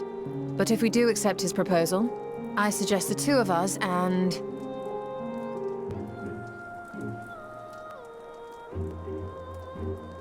Please allow me and Alize to act as envoys.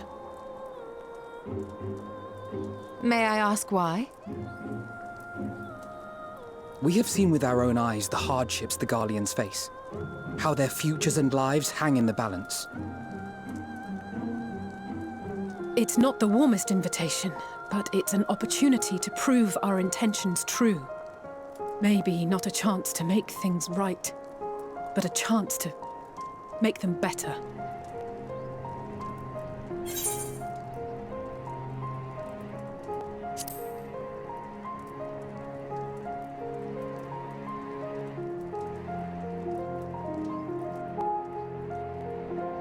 I can see that persuading you otherwise is a lost cause, but you will proceed with the utmost care.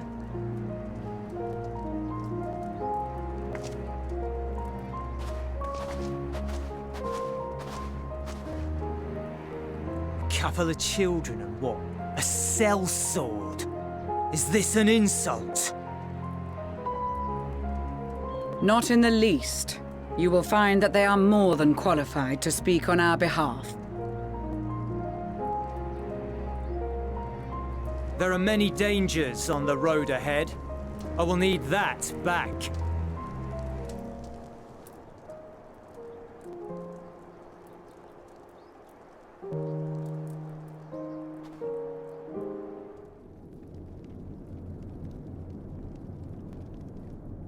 These are their chosen representatives.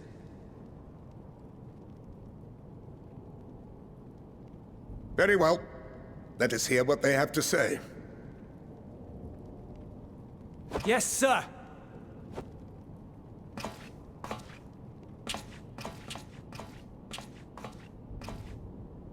I present to you our commander,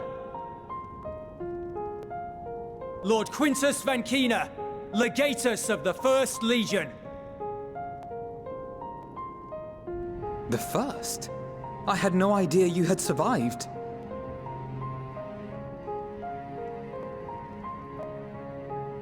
We lost our Emperor, our city, more than half our troops.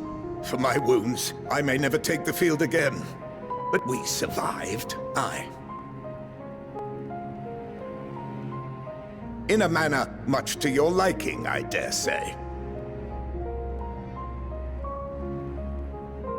We have no intention of adding to your misfortunes, nor do we bear you any ill will. Spare me. Though you children may speak in earnest, overtures of peace ever ring hollow in my ears. So long as man stands to profit from his neighbor's suffering, war is inevitable. Driven from our ancestral homeland into this blasted waste. Yet still you yearned to rob us of our paltry scraps. 'Twas only with Magitech that you learned to keep your distance. Though we knew it was only a matter of time before you regrouped and returned. Conquest and empire were our only defenses. Emperors Solus and Varys understood this, and through their campaigns saw us grow and prosper. Much blood has been spilled in Garlemald's name, aye. But if it is a choice between yours and mine, then it is hardly a choice at all. I do not deny that a great many conflicts throughout history were driven by the desire or necessity to gain by another's loss. That is not why we are here. Nor have we come to petition your aid in the war with the Telophoroi, grave though that threat may be. Our purpose is simply this. We wish to help you. Let us help you. If there is aught that can be done to ease your plight, we would be glad to do it. Perhaps you would.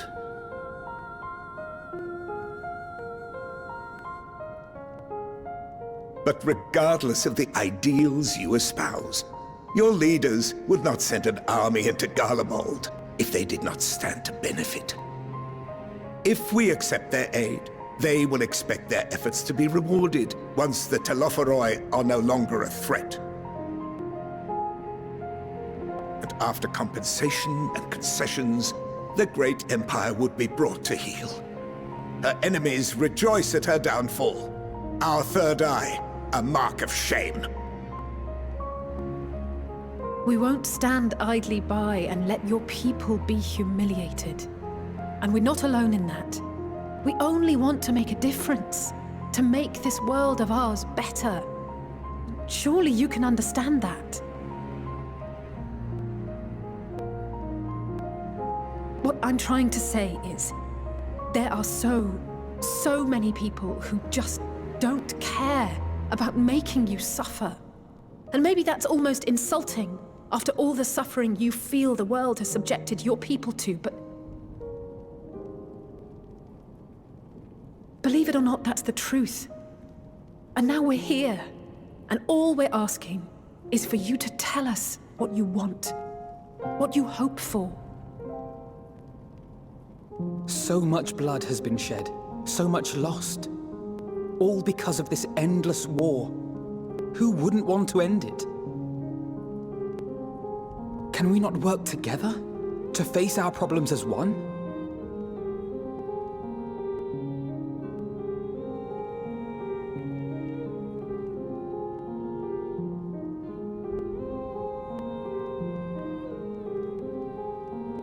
Answer me this, young peacemakers. If a world without conflict is your desire, why reject the unity and prosperity of Garlemald? Is it because we do not share your faith? That we do not share your heritage? That our ideals and virtues differ? That we cherish and hold in the highest that which you do not? Disparity is the root of discord, and peace built on compromise is flawed and fleeting. Happiness for one and all is a dream, and the reality is that to the victor go the spoils. That is why we Garleans will never submit nor surrender.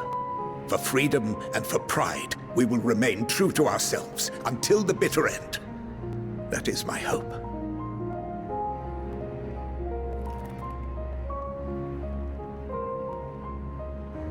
It seems there is nothing more to say on the matter.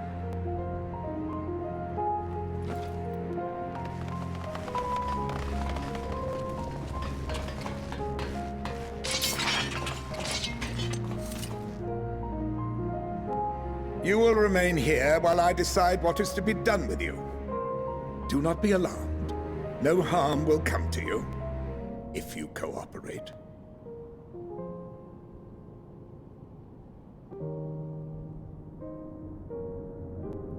We will not resist. However, as your guests, I ask that we be allowed to speak with the other members of your group. As you wish. I had no intention of locking you up, as by dawn you would be frozen stiff and you're no good to me dead. You are free to move about the encampment, but there is one condition. Collar them.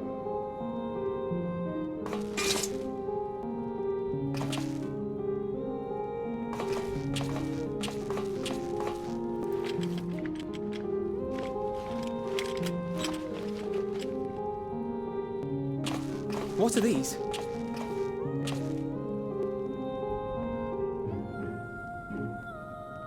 Incentive.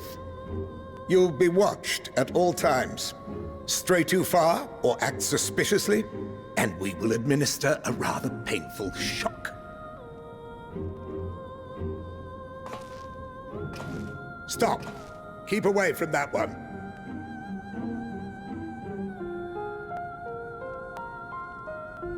The champion of Eorzea is not so easily cowed.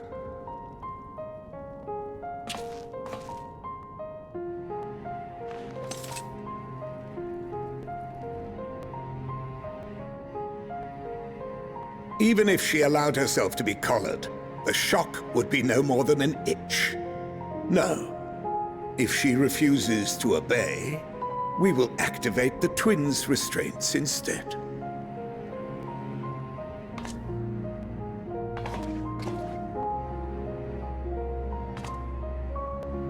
You needn't worry about us. We'll forget we're even wearing them soon enough. Even now, you still... Why go to such lengths? What is it all for?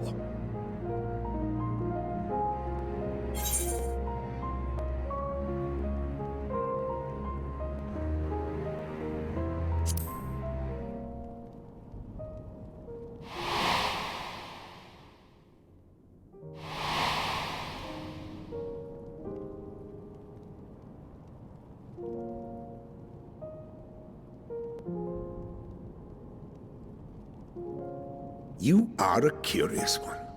A far cry from the merciless barbarian others paint you to be. You will be their warden. Take them away. Yes, sir.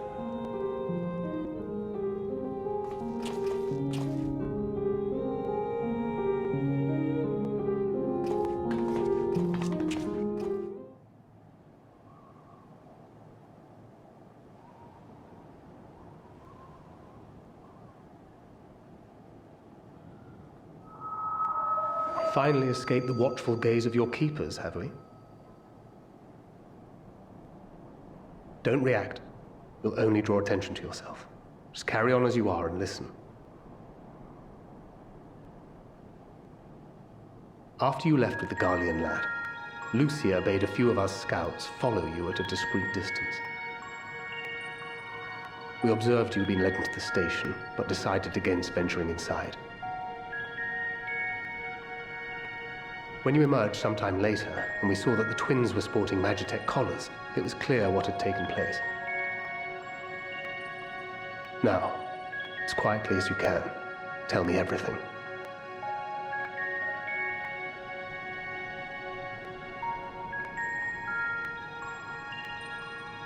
The Legatus himself, eh? Now there's a surprise. This is also the first I've heard of a plan to join forces with the 10th and storm the Tower of Babel. An interesting development, and perhaps the opportunity we've been waiting for. Our comrades back at the camp also received some rather promising news, but it's still too early to get our hopes up. For now, keeping yourselves out of harm's way comes before all else. Whatever demands the Garleans make, indulge them.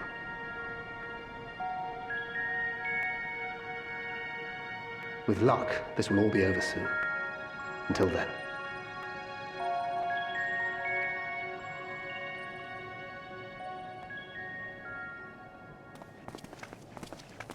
They had not gone far. We searched high and low, but no luck, I'm afraid. I might have guessed you'd be the only one to find anything. I wasn't expecting much to begin with. Eventually, there will be nothing left out here for us to safely salvage. For now, this will have to suffice. We should return to the station.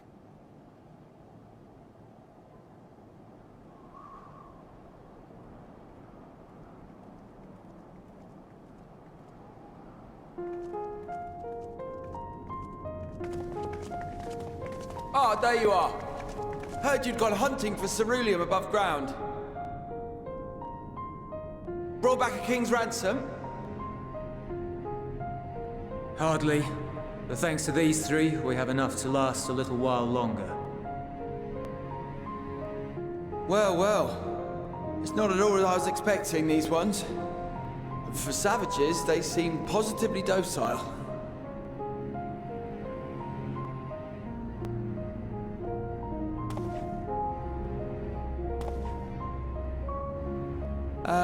It's a poor attempt at humor.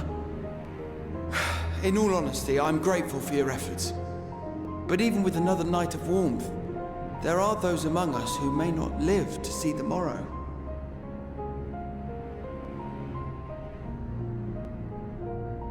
I trust your expedition was fruitful. Lord Quintus!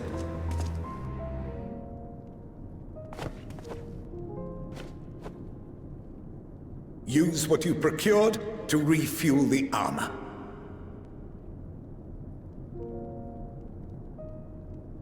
But, sir, what about the heaters for the camp?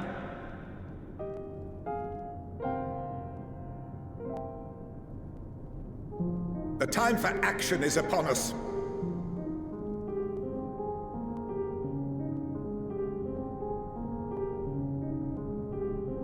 My men and I have matters to discuss.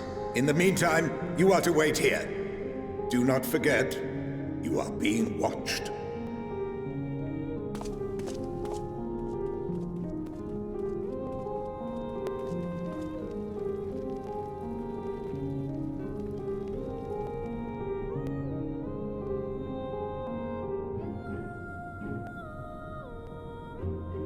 The time for action. What did he mean by that? I can only speculate. Clearly something requiring their magitech, given what we just heard. Whether they plan to utilize it now, or after they join with the 10th, is another question.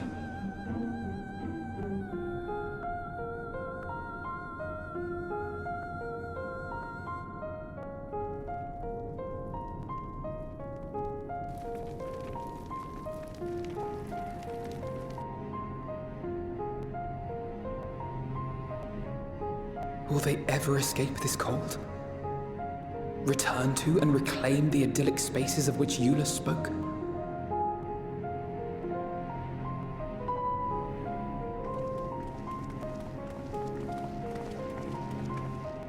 Finished your war, Council?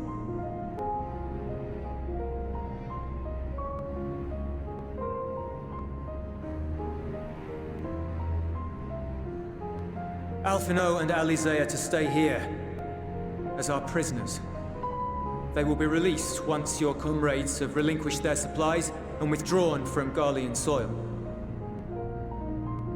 Until our terms are met, they will be detained at a separate location.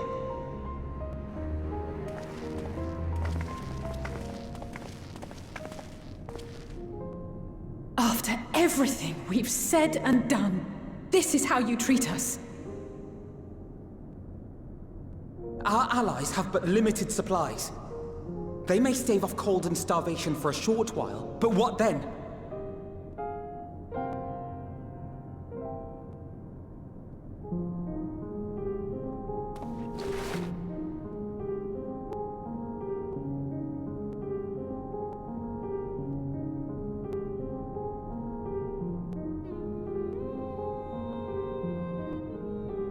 For now, keeping yourselves out of harm's way comes before all else.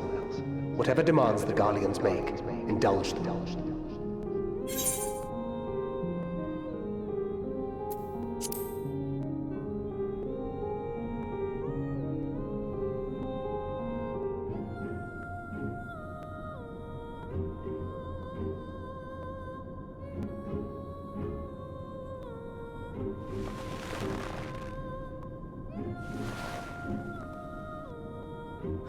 Get them out of here.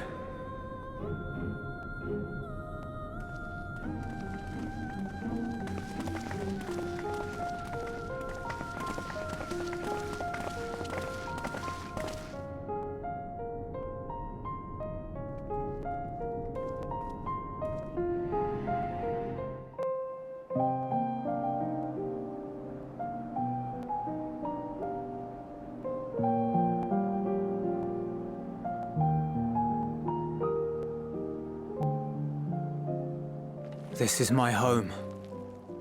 Our home.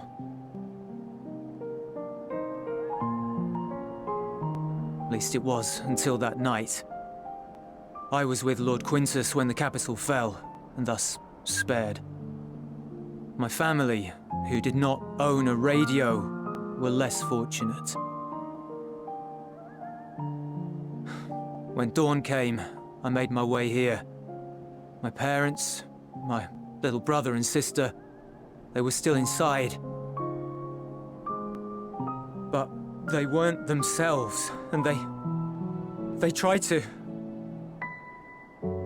And I had to.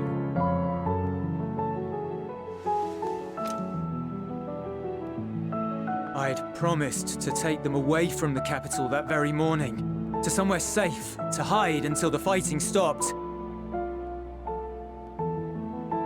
Promised. The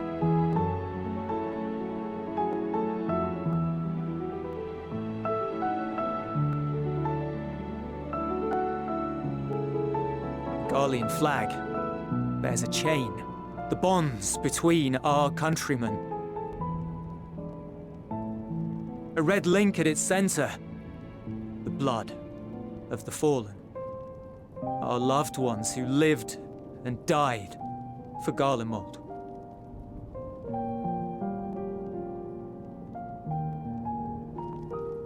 But if she too fell, who would be left to remember them and their sacrifice?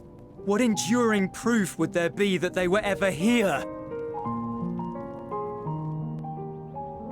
If we had turned to your gods, would they have saved us?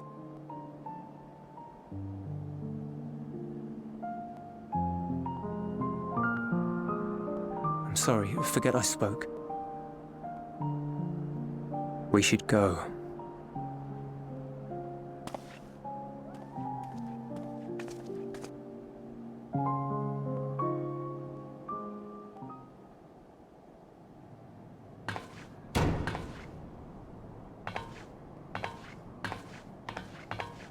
It's no use. Believe me, I do not enjoy being here any more than you. But she wanted us to play along, so that is what we will do.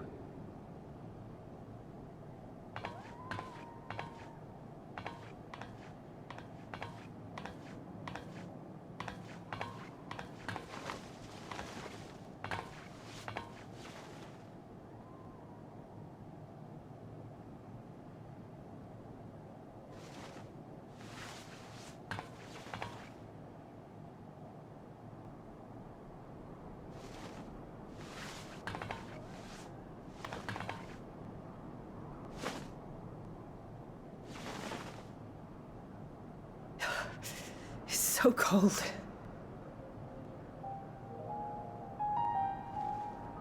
Painfully so. Unbearably.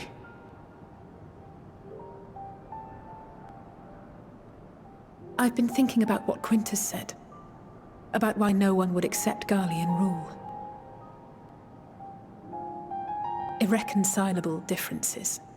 When coexistence isn't an option, only conquest remains. Varys at Gimlet said much the same. Only by uniting the world beneath a single standard would we rid ourselves of the Ascians. United as one people, one race cleansed of imperfections. A cold and unforgiving vision. And when we fail to live up to their standards, what place is there for us in their world? But the truly sad, truly frustrating thing is how damnably similar it all is to the lofty ideals of Father and the Forum. Non-intervention. Always non-intervention. Protect our knowledge and our people, and to hells with the rest of you. And yet, I can see how it happened. Varys and Father looked to their elders for guidance and took their virtues as their own. But for this world was of their making. In who else could they place their trust? All of us lost in a sea of chaos. Searching desperately for purpose and meaning. But it shouldn't just be an extension of another's. It has to be ours. It has to be. We all have a stake in this world. No one should be silenced. I won't deny that we lack the experience of people such as Father or Quintus. Perhaps they've come to see the world as a series of problems, and the most efficient way of solving them, to reduce everything to fundamental forms. A stone is a stone, a cloud, a flower, no more than that. Simple descriptions that strip the subject of distinguishing characteristics. A man is a man, divided according to race, creed, or allegiance, and to some, defined by such associations. Is that what you think?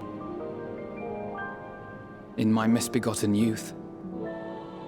But what I believed wisdom was no more than aggressive ignorance.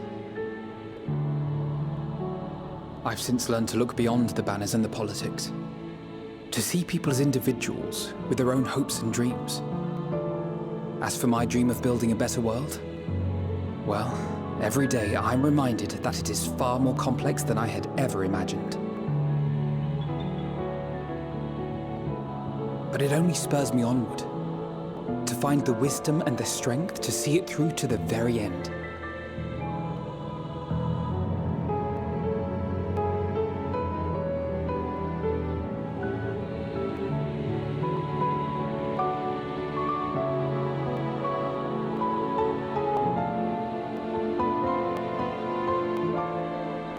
All of our supplies and an immediate withdrawal.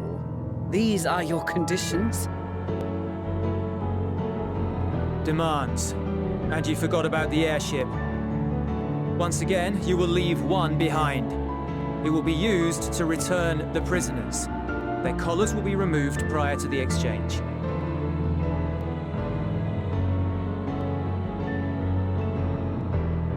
So in the end, not even Father's expertly worded rhetoric could deter you from your chosen course. Huh? Not that I thought for a moment that it would. I've no love for violence, of course, but ours is a cause worth fighting for. I just wish he'd realize it too. Sometimes the only way to protect the ones you love is to take a stand, to refuse to suffer in silence. I want you to know I share your conviction. Whether it be on the battlefield or in the debating chamber, I won't back down. I guess what I'm saying is...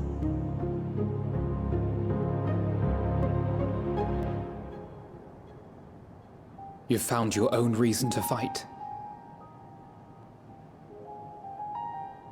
Yes. Yes, I have. God's willing, there will come a day when we can finally lay down our arms, and there will be peace. But not until the Telophoroi have been defeated once and for all. And you, brother, will have a vital part to play. By your words and deeds, you'll lead the way. I pray I am up to the task. There'll always be naysayers. Those who think us fools for even trying. It's easy for learned elites to criticize earnest efforts and assert their moral superiority, all without offering alternatives. Not that their sophistry has ever wounded you. So stubborn and strong. Stronger than you even know. Don't ever change, you hear me? If you stumble, I'll be there to catch you. Or give you a thick ear. Maybe both, for good measure.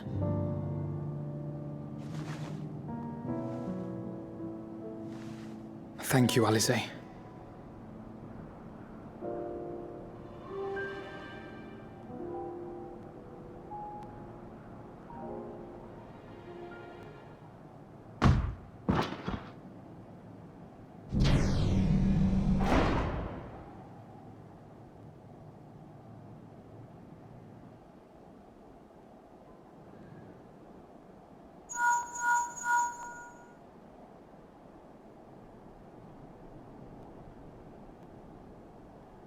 The scouts have secured Alize and Alphino. Their collars were removed without complication as well. They report no casualties, not for their party nor the guards, who will wake from their premature slumber in due course.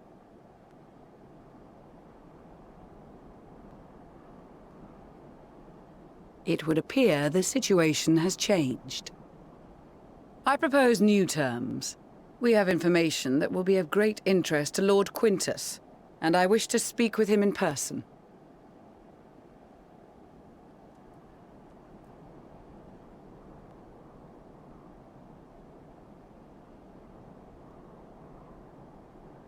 No. In the event you rejected our first proposal, we came prepared with a second.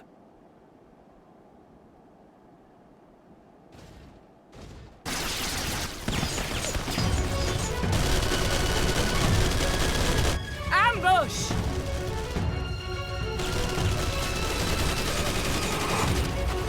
More are coming! Make ready!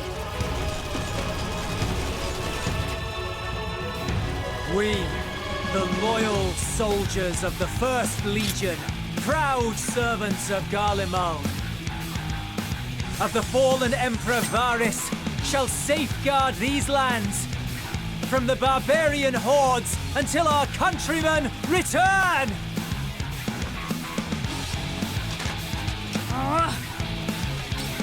Stop! Both of you!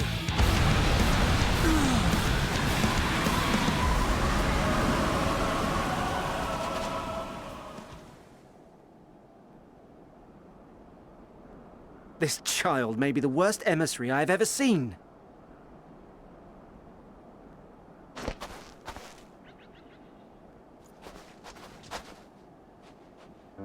We received an urgent communication from the Grand Company of Eorzea. Envoys from the Imperial Army, led by members of the 10th Legion, came to Alamigo and requested an audience. They explained that their efforts to coordinate the reclamation of the capital with the aid of the 4th, 5th, 8th, and 12th had ended in failure. Communication between most legions has broken down entirely. Most of the 10th's conscripts have deserted, leaving their forces severely depleted. That is why, unable to continue the fight on their own, they and their allies turned to the Grand Company of Eorzea for aid.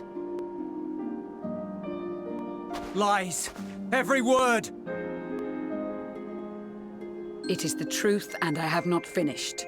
The 10th has requested that we deliver a message to Lord Quintus. Have the ill stand down.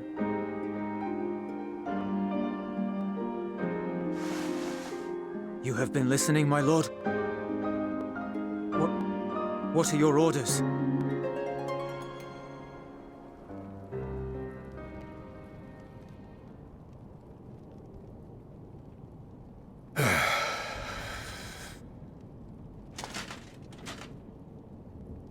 Inform her that we will honor the 10th's decision.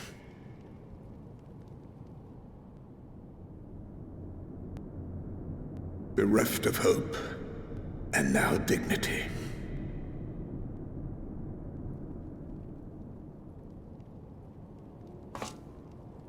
I release you from your duty. All of you.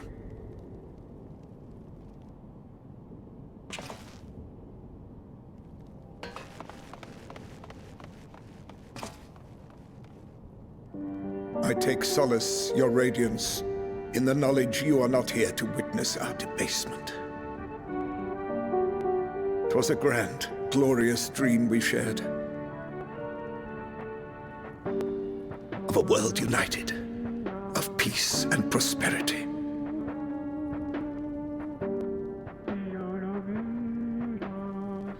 We are ghosts, you and I, memories of days gone by.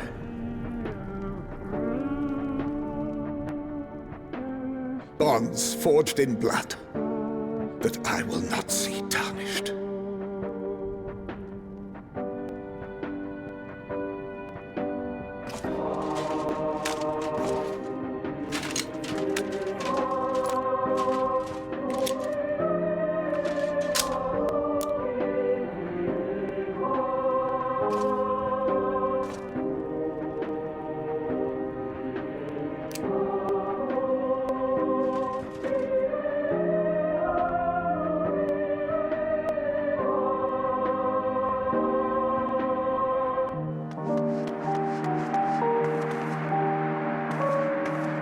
Quickly! We have to reach the station before it's too late.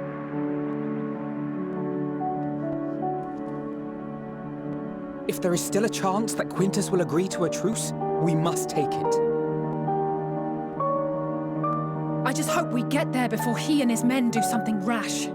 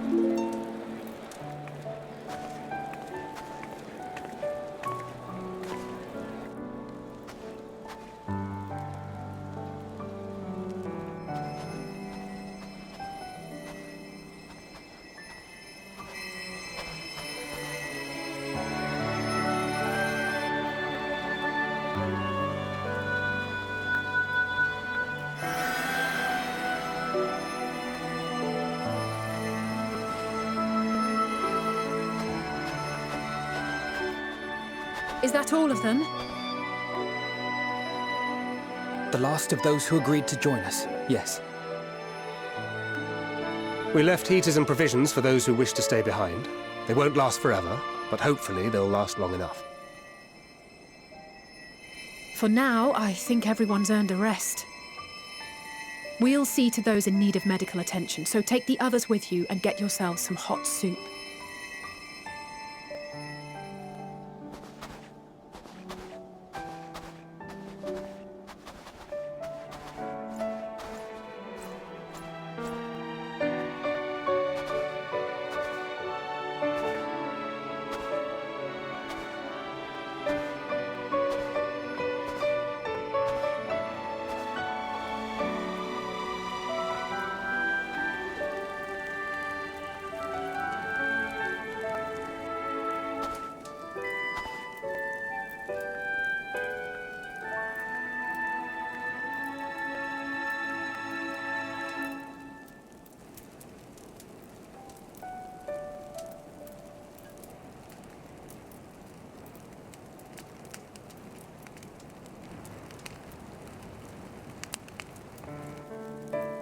Warmth.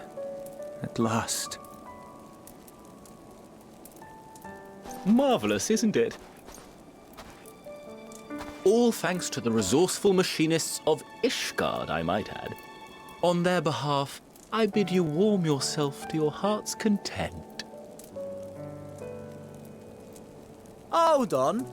Your people might have scribbled a few things on a piece of parchment, but it was our Leminson Smiths that put the bloody things together. Well, be that as it may, we single-handedly got the interior heating up and running again, didn't we? The hells you did! We were there every step of the way.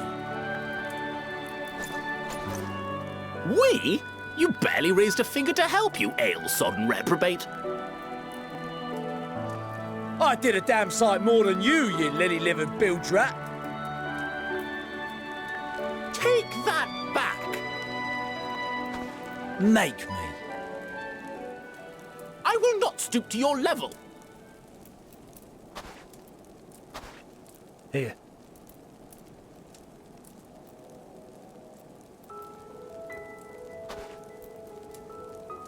At ease, man. There's nothing funny in it.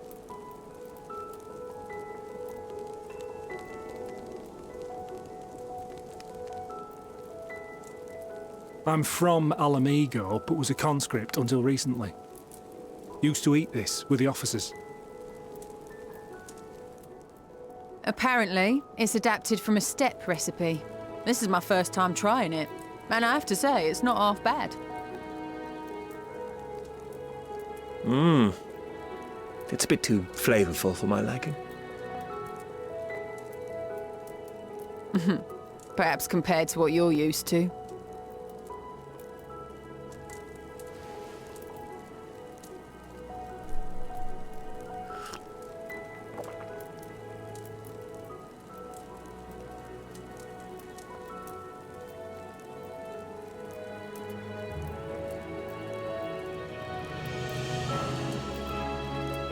It's the little things that make life worth living, don't you think?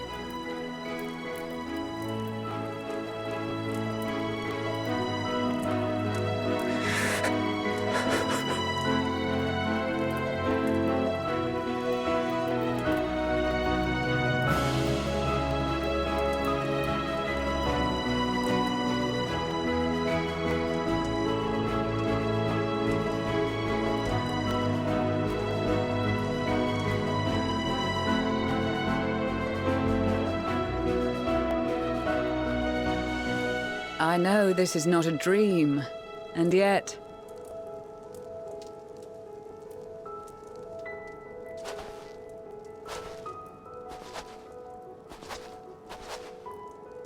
I felt the same way at the Dragon Song War's end. Every morning I would step outside and need to be reminded that it wasn't my imagination, that my world had been forever changed.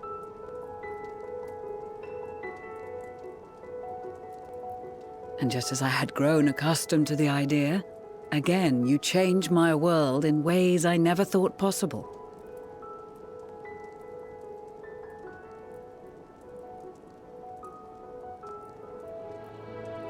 Were it not for you and your fellow scions, the rift between man and dragon and myriad tribes might never have been bridged. The Grand Company of Eorzea, the Ilsabard contingent. We owe it all to you. We've shed many tears in recent days, of pain and sorrow, triumph and joy. I much prefer the latter.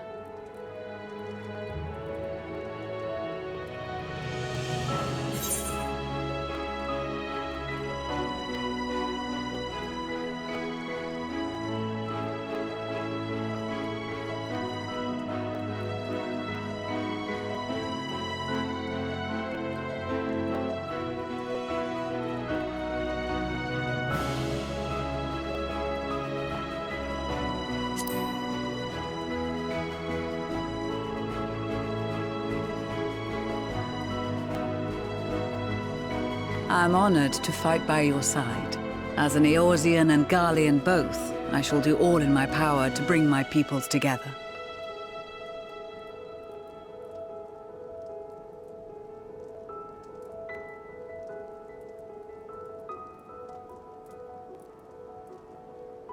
It is a remarkable achievement. Everything that I and the Populares had hoped for, and more. Would that it had come sooner.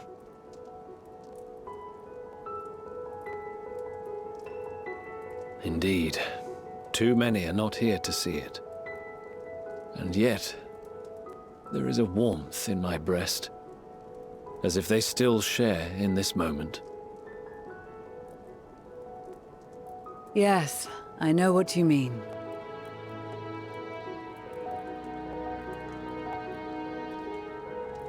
On a night like tonight, the wind and cold seem to pass me by.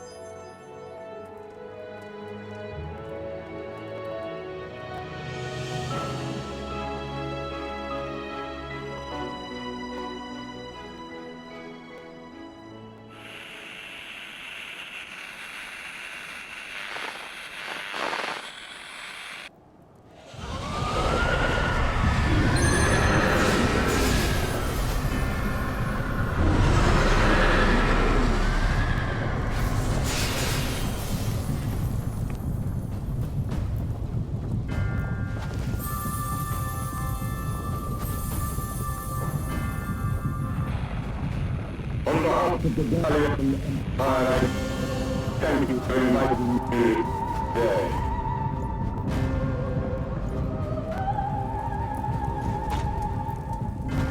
What? Emperor Varys?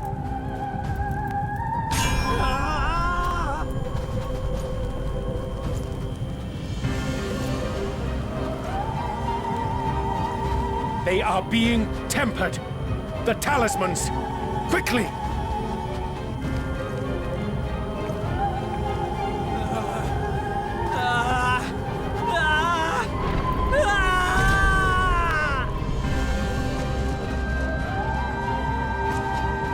Save me, brave hero! Ahem. My lord has requested your presence, and I would hate to disappoint him.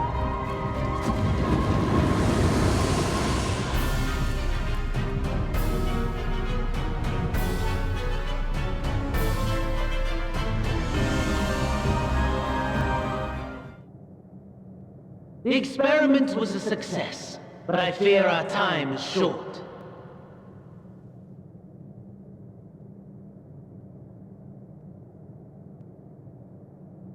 I shall begin the preparations.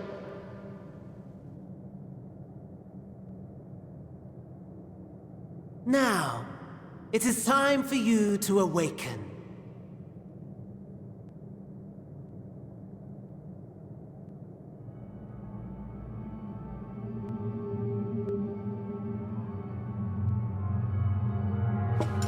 Good morrow to you. Here, have a taste before it gets cold. Oh, but be sure to remove your helmet. Take a moment, too, to familiarize yourself with that borrowed flesh.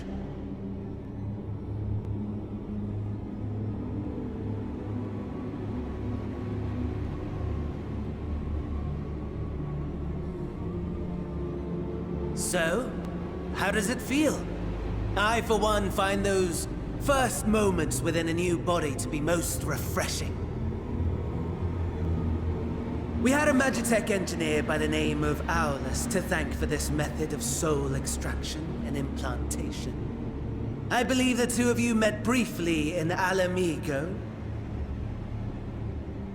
His was a rather sticky end, wasn't it? Thankfully, he was thoughtful enough to leave behind his mind-jack technology. I took the liberty of making some improvements and selecting you as my esteemed test subject.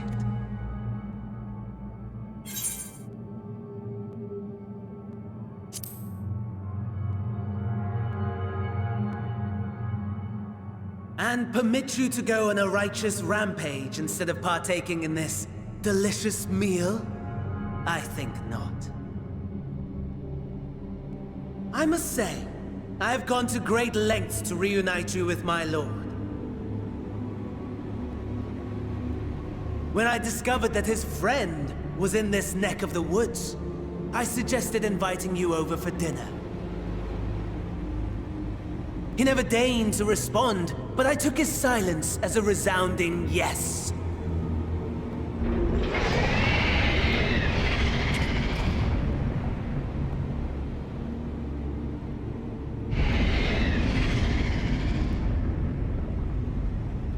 Oh my!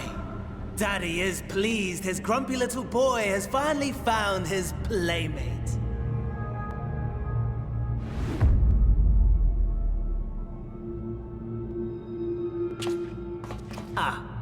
Exposition is in order. The Garlean Empire has long outlawed all forms of religion. No gods to worship, no risk of summoning. Brilliantly simple. But people being people must turn to something or someone in their hour of need. Who then?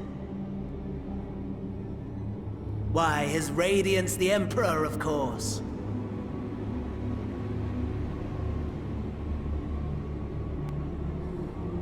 As you have observed firsthand, Garlemald has seen better days. The legendary Solus Zosgalvus, dead. Provinces near and far in open rebellion. Our bold new emperor assassinated. And that last one even sparked a civil war. What rotten luck. The people cried out for salvation. Their earnest pleas, one might even call them prayers, a supplication united for the Empire to reclaim her former glory. And so their will did manifest, channeled through the corpse of none other than Emperor Varus himself. And lo, the Savior was born, the embodiment of the Garlean spirit. Their anima.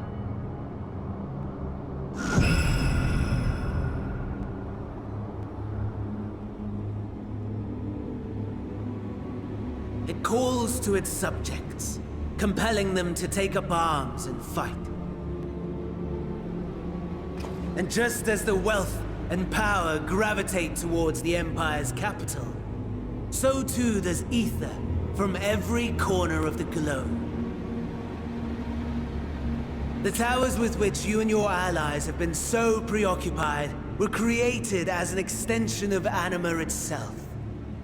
An ingenious design. Would you not agree, my lord?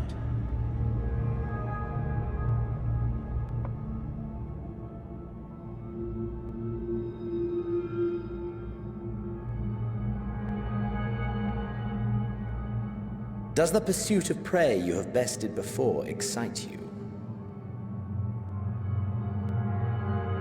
Of course not.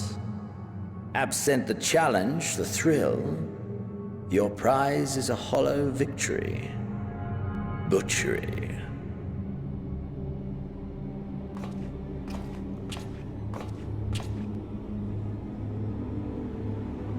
Perhaps you think that to be the extent of my promise.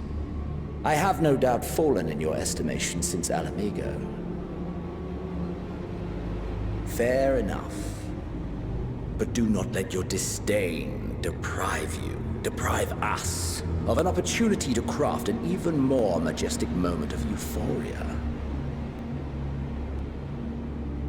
I have been honing my craft as I set the stage for our reunion.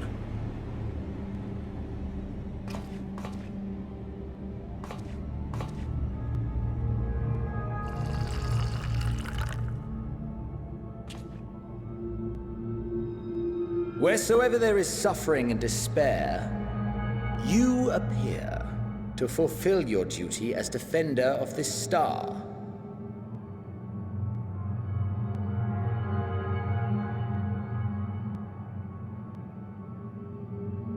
The chaos and destruction that my hordes have wrought are my gifts to you alone.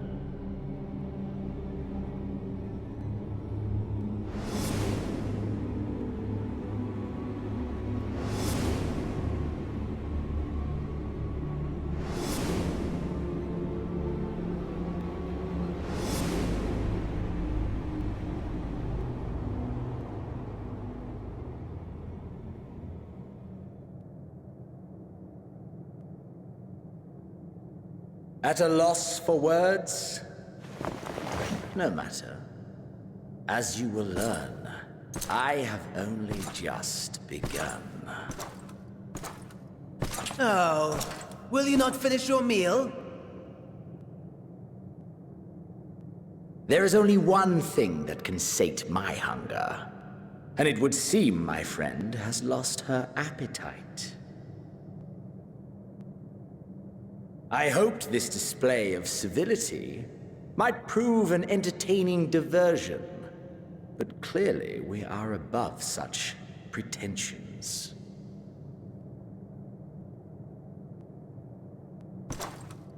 While my lifeless body was in the possession of the Ascian, I too claimed another's as my own. It was an enlightening experience to fight in an unfamiliar form. Flaws and failings in my technique were plain to see. Whence rises one's true strength? The flesh? The soul? Perhaps you should like to discover the answer for yourself.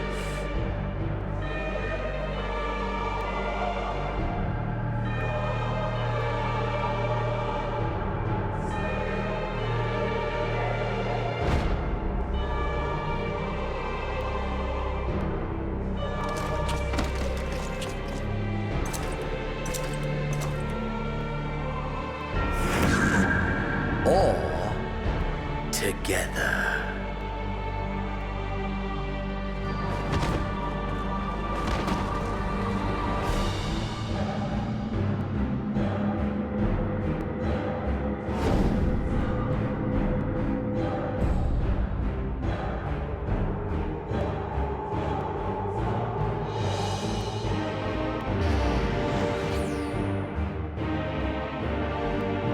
Oh dear!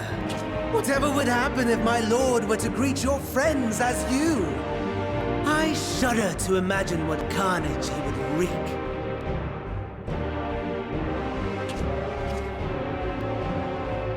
We'd better hurry if we want to avert the bloodbath. You can thank me later for my generosity.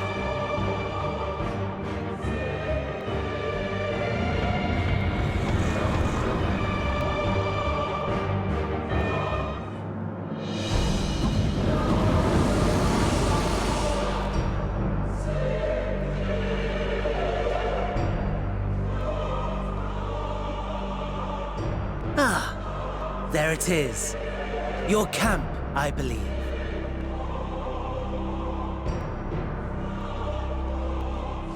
If I were to hazard a guess, I would say that you, the other you, is making her way there as we speak.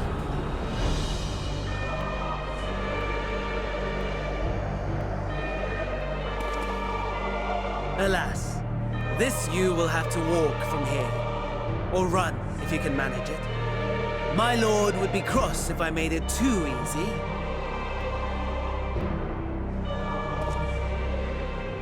Such ingratitude. I'd not squander this fighting chance. After all, you've obstacles enough to overcome. Right on cue.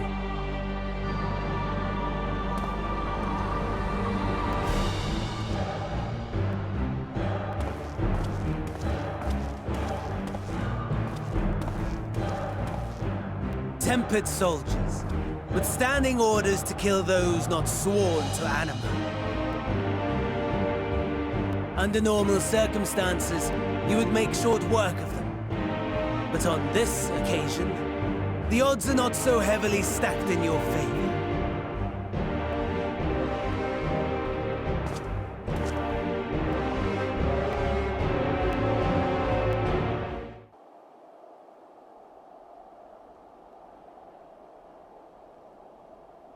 It is a miracle we were able to restrain the Tempered without suffering casualties.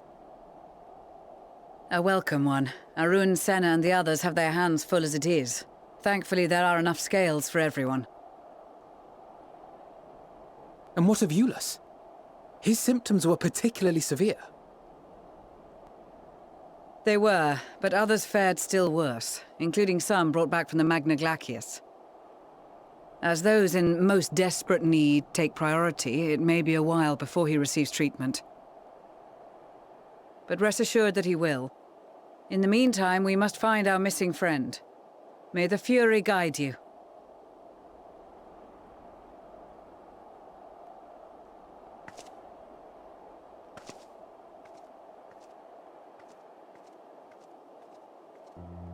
Of all the bloody times for a disappearing act.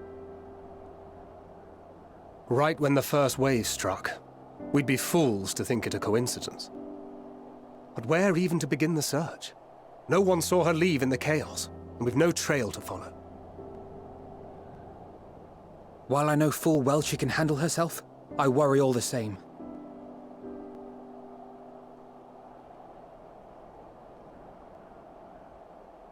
Ah, speak of the devil.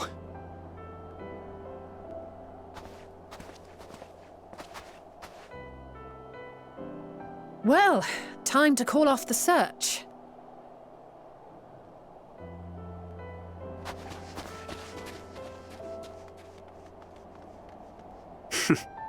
Case closed.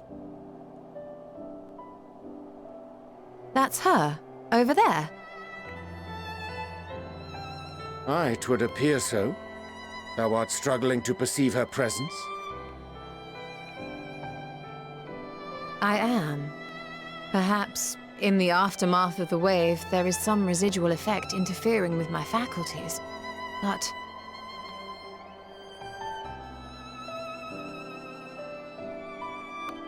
Where have you been? We've been worried sick. Now, all's well that ends well. Are you all right?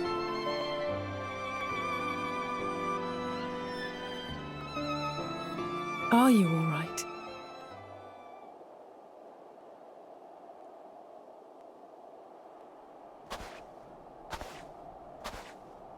Who are you?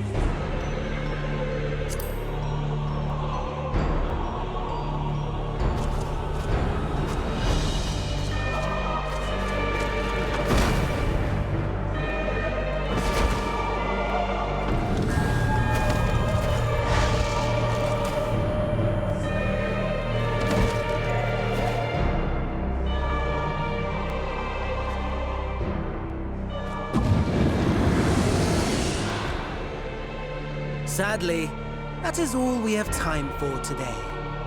The effect has run its course, and back to your own bodies you must go.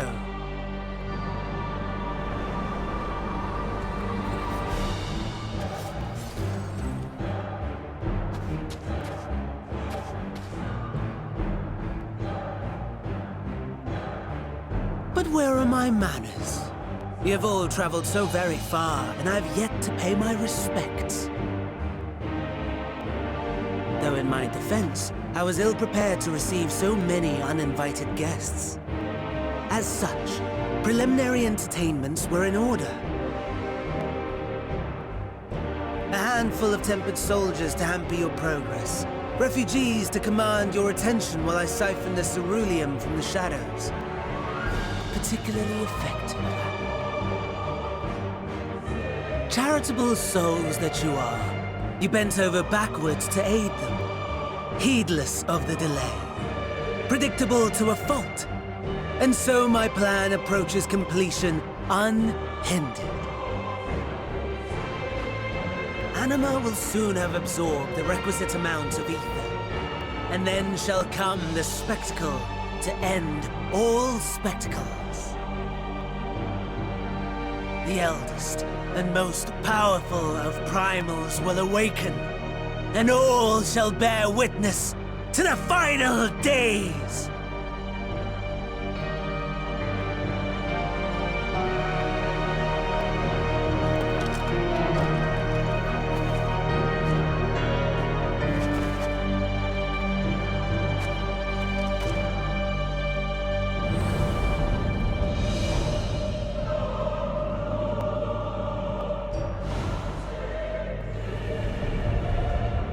The gods themselves will be my meal. Your dear companions my dessert.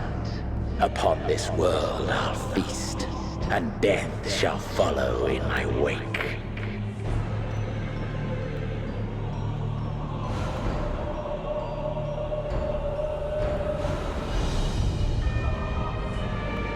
All your hate, all your rage, you will render unto me.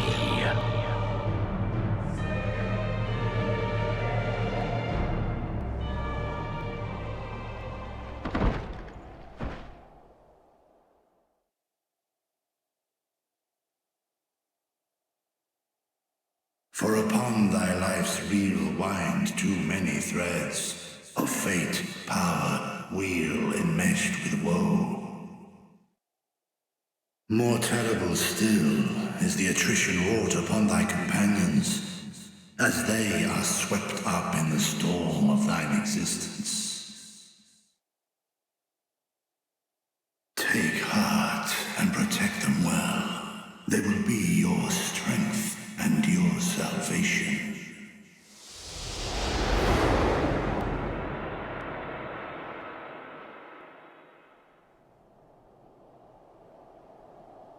Thank goodness. She's awake.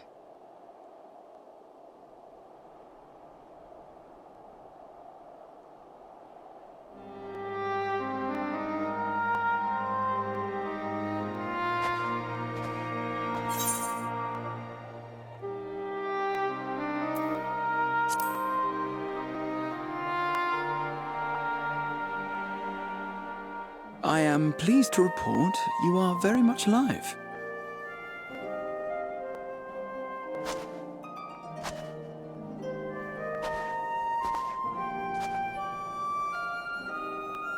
Everything in working order?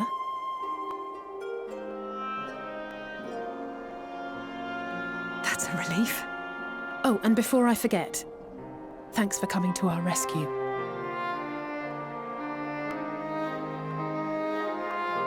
Given recent events, I would be surprised if you weren't feeling a bit poorly. A hearty meal and a long rest would be my recommendation under normal circumstances, but these are anything but. If Van Daniel's boasts are to be believed, we must act quickly. Once you've blown away the cobwebs, we can discuss preparations for our assault on the Tower of Babel.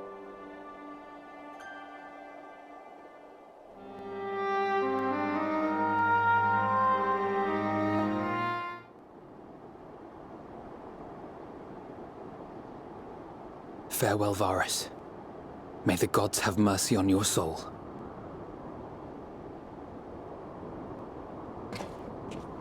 Come. The other two await.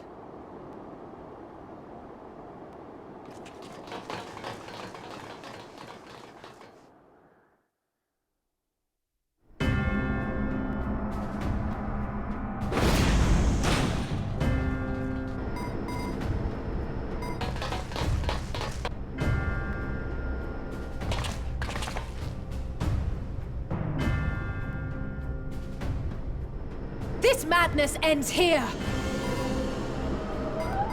Oh, hush. This is the best part.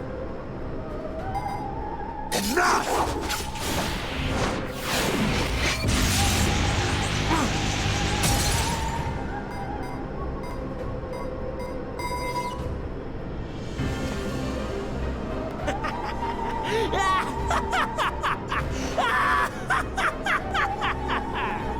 Oh, mighty Zodiac! Awaken from your slumber and descend!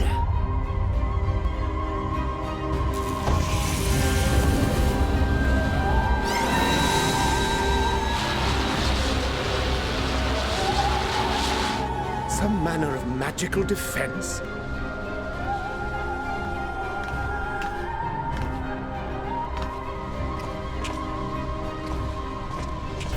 Cryle? But how?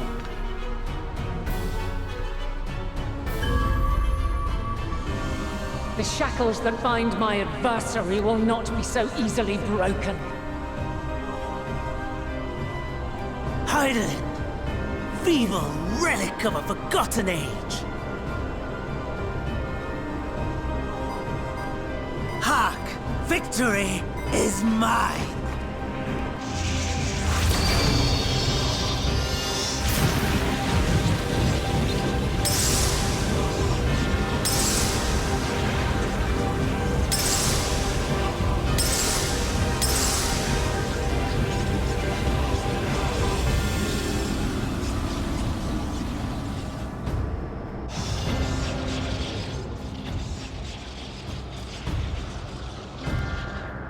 No more ether. And I was so close. My lord, a slight change of plans. We shall travel to the moon and break this wretched barrier ourselves. Whatever it takes.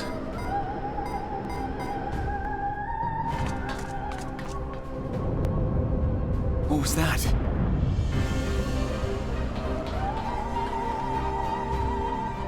The final order issued by Anima to the Tempered Thrones.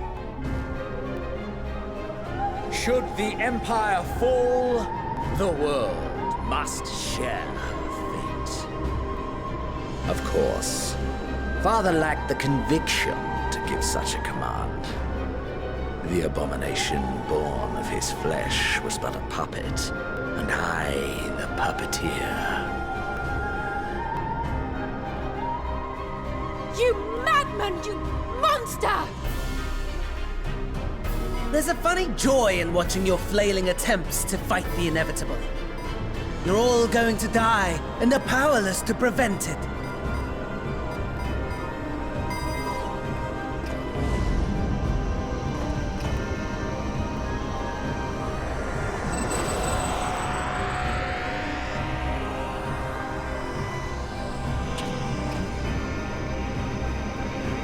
We really must be on our way. You're welcome to give chase, provided you are content to leave comrade and tempered alike to die screaming.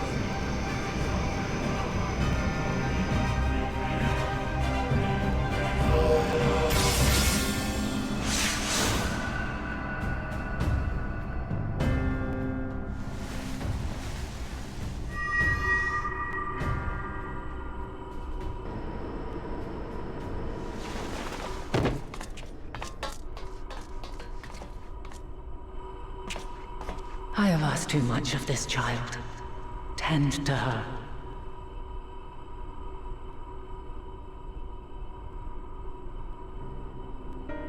The last brand at Mare Lamentorum is yet unbroken.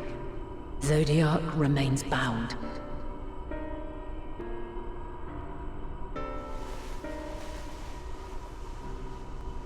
I have shifted the flow of ether and sent the enemy far from their destination.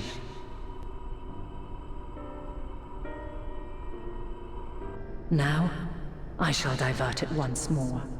An ally awaits, and I will deliver you unto him. Seek his aid. Restore the seal. Zodiac must not be set free.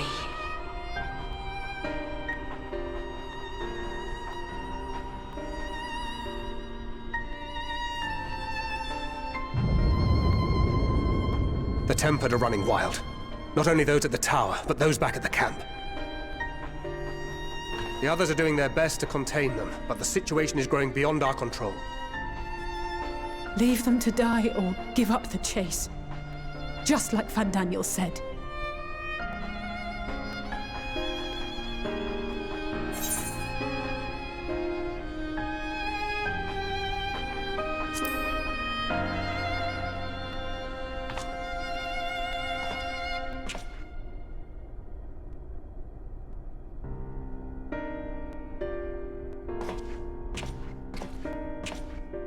You're going alone?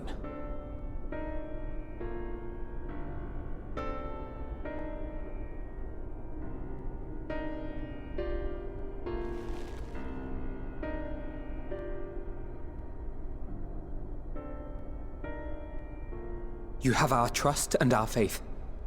I pray we have yours.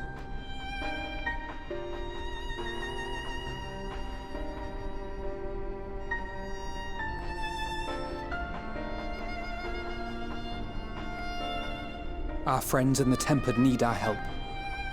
We will save as many as we can, I swear. Once we have matters well in hand, we'll join you on the moon. Until then, be careful. There's no telling what you'll find.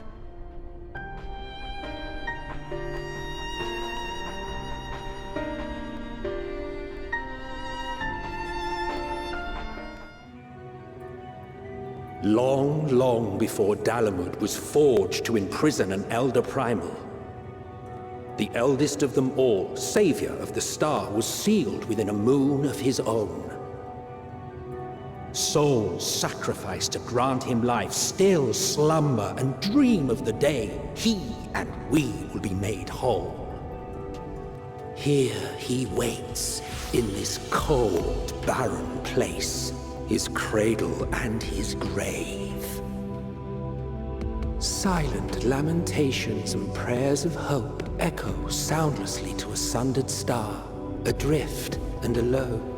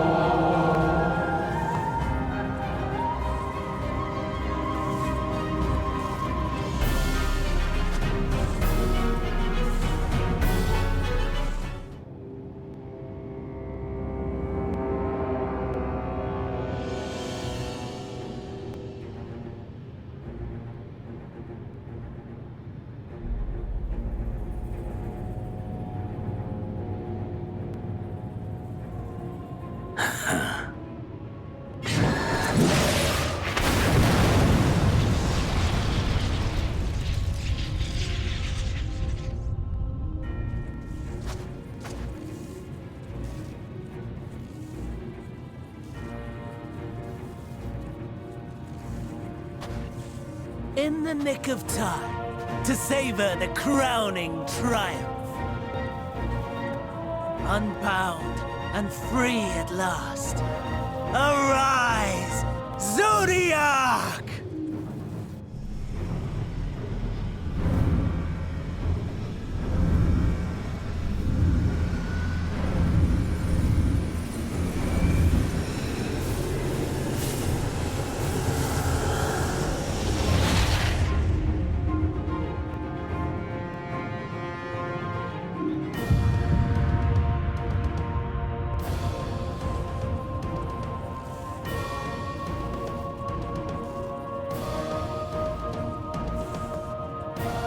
Deprived of heart and will by the loss of dearest Elidibus. A creature of pure instinct, wanting for guidance.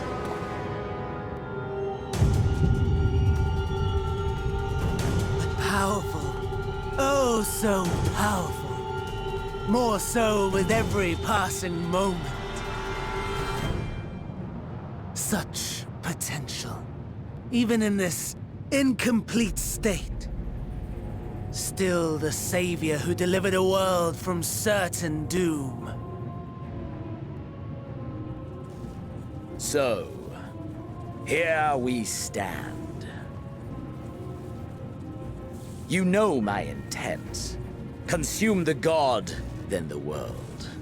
Stoke your fury to a raging inferno, and dance among the ashes. Or perhaps you would face me here and now. A lesser but welcome amusement.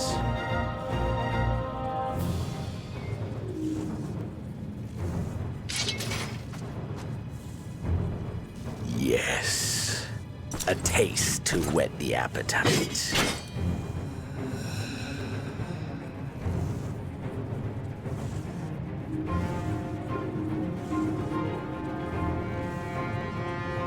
Sorry to spoil the moment, but might I ask that you postpone the slaughter until I've said my piece?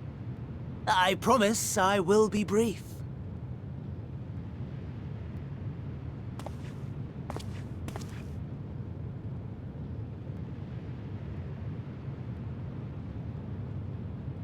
Do you remember when I told you that I wanted to die and take everyone with me?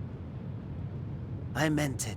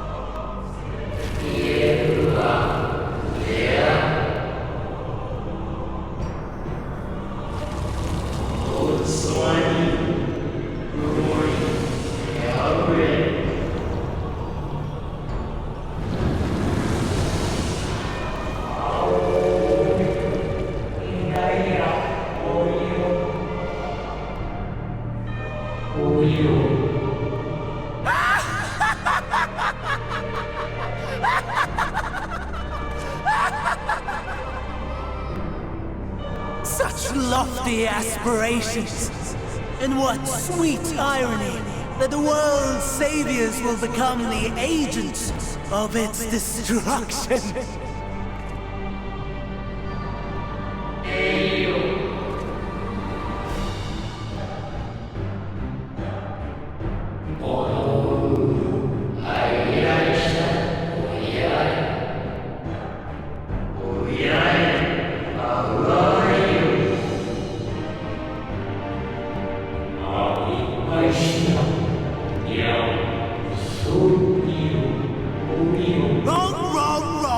Wrong! Lies and delusion! The dead have no power over me. You will be silent. Silent as the grave!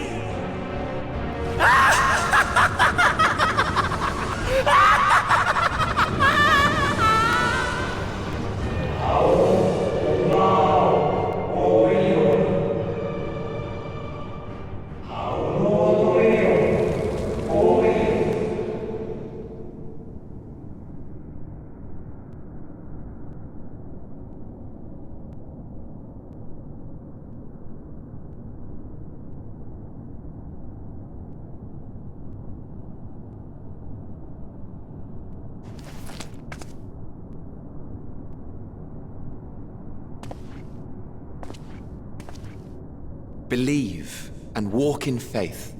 Let the light of your soul shine for all to see.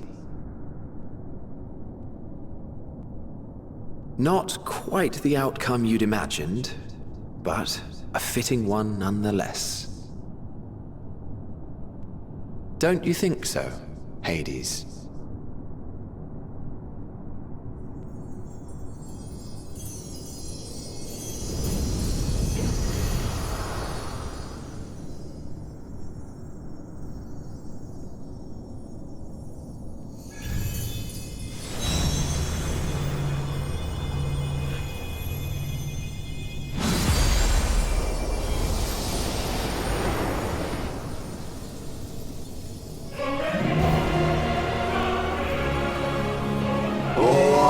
Crave the more boundless power, mine to command.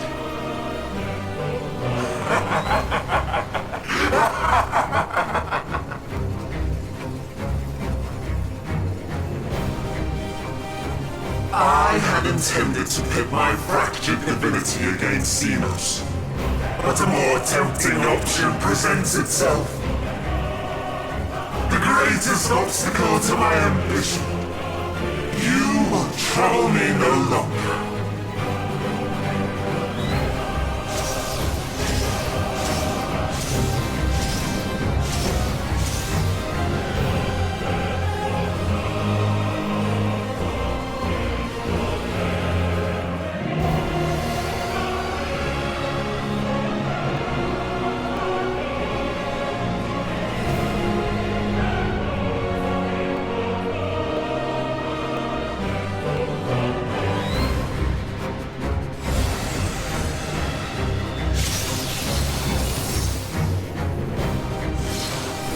Establishing connection. All creation shall bend to my will.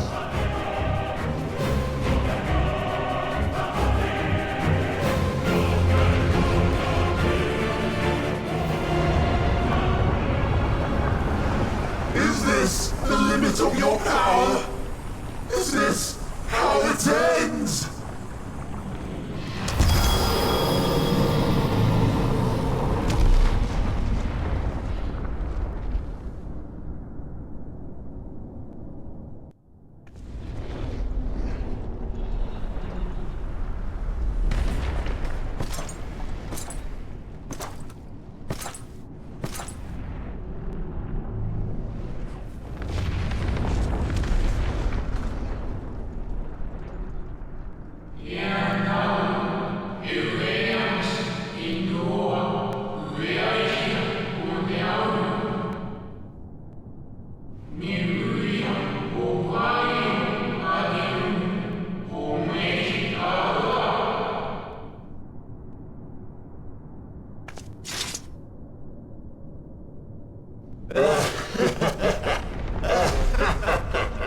Incomplete. Insufficient. Of course he was no match. Once again, you have left my best laid plans in ruins. And played your role to perfection. Thus, sealing my victory.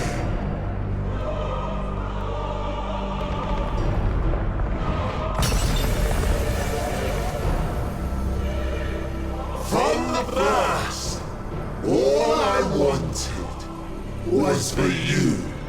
To kill Zodiac! 'Twas but one of many methods to achieve the desired effect. 'Twould have been the same had Xenos died in my place.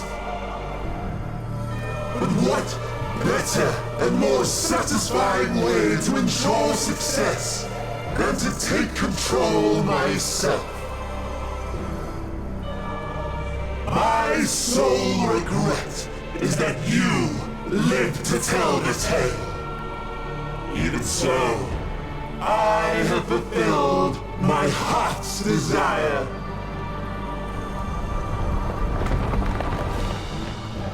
Let your murder mark the beginning of the end.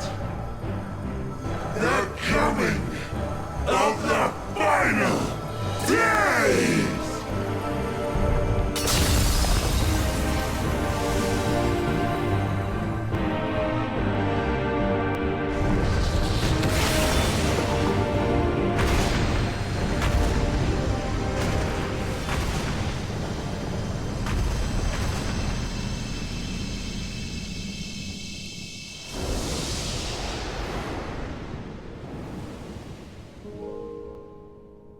How quickly strength fades, and blood cools. Old familiar sensations. So many lives, so many deaths. No different this.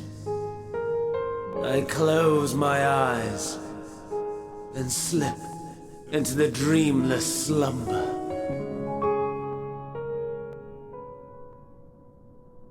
A tired song and dance. Routine. Always I wake. But not this time. Nothing left unsaid. Nothing left undone. Inherit my hell. I intone with glee.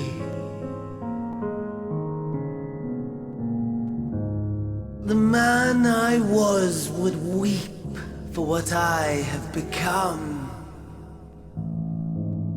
The all-consuming contempt.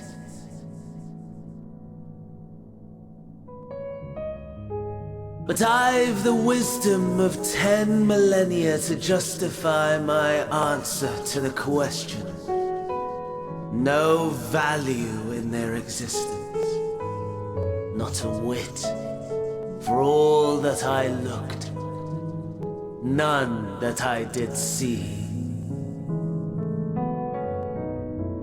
A final chance, then, for Heidelin and her faithful.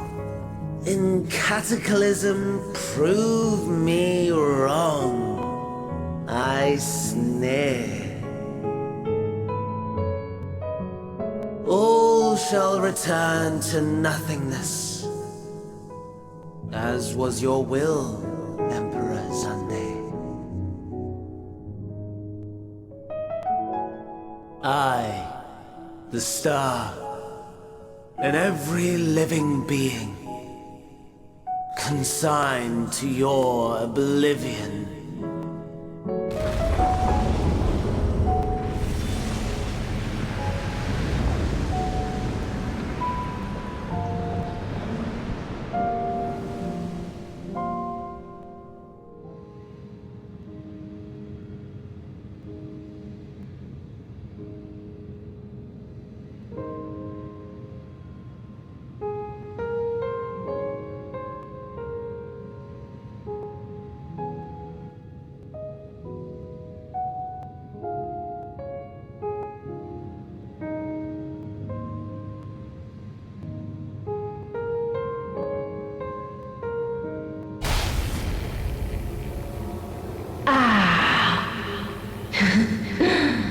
At last.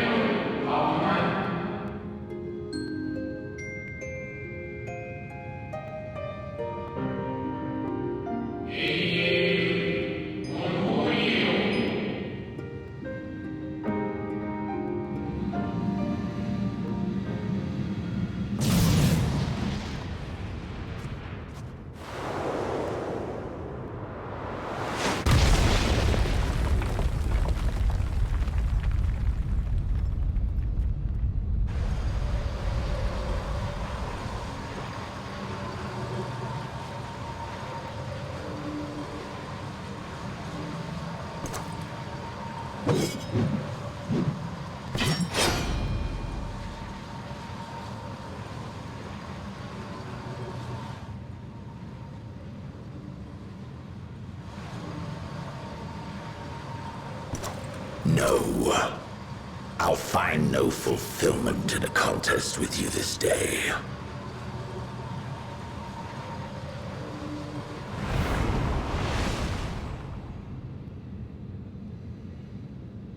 Slavering beasts gather at your gates, ravenous and eager. Already you turn to them and away from me.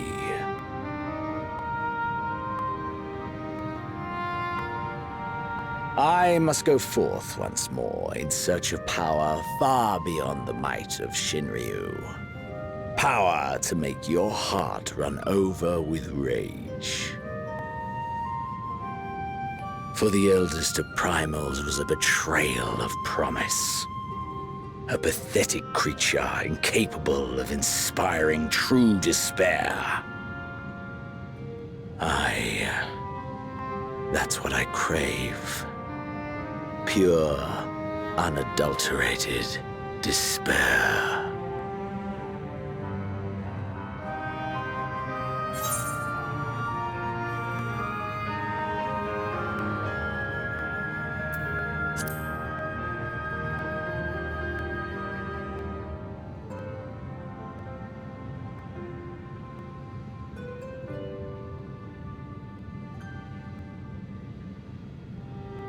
We shall see.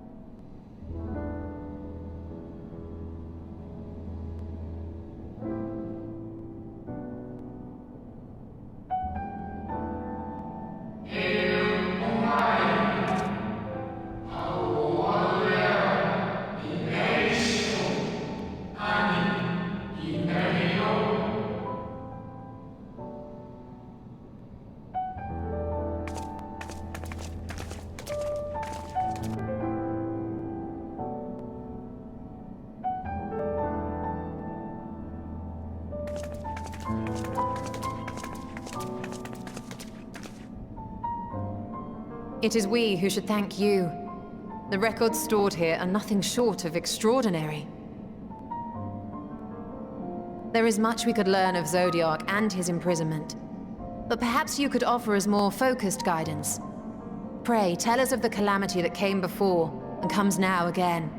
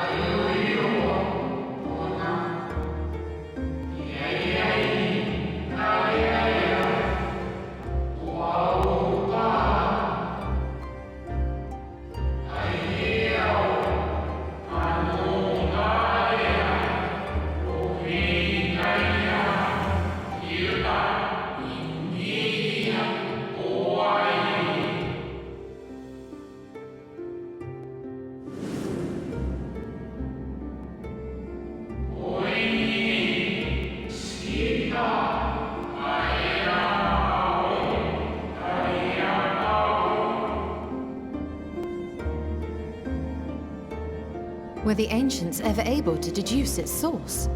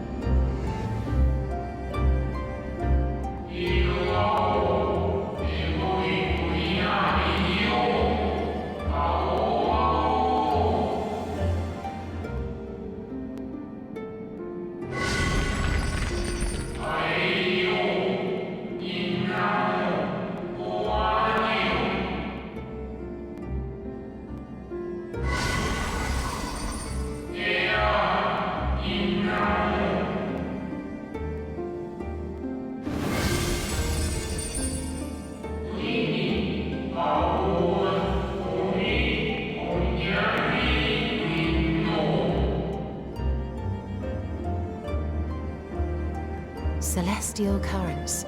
I cannot say I am familiar with the concept.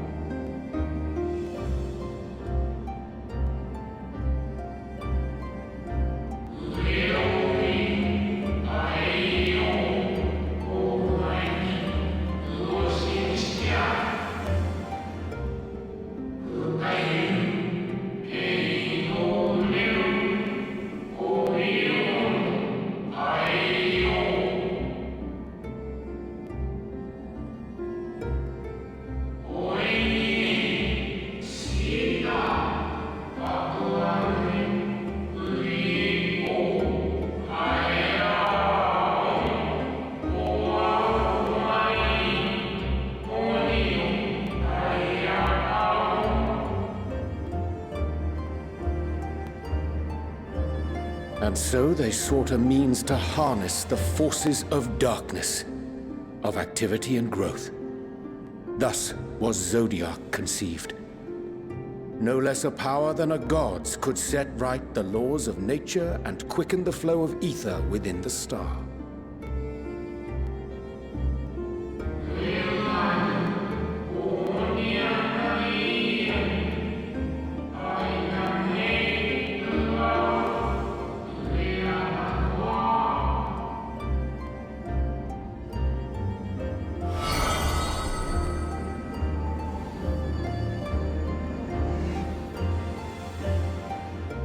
Emmett Selk claimed that those who summoned Hydaelyn did so because they saw Zodiac's power as a threat. Is that true?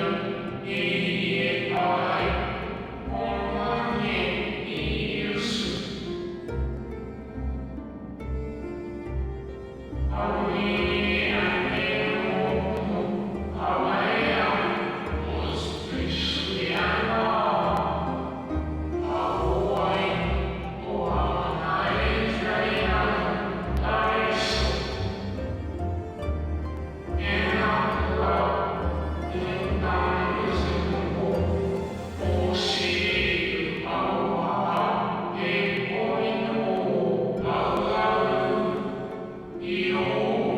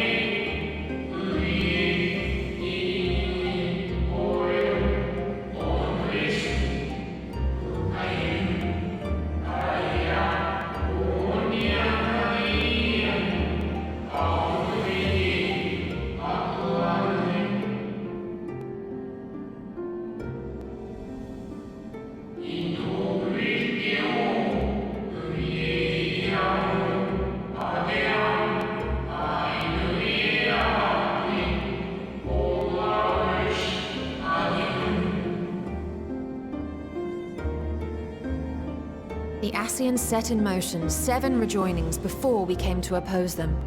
How many more worlds would have been lost had we not placed our faith in her? How many more souls living in the present would have been snuffed out for the sake of those long dead?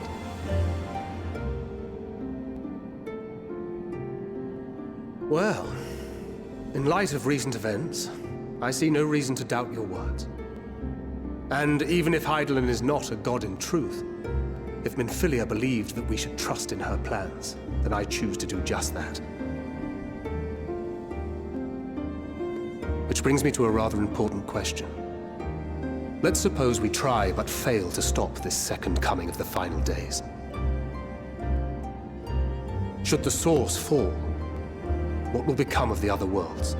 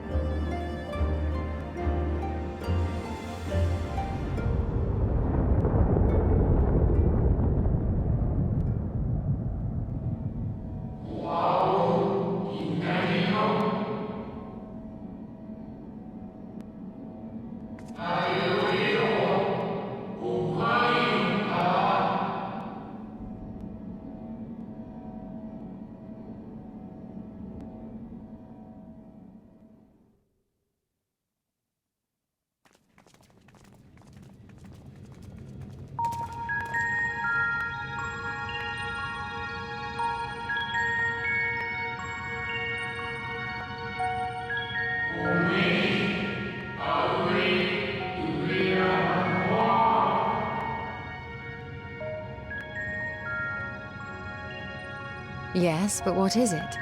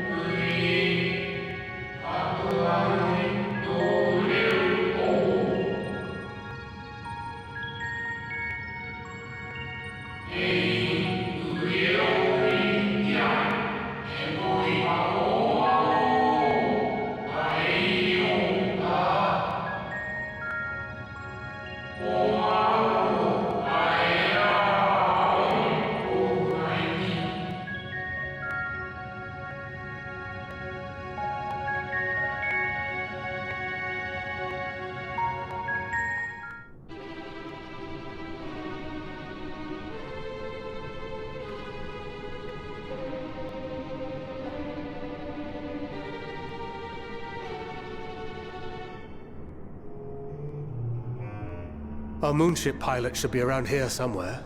Is that right?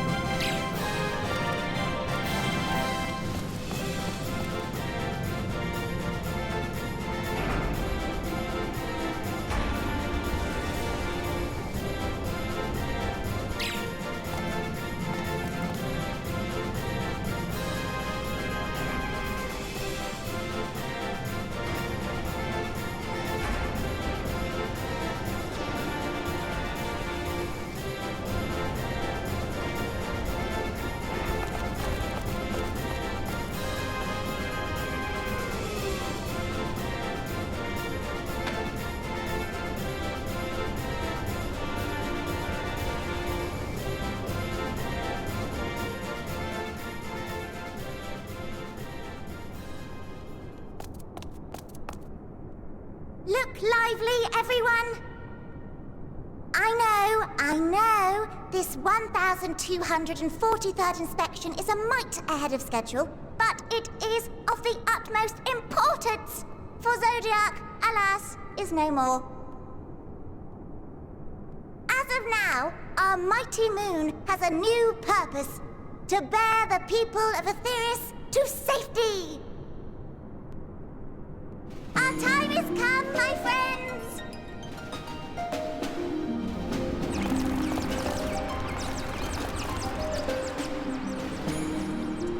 We must be swifter than swift.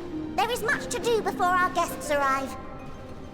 I expect your workstations to be immaculate, and don't forget to relay our signal to Etheris. Questions? Yes? No? Maybe so? No? Then hop to it!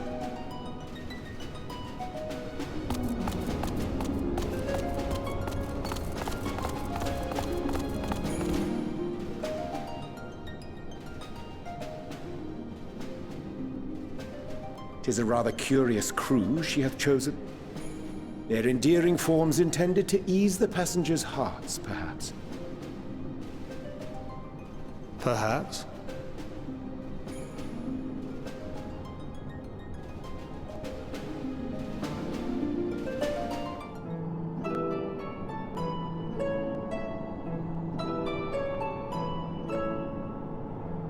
Right, of course. Introductions are in order. Ahem. My name is Livingway, and we are the Lotharites, created for the express purpose of commanding this ship and bearing the people of Etheris to a brave new world. More specifically, I am the one whom she charged with the execution of her most vital plans. You might say I'm her right paw. Livingway's the name, map reader and navigator of the heavens.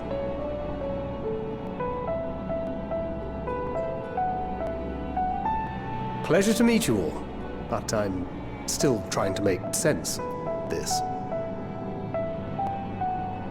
Confusion and bewilderment are completely understandable. Fear not, I shall walk you through it.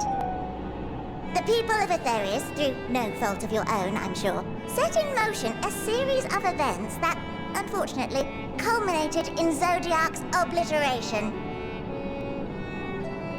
Acutely aware of the imminent crisis, your parents sent you little ones on ahead while they began the necessary preparations.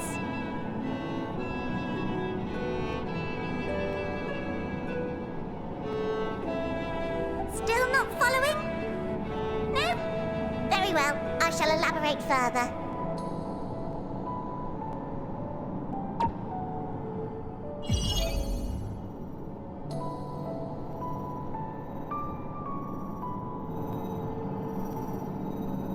Here, we have Etheris, your home, and the moon, where we are now. Without Zodiac around to keep things lively, so to speak, the celestial currents of the star have doubtless begun to degrade. A calamity of apocalyptic proportions will be visited upon Etheris, bringing an end to all life. Very sad, that. So too hath the Watcher claimed. By thine unperturbed countenance, I gather this eventuality was anticipated. The doom and gloom. Oh yes, quite expected. Imagine, if you will, that Etheris is a delicious carrot that I've forgotten to eat and left out in the midday sun.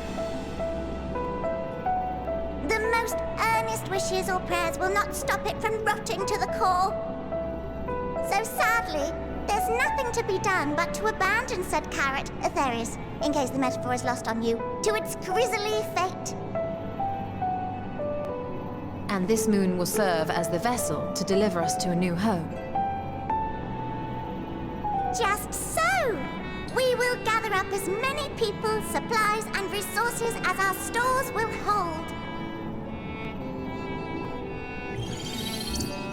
And then then, once everyone is aboard, it's off to another star. Easier said than done, admittedly, for one does not simply hop from star to star on a whim.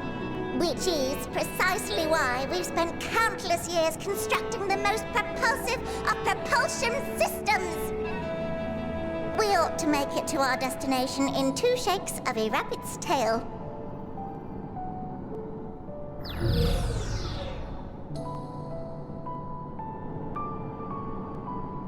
Impressive technology. I dare say it is beyond anything we have ever seen. No need to shower us with praise. All we've done is faithfully carry out the instructions left to us by Hydelin. Back in the old days, when she was still just Venar, she was dedicated to the study of the world and its inner workings. And the Watcher, the real one, not the simulacrum you met, was one of her fellow researchers. We and this wondrous vessel masquerading as a moon are products of their knowledge and know-how. There's certainly more to you all than meets the eye. Might I ask where exactly you intend to take us? We identified a few promising candidates for resettlement some time ago, but we cannot guarantee that they are fit for habitation. Moreover, the ship can only travel in short bursts. We intend to go down our list, hopping from star to star, until we find one suitable for resettlement. No need to worry, though. The vessel is being refurbished with accommodation for an extended stay as we speak. While we did have to rely upon outside help to determine what amenities were essential, I dare say we have risen to the challenge. Help? From who? From you and yours! Who else? Each time we woke to perform regularly scheduled maintenance, we were greeted by the resources you sent us. What better way to learn about preferences and proclivities of our present-day charges? Ah, but you're still adorable little children. Perhaps your elders were responsible for the deliveries. I'm not sure what led you to conclude otherwise, but I can assure you that we are all grown men and women. And I very much doubt my elders know this place exists, much less how to send you so much as a starlight missive. What? Then who in blazes let you on my moon?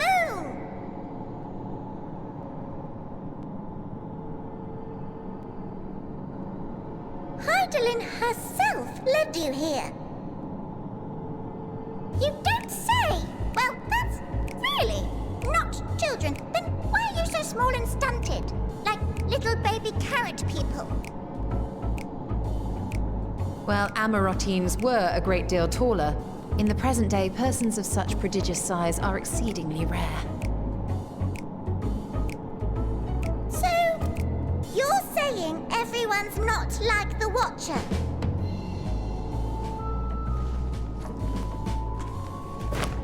Oh, confound it all! Someone could have at least scribbled a note about your profound miniaturization! That tome in thy possession. Oh, this? One of the first books sent to us. A compendium of the people of Aetheris, with a few blank pages at the back for minor corrections and updates as needed. The sum total of our knowledge of your kind is contained in these pages. I thought it was abridged and made small for our benefit, but this isn't a regular-sized book, is it?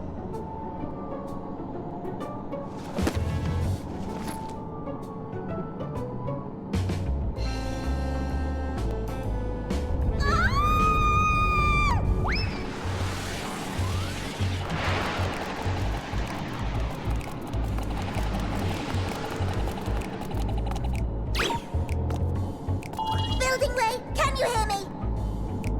Yes, we're all very busy. Change of plans. I need you to rebuild the domiciles at 1/3 the scale.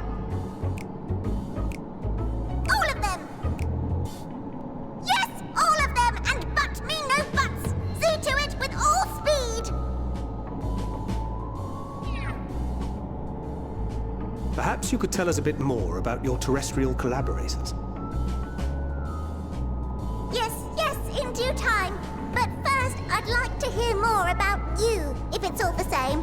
I'd rather not risk any other complications due to outdated knowledge of our passengers-to-be.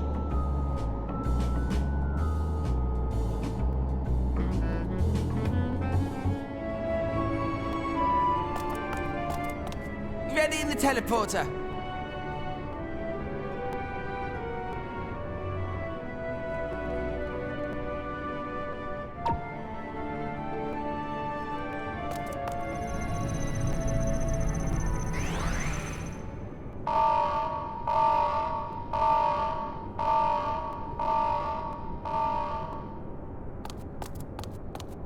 Huh? Access to living quarters restricted due to reconstruction. Then where is it? Oh no!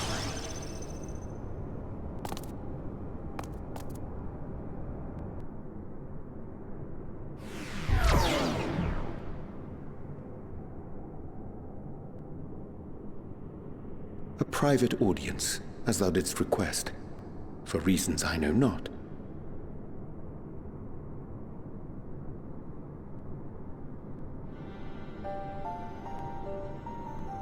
Just a precaution.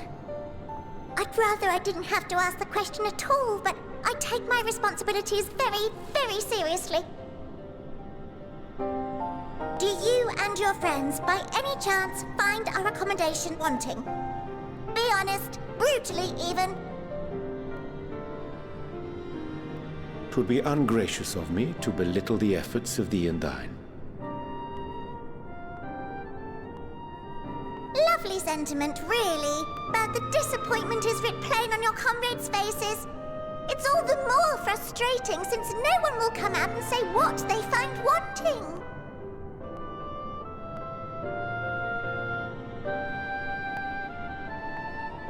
If there are faults in our work, we need to know. We will do better. But time is not on our side. The final days will wait for no one. If your people are to be saved, we must take quick and decisive action. This vessel must serve as a home for as many passengers as possible, for far longer than we may like. Which brings me to my request. Our collaborators on Atheris are doing what they can to prepare for the voyage. Would you be willing to go and lend them a hand? Having seen the moon for yourself, you could speak to its many splendors, learn what else they might require, and assuage whatever concerns they have. Wherefore wouldst thou entrust me with such a task? How to put it? You're the only one who appears not to be wholly unsatisfied with our work. Oh, quite good at pretending that's the case, at least. Calm, collected, tactful to a fault. Very particular with your words, too. You understand that, in the face of great danger, one cannot pursue perfection at the expense of practicality.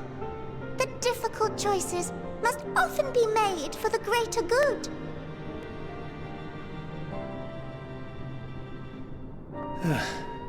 And so fate doth conspire to set my feet upon this path once more.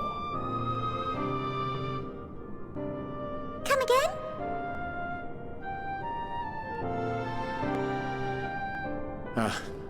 Idle musings. 'Tis no trifle thou dost ask. Yet full well do I understand the urgency and necessity.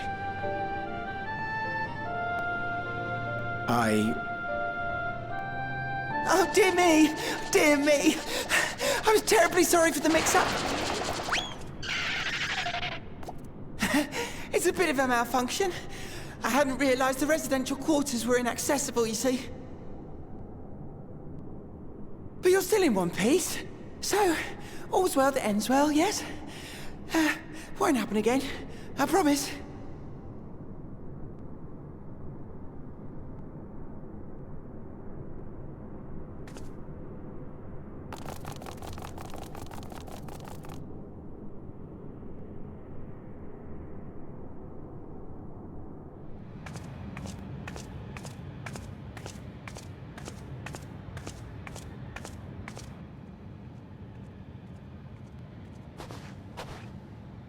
Thine arrival is timely as ever.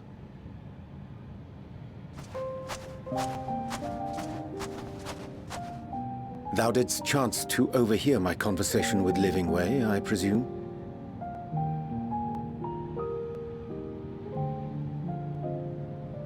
'Twas not mine intent to move in shadow. Nevertheless, I have been asked to do that and more yet again. Is it so plain that these strangers could intuit it at a glance? My capacity for silence and secrecy and duplicity. When Grahatir did contrive to deliver the first at the price of his own life, I was complicit in the scheme. A sacrifice averted for a mercy. Would that I could say the same for Menphilia. One life for one world.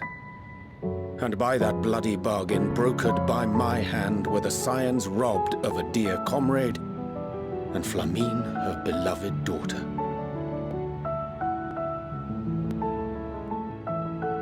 Two souls, whose selflessness was beyond measure, whose resolve was unshakable. They would not be moved even had I thought to protest. But protest I did not. Far from it. I pushed them forward. No effort did I make to seek out alternatives, ones that would not demand such terrible costs. That resignation weigheth heavy on my mind, as does the memory of another lost to mine inaction. Dearest Moonbringer, who did face death unflinching, that we might secure a means to bring low the Ascians.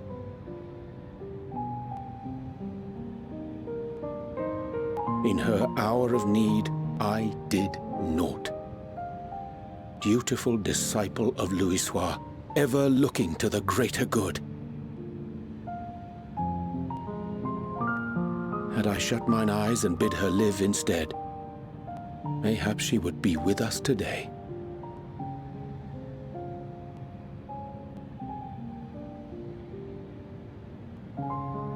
Selfish wants, born of everlasting regrets.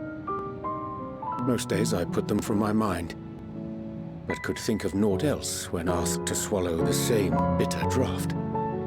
Subterfuge and sacrifice. Mayhap the right moral choice, but one I regard with great trepidation.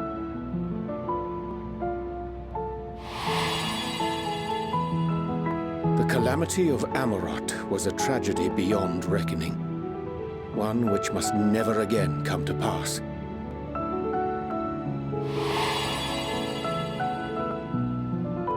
Thus must we struggle, haunted by ghosts of those we have lost, clinging to those we pray we can yet save.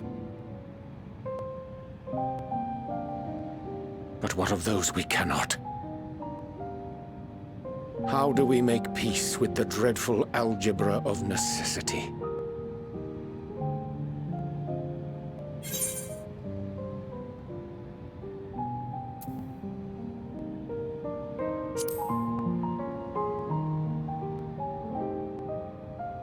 Sage counsel indeed.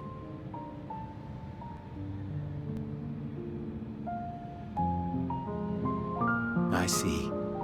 Wisdom as befits a great worm. Curious that he should think thee in need of such encouragement. Strange. Scarcely can I remember when last we spoke alone, and so candidly.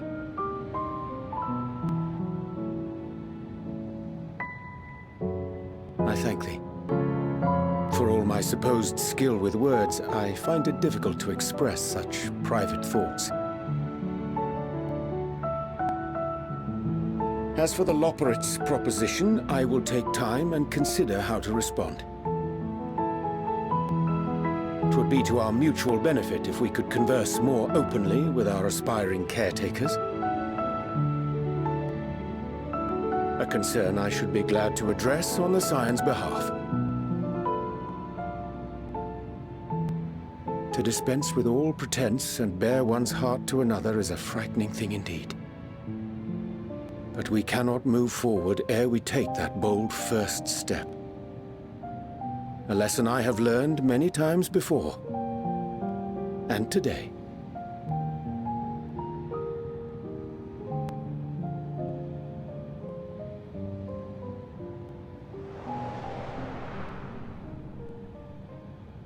What are they saying? Curse these ears! I've heard bugger all!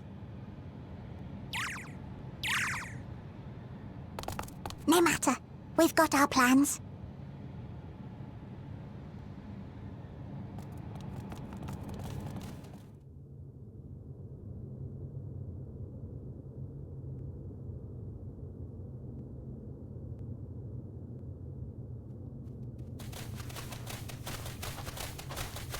And what, pray tell, do we seek at the Watcher's Palace? Oh, come off it, friend! You know full well why we're here. The time has come for you to return to Aetheris and help your brethren prepare for their journey here and beyond. Forgive me, Living Way, but I cannot in good conscience proceed with this plan. Huh? But what about the final days? The death and the doom? Oh, we have to hurry before it's too late!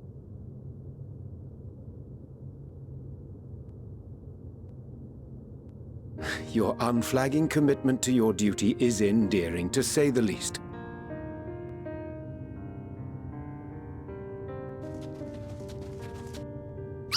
Oh, bugger!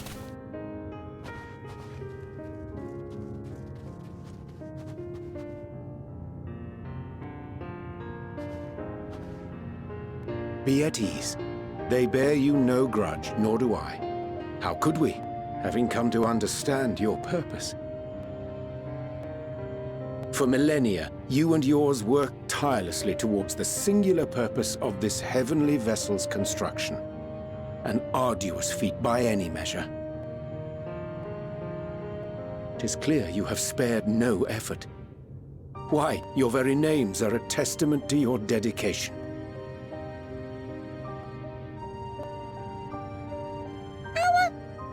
Our names? I'm not sure I understand what you're getting at. Names are an expression of the self, a declaration of one's hopes and aspirations.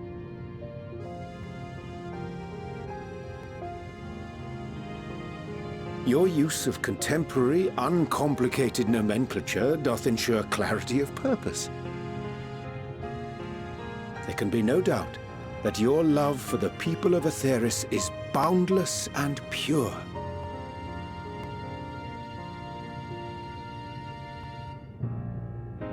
Yes! Yes! A most mellifluous phrasing! We Loperids were born of Heideland's love for Aetheris. That shining, shimmering blue jewel, brightest star in the sky, brimming with life and possibilities. For as long as I can remember, I've toiled in anticipation of the day when this vessel might be needed. All I've ever wanted was to meet those she cherished so dearly, to serve and serve well. That goes for all of us, don't you see? So help us.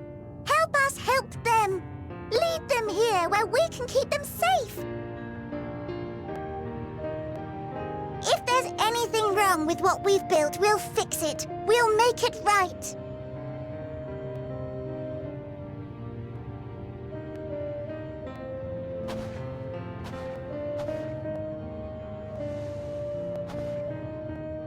Your works want not for repair. Yet there remaineth much for you to learn of men and your own kin besides. Singing Way, thy name bespeaketh more than the simple marriage of rhythm and rhyme. The songs of Aetheris are beyond counting, and span the length and breadth of emotion. Maps are monuments to man's pioneering spirit and his devotion to charting the furthest reaches of our star. Many have devoted their lifetimes to exploratory pursuits, to venture unto the highest mountains and the deepest oceans in search of unknown frontiers. And thou, my friend, I do not think we've met. My name is Puddingway.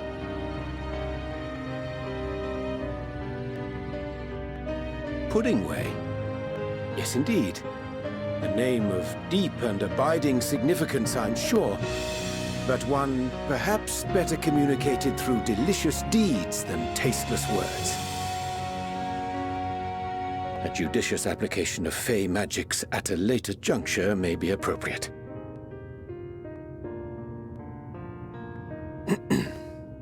And Living Way. 'Tis no easy feat to convey the significance of thy moniker.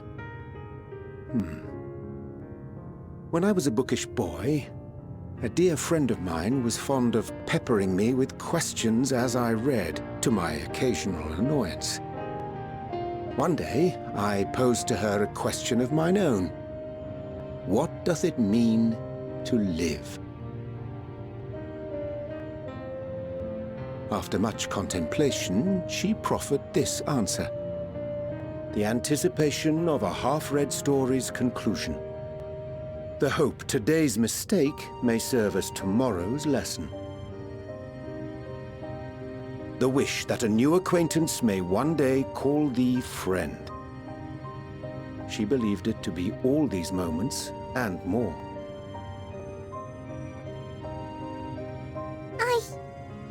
I want to understand, but I, too, still labor to find mine own answer. 'Twould be my pleasure to assist you and yours in embarking on a journey of self-discovery and enlightenment.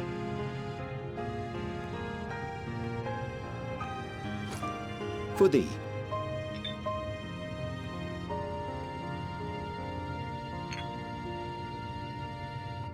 Ink as blue as the waters of Aetheris. Made in haste, though I assure thee, the quality has not suffered for it. The people need not be persuaded by honeyed words. Nay, I have faith they shall do what is right in due course. Until they do, I beg your patience, friends. And with that ink, let us fill the empty pages of Living Way's compendium. An open exchange of ideas will surely afford you all a better understanding of modern man, and with it, ideas for improvements and renovations. But more importantly, it shall empower us to together find a way forward.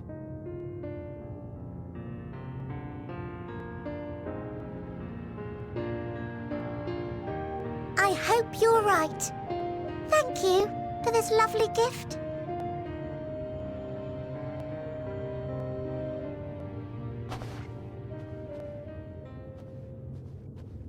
There you have it. I shall remain with the Loporrits to ensure that all is in order. Though we must needs prepare for every eventuality, you would all agree that the evacuation of our star is a last resort.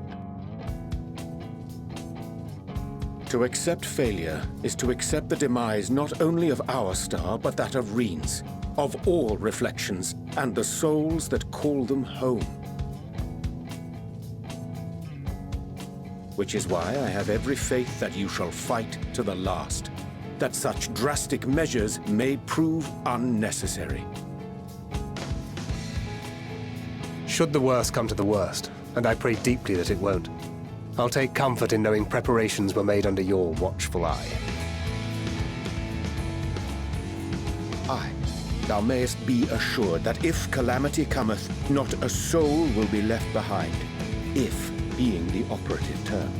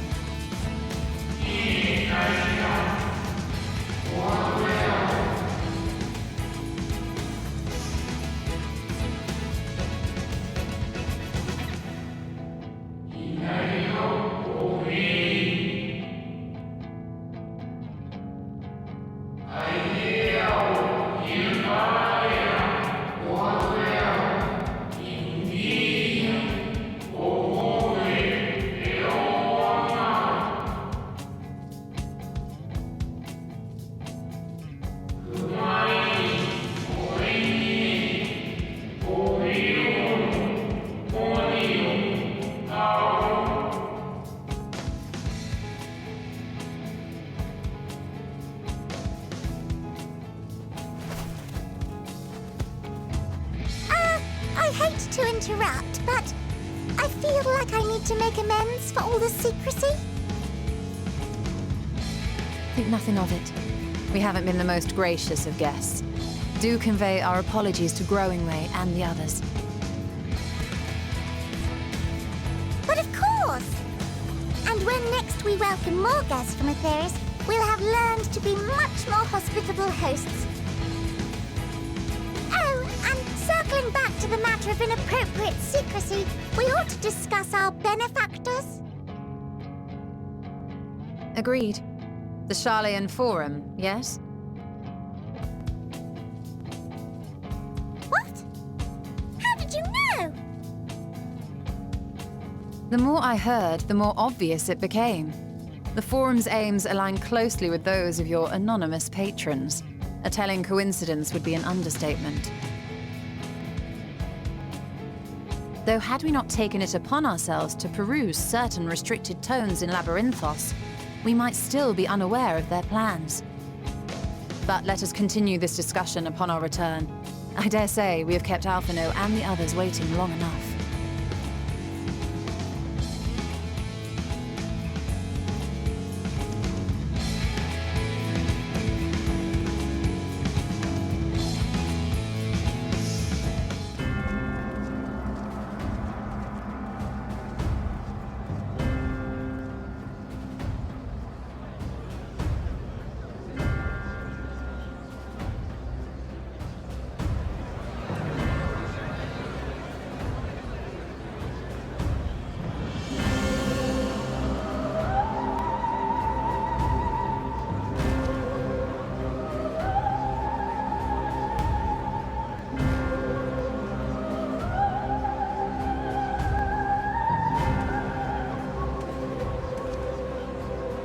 Order! Order, I say!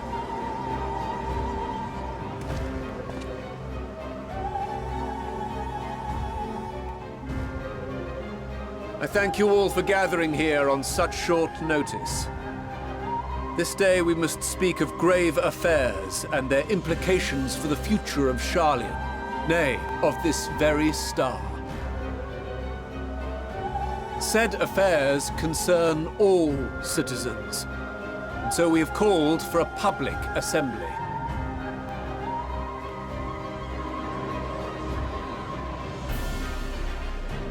You may have heard rumors of the Telophoroi and the havoc these madmen wreak abroad. Under normal circumstances, we would pay little heed to petty disturbances outside our borders. The final days, however, are another matter altogether. For we dare not ignore these prophetic words of Eld. The Endbearers will come, ushering chaos and calamity. The final days descend and devour the very star.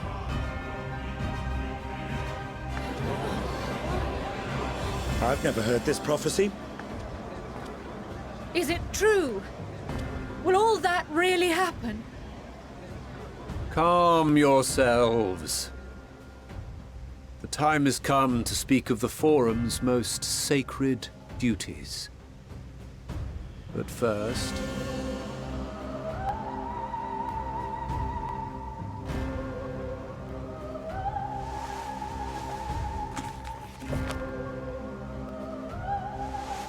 Give voice to the voiceless. Let bindings be unbound. By unanimous decree, I declare the enchantment broken.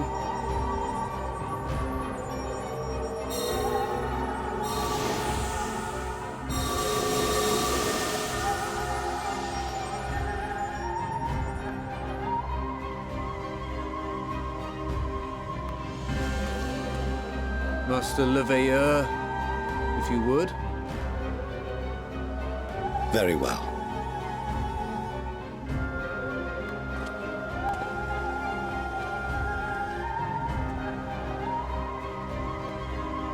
"270 years ago, our forebears began an expedition in the Dravanian hinterlands, in search of a route to access the ethereal sea. This much is public knowledge. Their findings, however, would become the Forum's most closely guarded secret.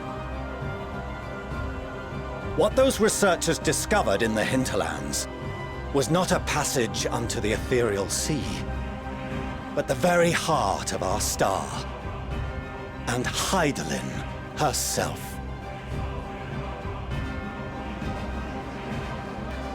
She spoke to them of a calamity that would extinguish all life, and of a means by which we might be spared. The moon. 'Tis in truth a gargantuan vessel built to serve as sanctuary for her children and deliver them from this doom. Much like Njunkref's hope in ages past, it will bear the people of a world in the throes of death to a new home. Needless to say, this will be no small undertaking. To facilitate the great work, the Forum has maintained close contact with the servants of Hydaelyn, who presently reside on the moon. Convinced that the foretold end was all but inevitable, we began amassing a wealth of knowledge, not merely for the betterment of our nation, but in preparation for the journey to come. You reveal this to us now? By the gods, how long do we have?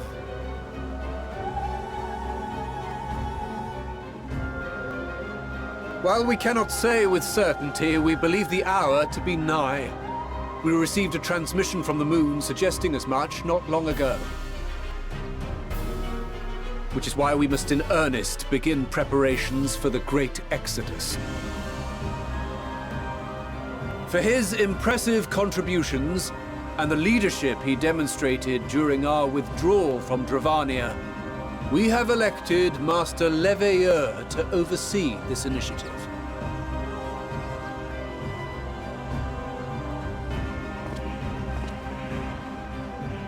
Fellow scribes and scholars, my countrymen, we face a threat of unprecedented scale. We must challenge the trials before us with composure and conviction if we are to find salvation. The wisdom of Sharlayan has ever been a shining beacon in the darkness, and so it shall continue to be. It is our solemn charge to see our heritage preserved for future generations. For those who will come after, we will brave a new frontier.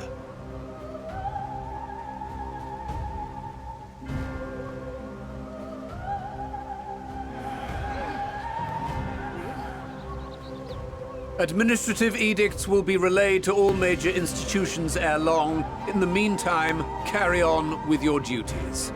With that, I hereby call this assembly to a close.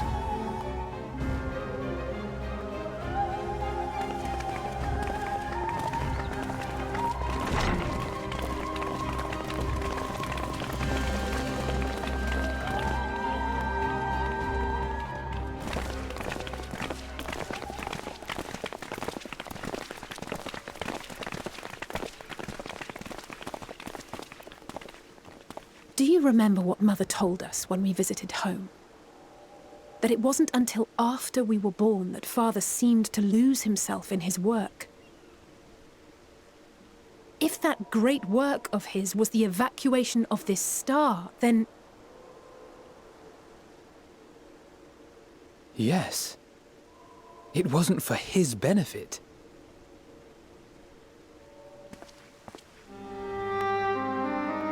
Would you mind waiting here a moment?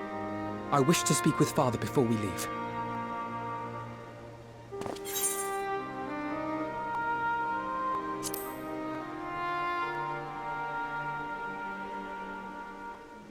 Thank you. I shan't be long. If it's all the same to you, I have a few choice words to share with Father as well.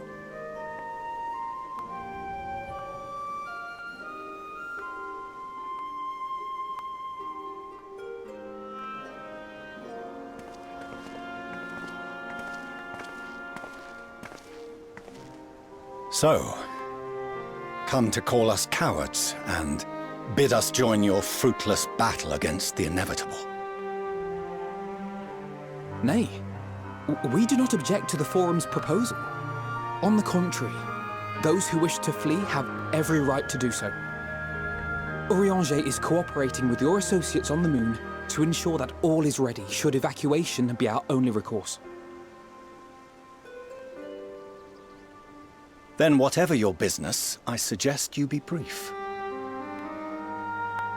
Though we cannot boast the boundless wisdom of Charlian, we have first-hand knowledge of foreign cultures and have conversed with no small number of peoples.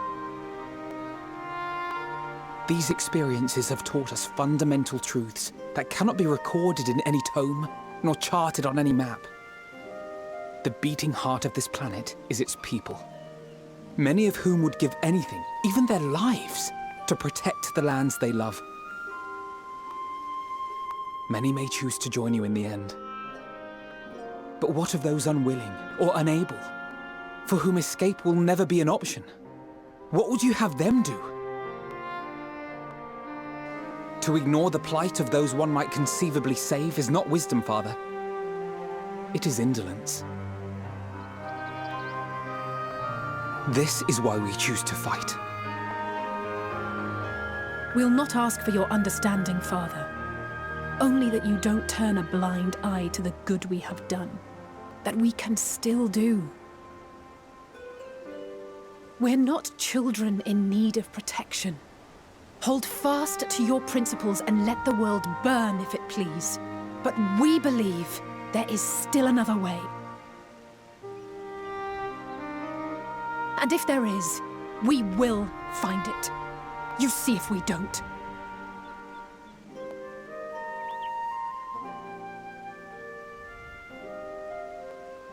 Do as you will. Just stay out of our way.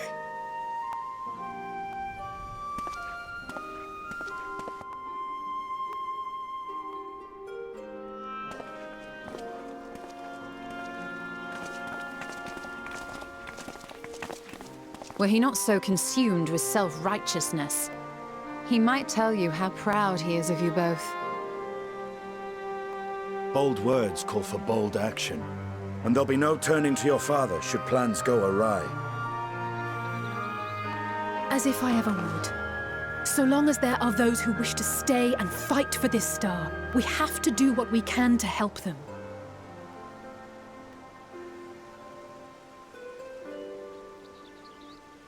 And if we're to do that, we'll need to be well rested.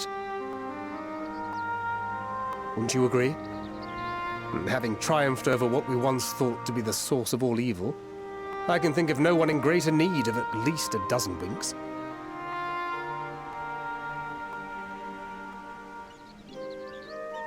Shall we then?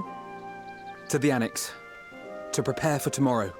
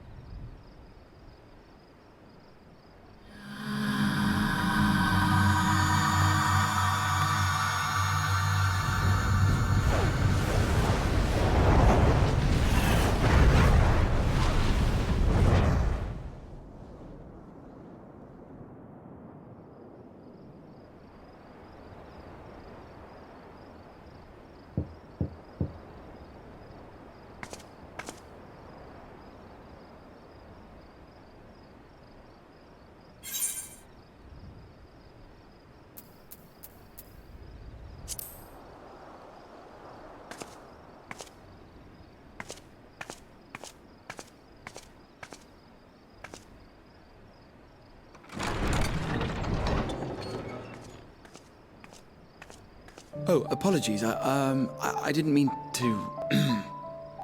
If you could spare a moment before bed. Thank you. I fear this may be the last quiet night we have to talk for quite some time.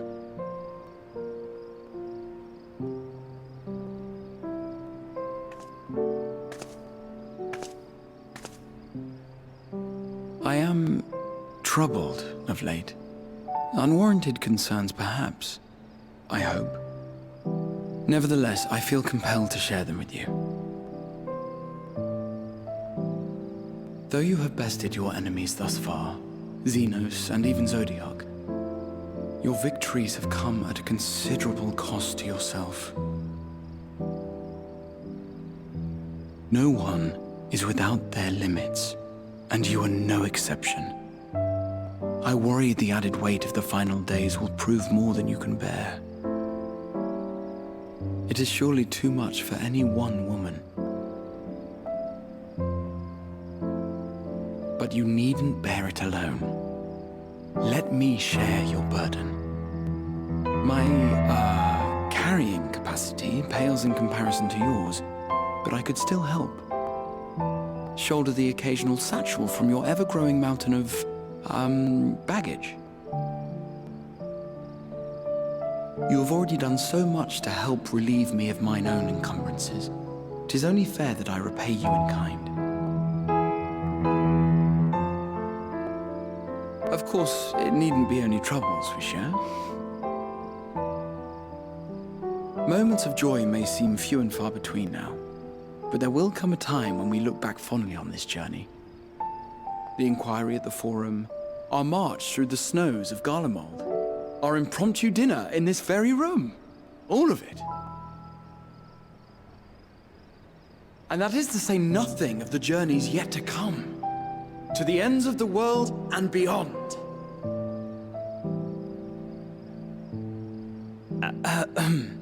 But tomorrow will be no less busy than today, and I've kept you from your rest long enough.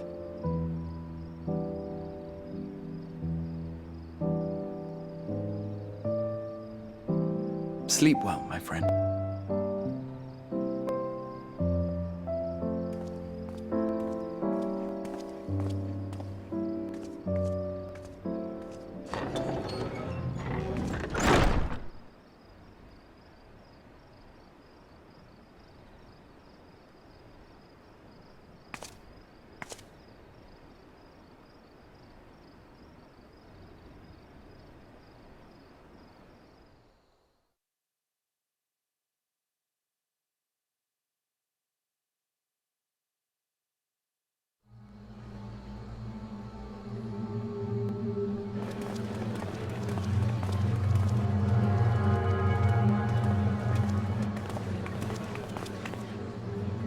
Thank the gods that tower is gone. The sight of it was enough to make me sick. Thank the Ilsabar contingent, more like. Word is, they fought their way into Garlemald and toppled the bloody thing themselves. Not just the one, neither. All the towers have up and vanished. Aye, I heard the same. Commander Aldin and his troops helped keep casualties to a minimum, too.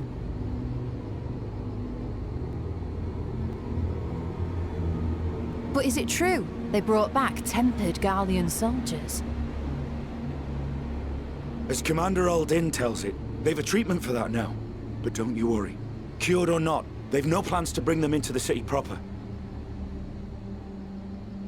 I see. Well, that's a relief then. I know we've brothers and sisters among the lot, but I can't say I'm eager to welcome them home.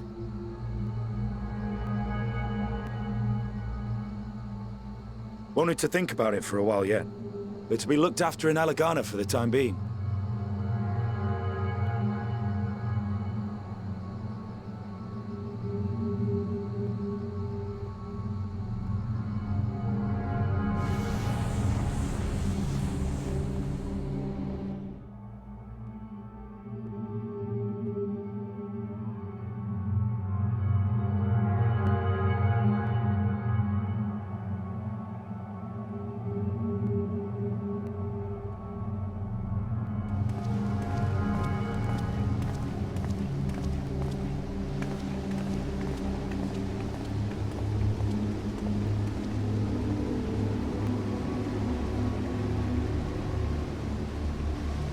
Another day, another commission of paramount importance.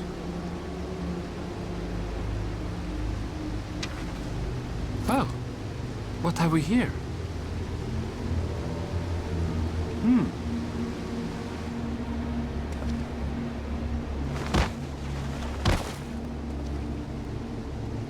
Hey, are you all right?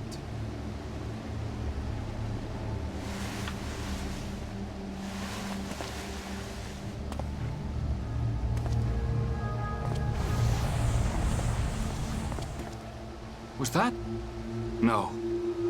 The shadows play tricks, nothing more.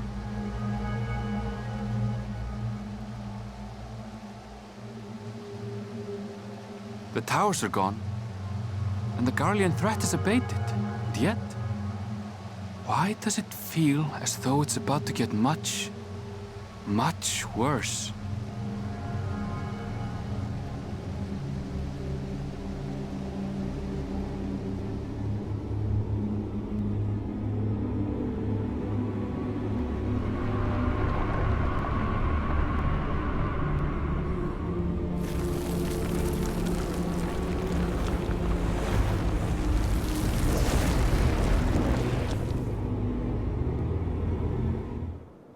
And lo, vile beasts did rise.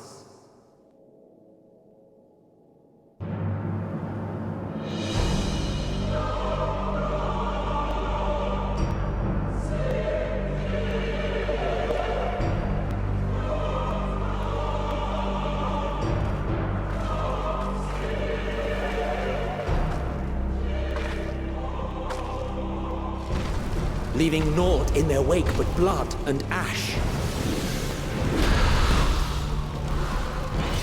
Sun scorches earth and boils seas. And our sins ascend unto the heavens. Three dooms to unmake all we were.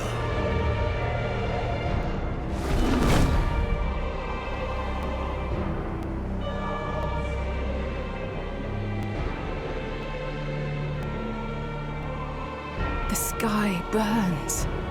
The final days are truly upon us. My friends, I trust you have heard the news. We have. What can you tell us of the situation, Your Excellency?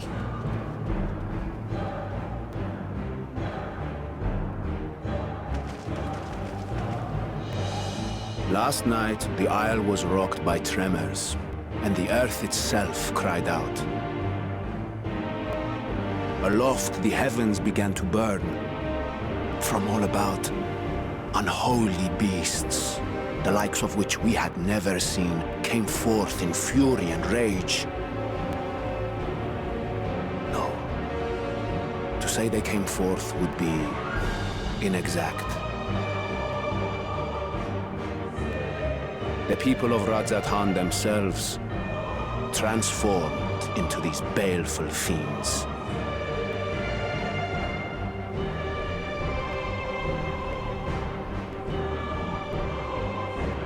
Though the phenomenon was observed throughout our lands, the first creature, the largest and most dreadful of the lot, wrought havoc upon us here in our fair city.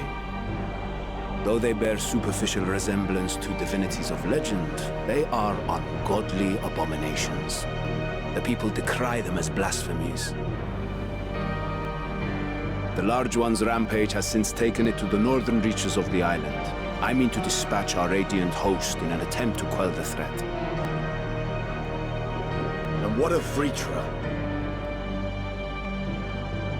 Vritra too makes for the north of his own accord, and yet he knows the blasphemy and its minions were but yesterday his beloved people. I pray his boundless compassion and mercy does not deter him from taking unenviable but necessary action.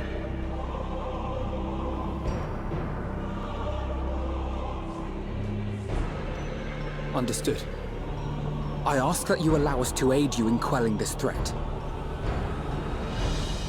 You would risk your lives to help us yet again? I have no words to express my gratitude. Our regiments approach the north from several directions, with a number of units set to depart from the docks of Yedlimat. They will make landfall in an area of dense jungle. but one can expect to encounter dangers even beyond the fell beasts we hunt. I leave you to your preparation. You will find me at the docks when you are ready to depart.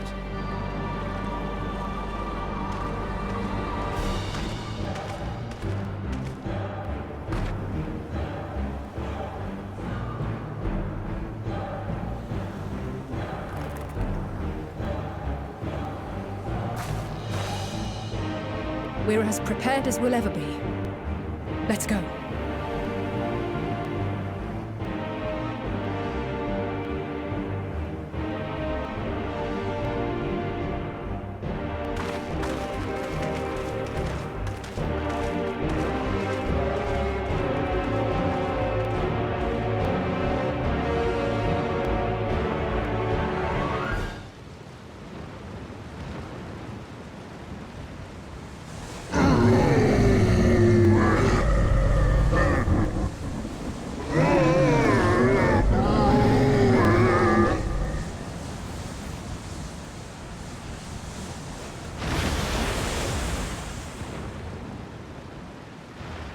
As I feared. What is it? The beast was there, and now it is no more. Yes? Indeed. We saw it plain. But you didn't, did you? I saw nothing. Not the blasphemy that perished here, nor the other men turned beasts. And because of this, I now see all too well. There is no ether. Where the creatures should be, I saw naught but emptiness. Emptiness? But that would mean... Recall the words of the Watcher. 'Twas a stagnancy of ether, a cessation of flow leading to decay and absence that led the ancients to conclude their star was dying. This is the same phenomenon. The instant these people are seized by the transformation, their ether begins to rot and crumble away like dried mud. Until, from their corporeal forms to their very souls, naught remains. But the beast spoke with its dying breath. Surely at least a sliver of the man it was endured. Mayhaps so. But even if the process was incomplete, it was little more than a faint residue. Gods be good. You're saying they cannot be saved? Not by any means known to me. Or by any means at all, like as not. For there is naught left to save.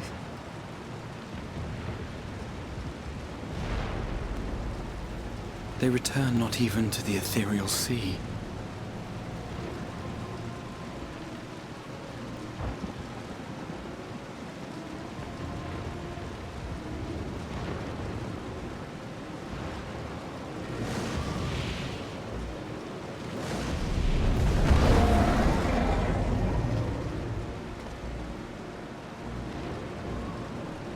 The beasts rage on, their hunger insatiable. Even deprived of their master, they perpetuate his legacy of hate.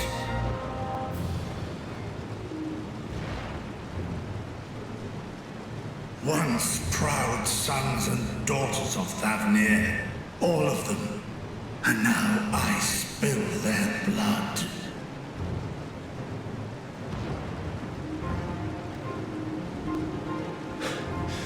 Vitra, my friends, I am heartened to see you safe.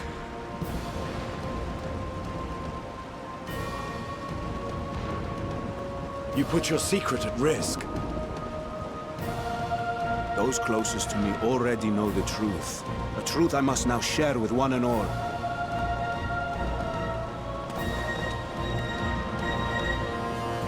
Vitra, calamity has come to Radzatan. Our fair nation is rent by screams of pain and despair.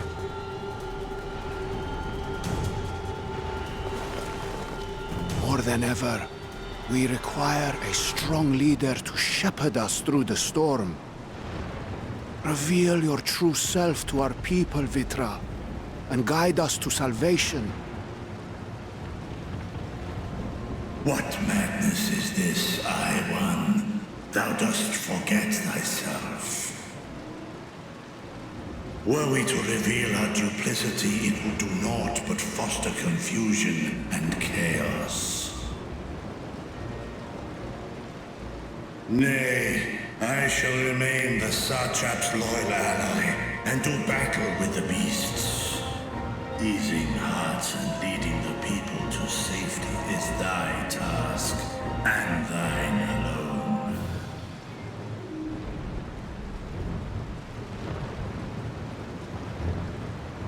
I ask that you remain at Ahewan's side, and render unto him what aid you may. I know not what lies ahead, but without you, Ra-Zetan will not survive.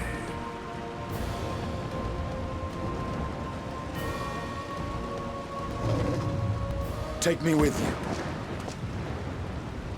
I am as at home fighting in the air as I am on land. Take me with you. Were my words unclear? I require no assistance. Thy place is at Ahewan's side.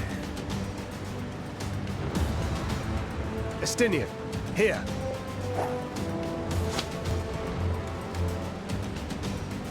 It's the last thing you ever wanted. A link pearl. We'd gain much from knowing your elevated perspective. And it'll keep you from getting lonely, which I know you loathe.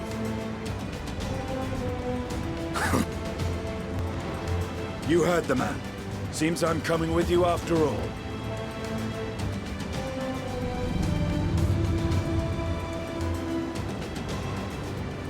Then I pray thy grip is iron.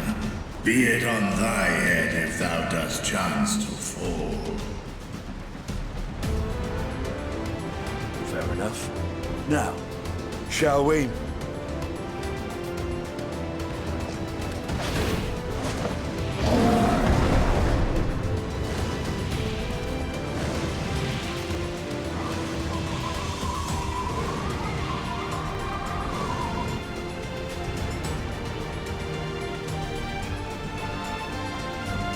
I fear it is as Vitra says. We will not survive this on our own, while I am loath to impose upon you again. I would insist if you did not. 'Tis the very reason we have come. Then once more I find myself without words to thank you properly. Let us return to the capital and plan our next course of action.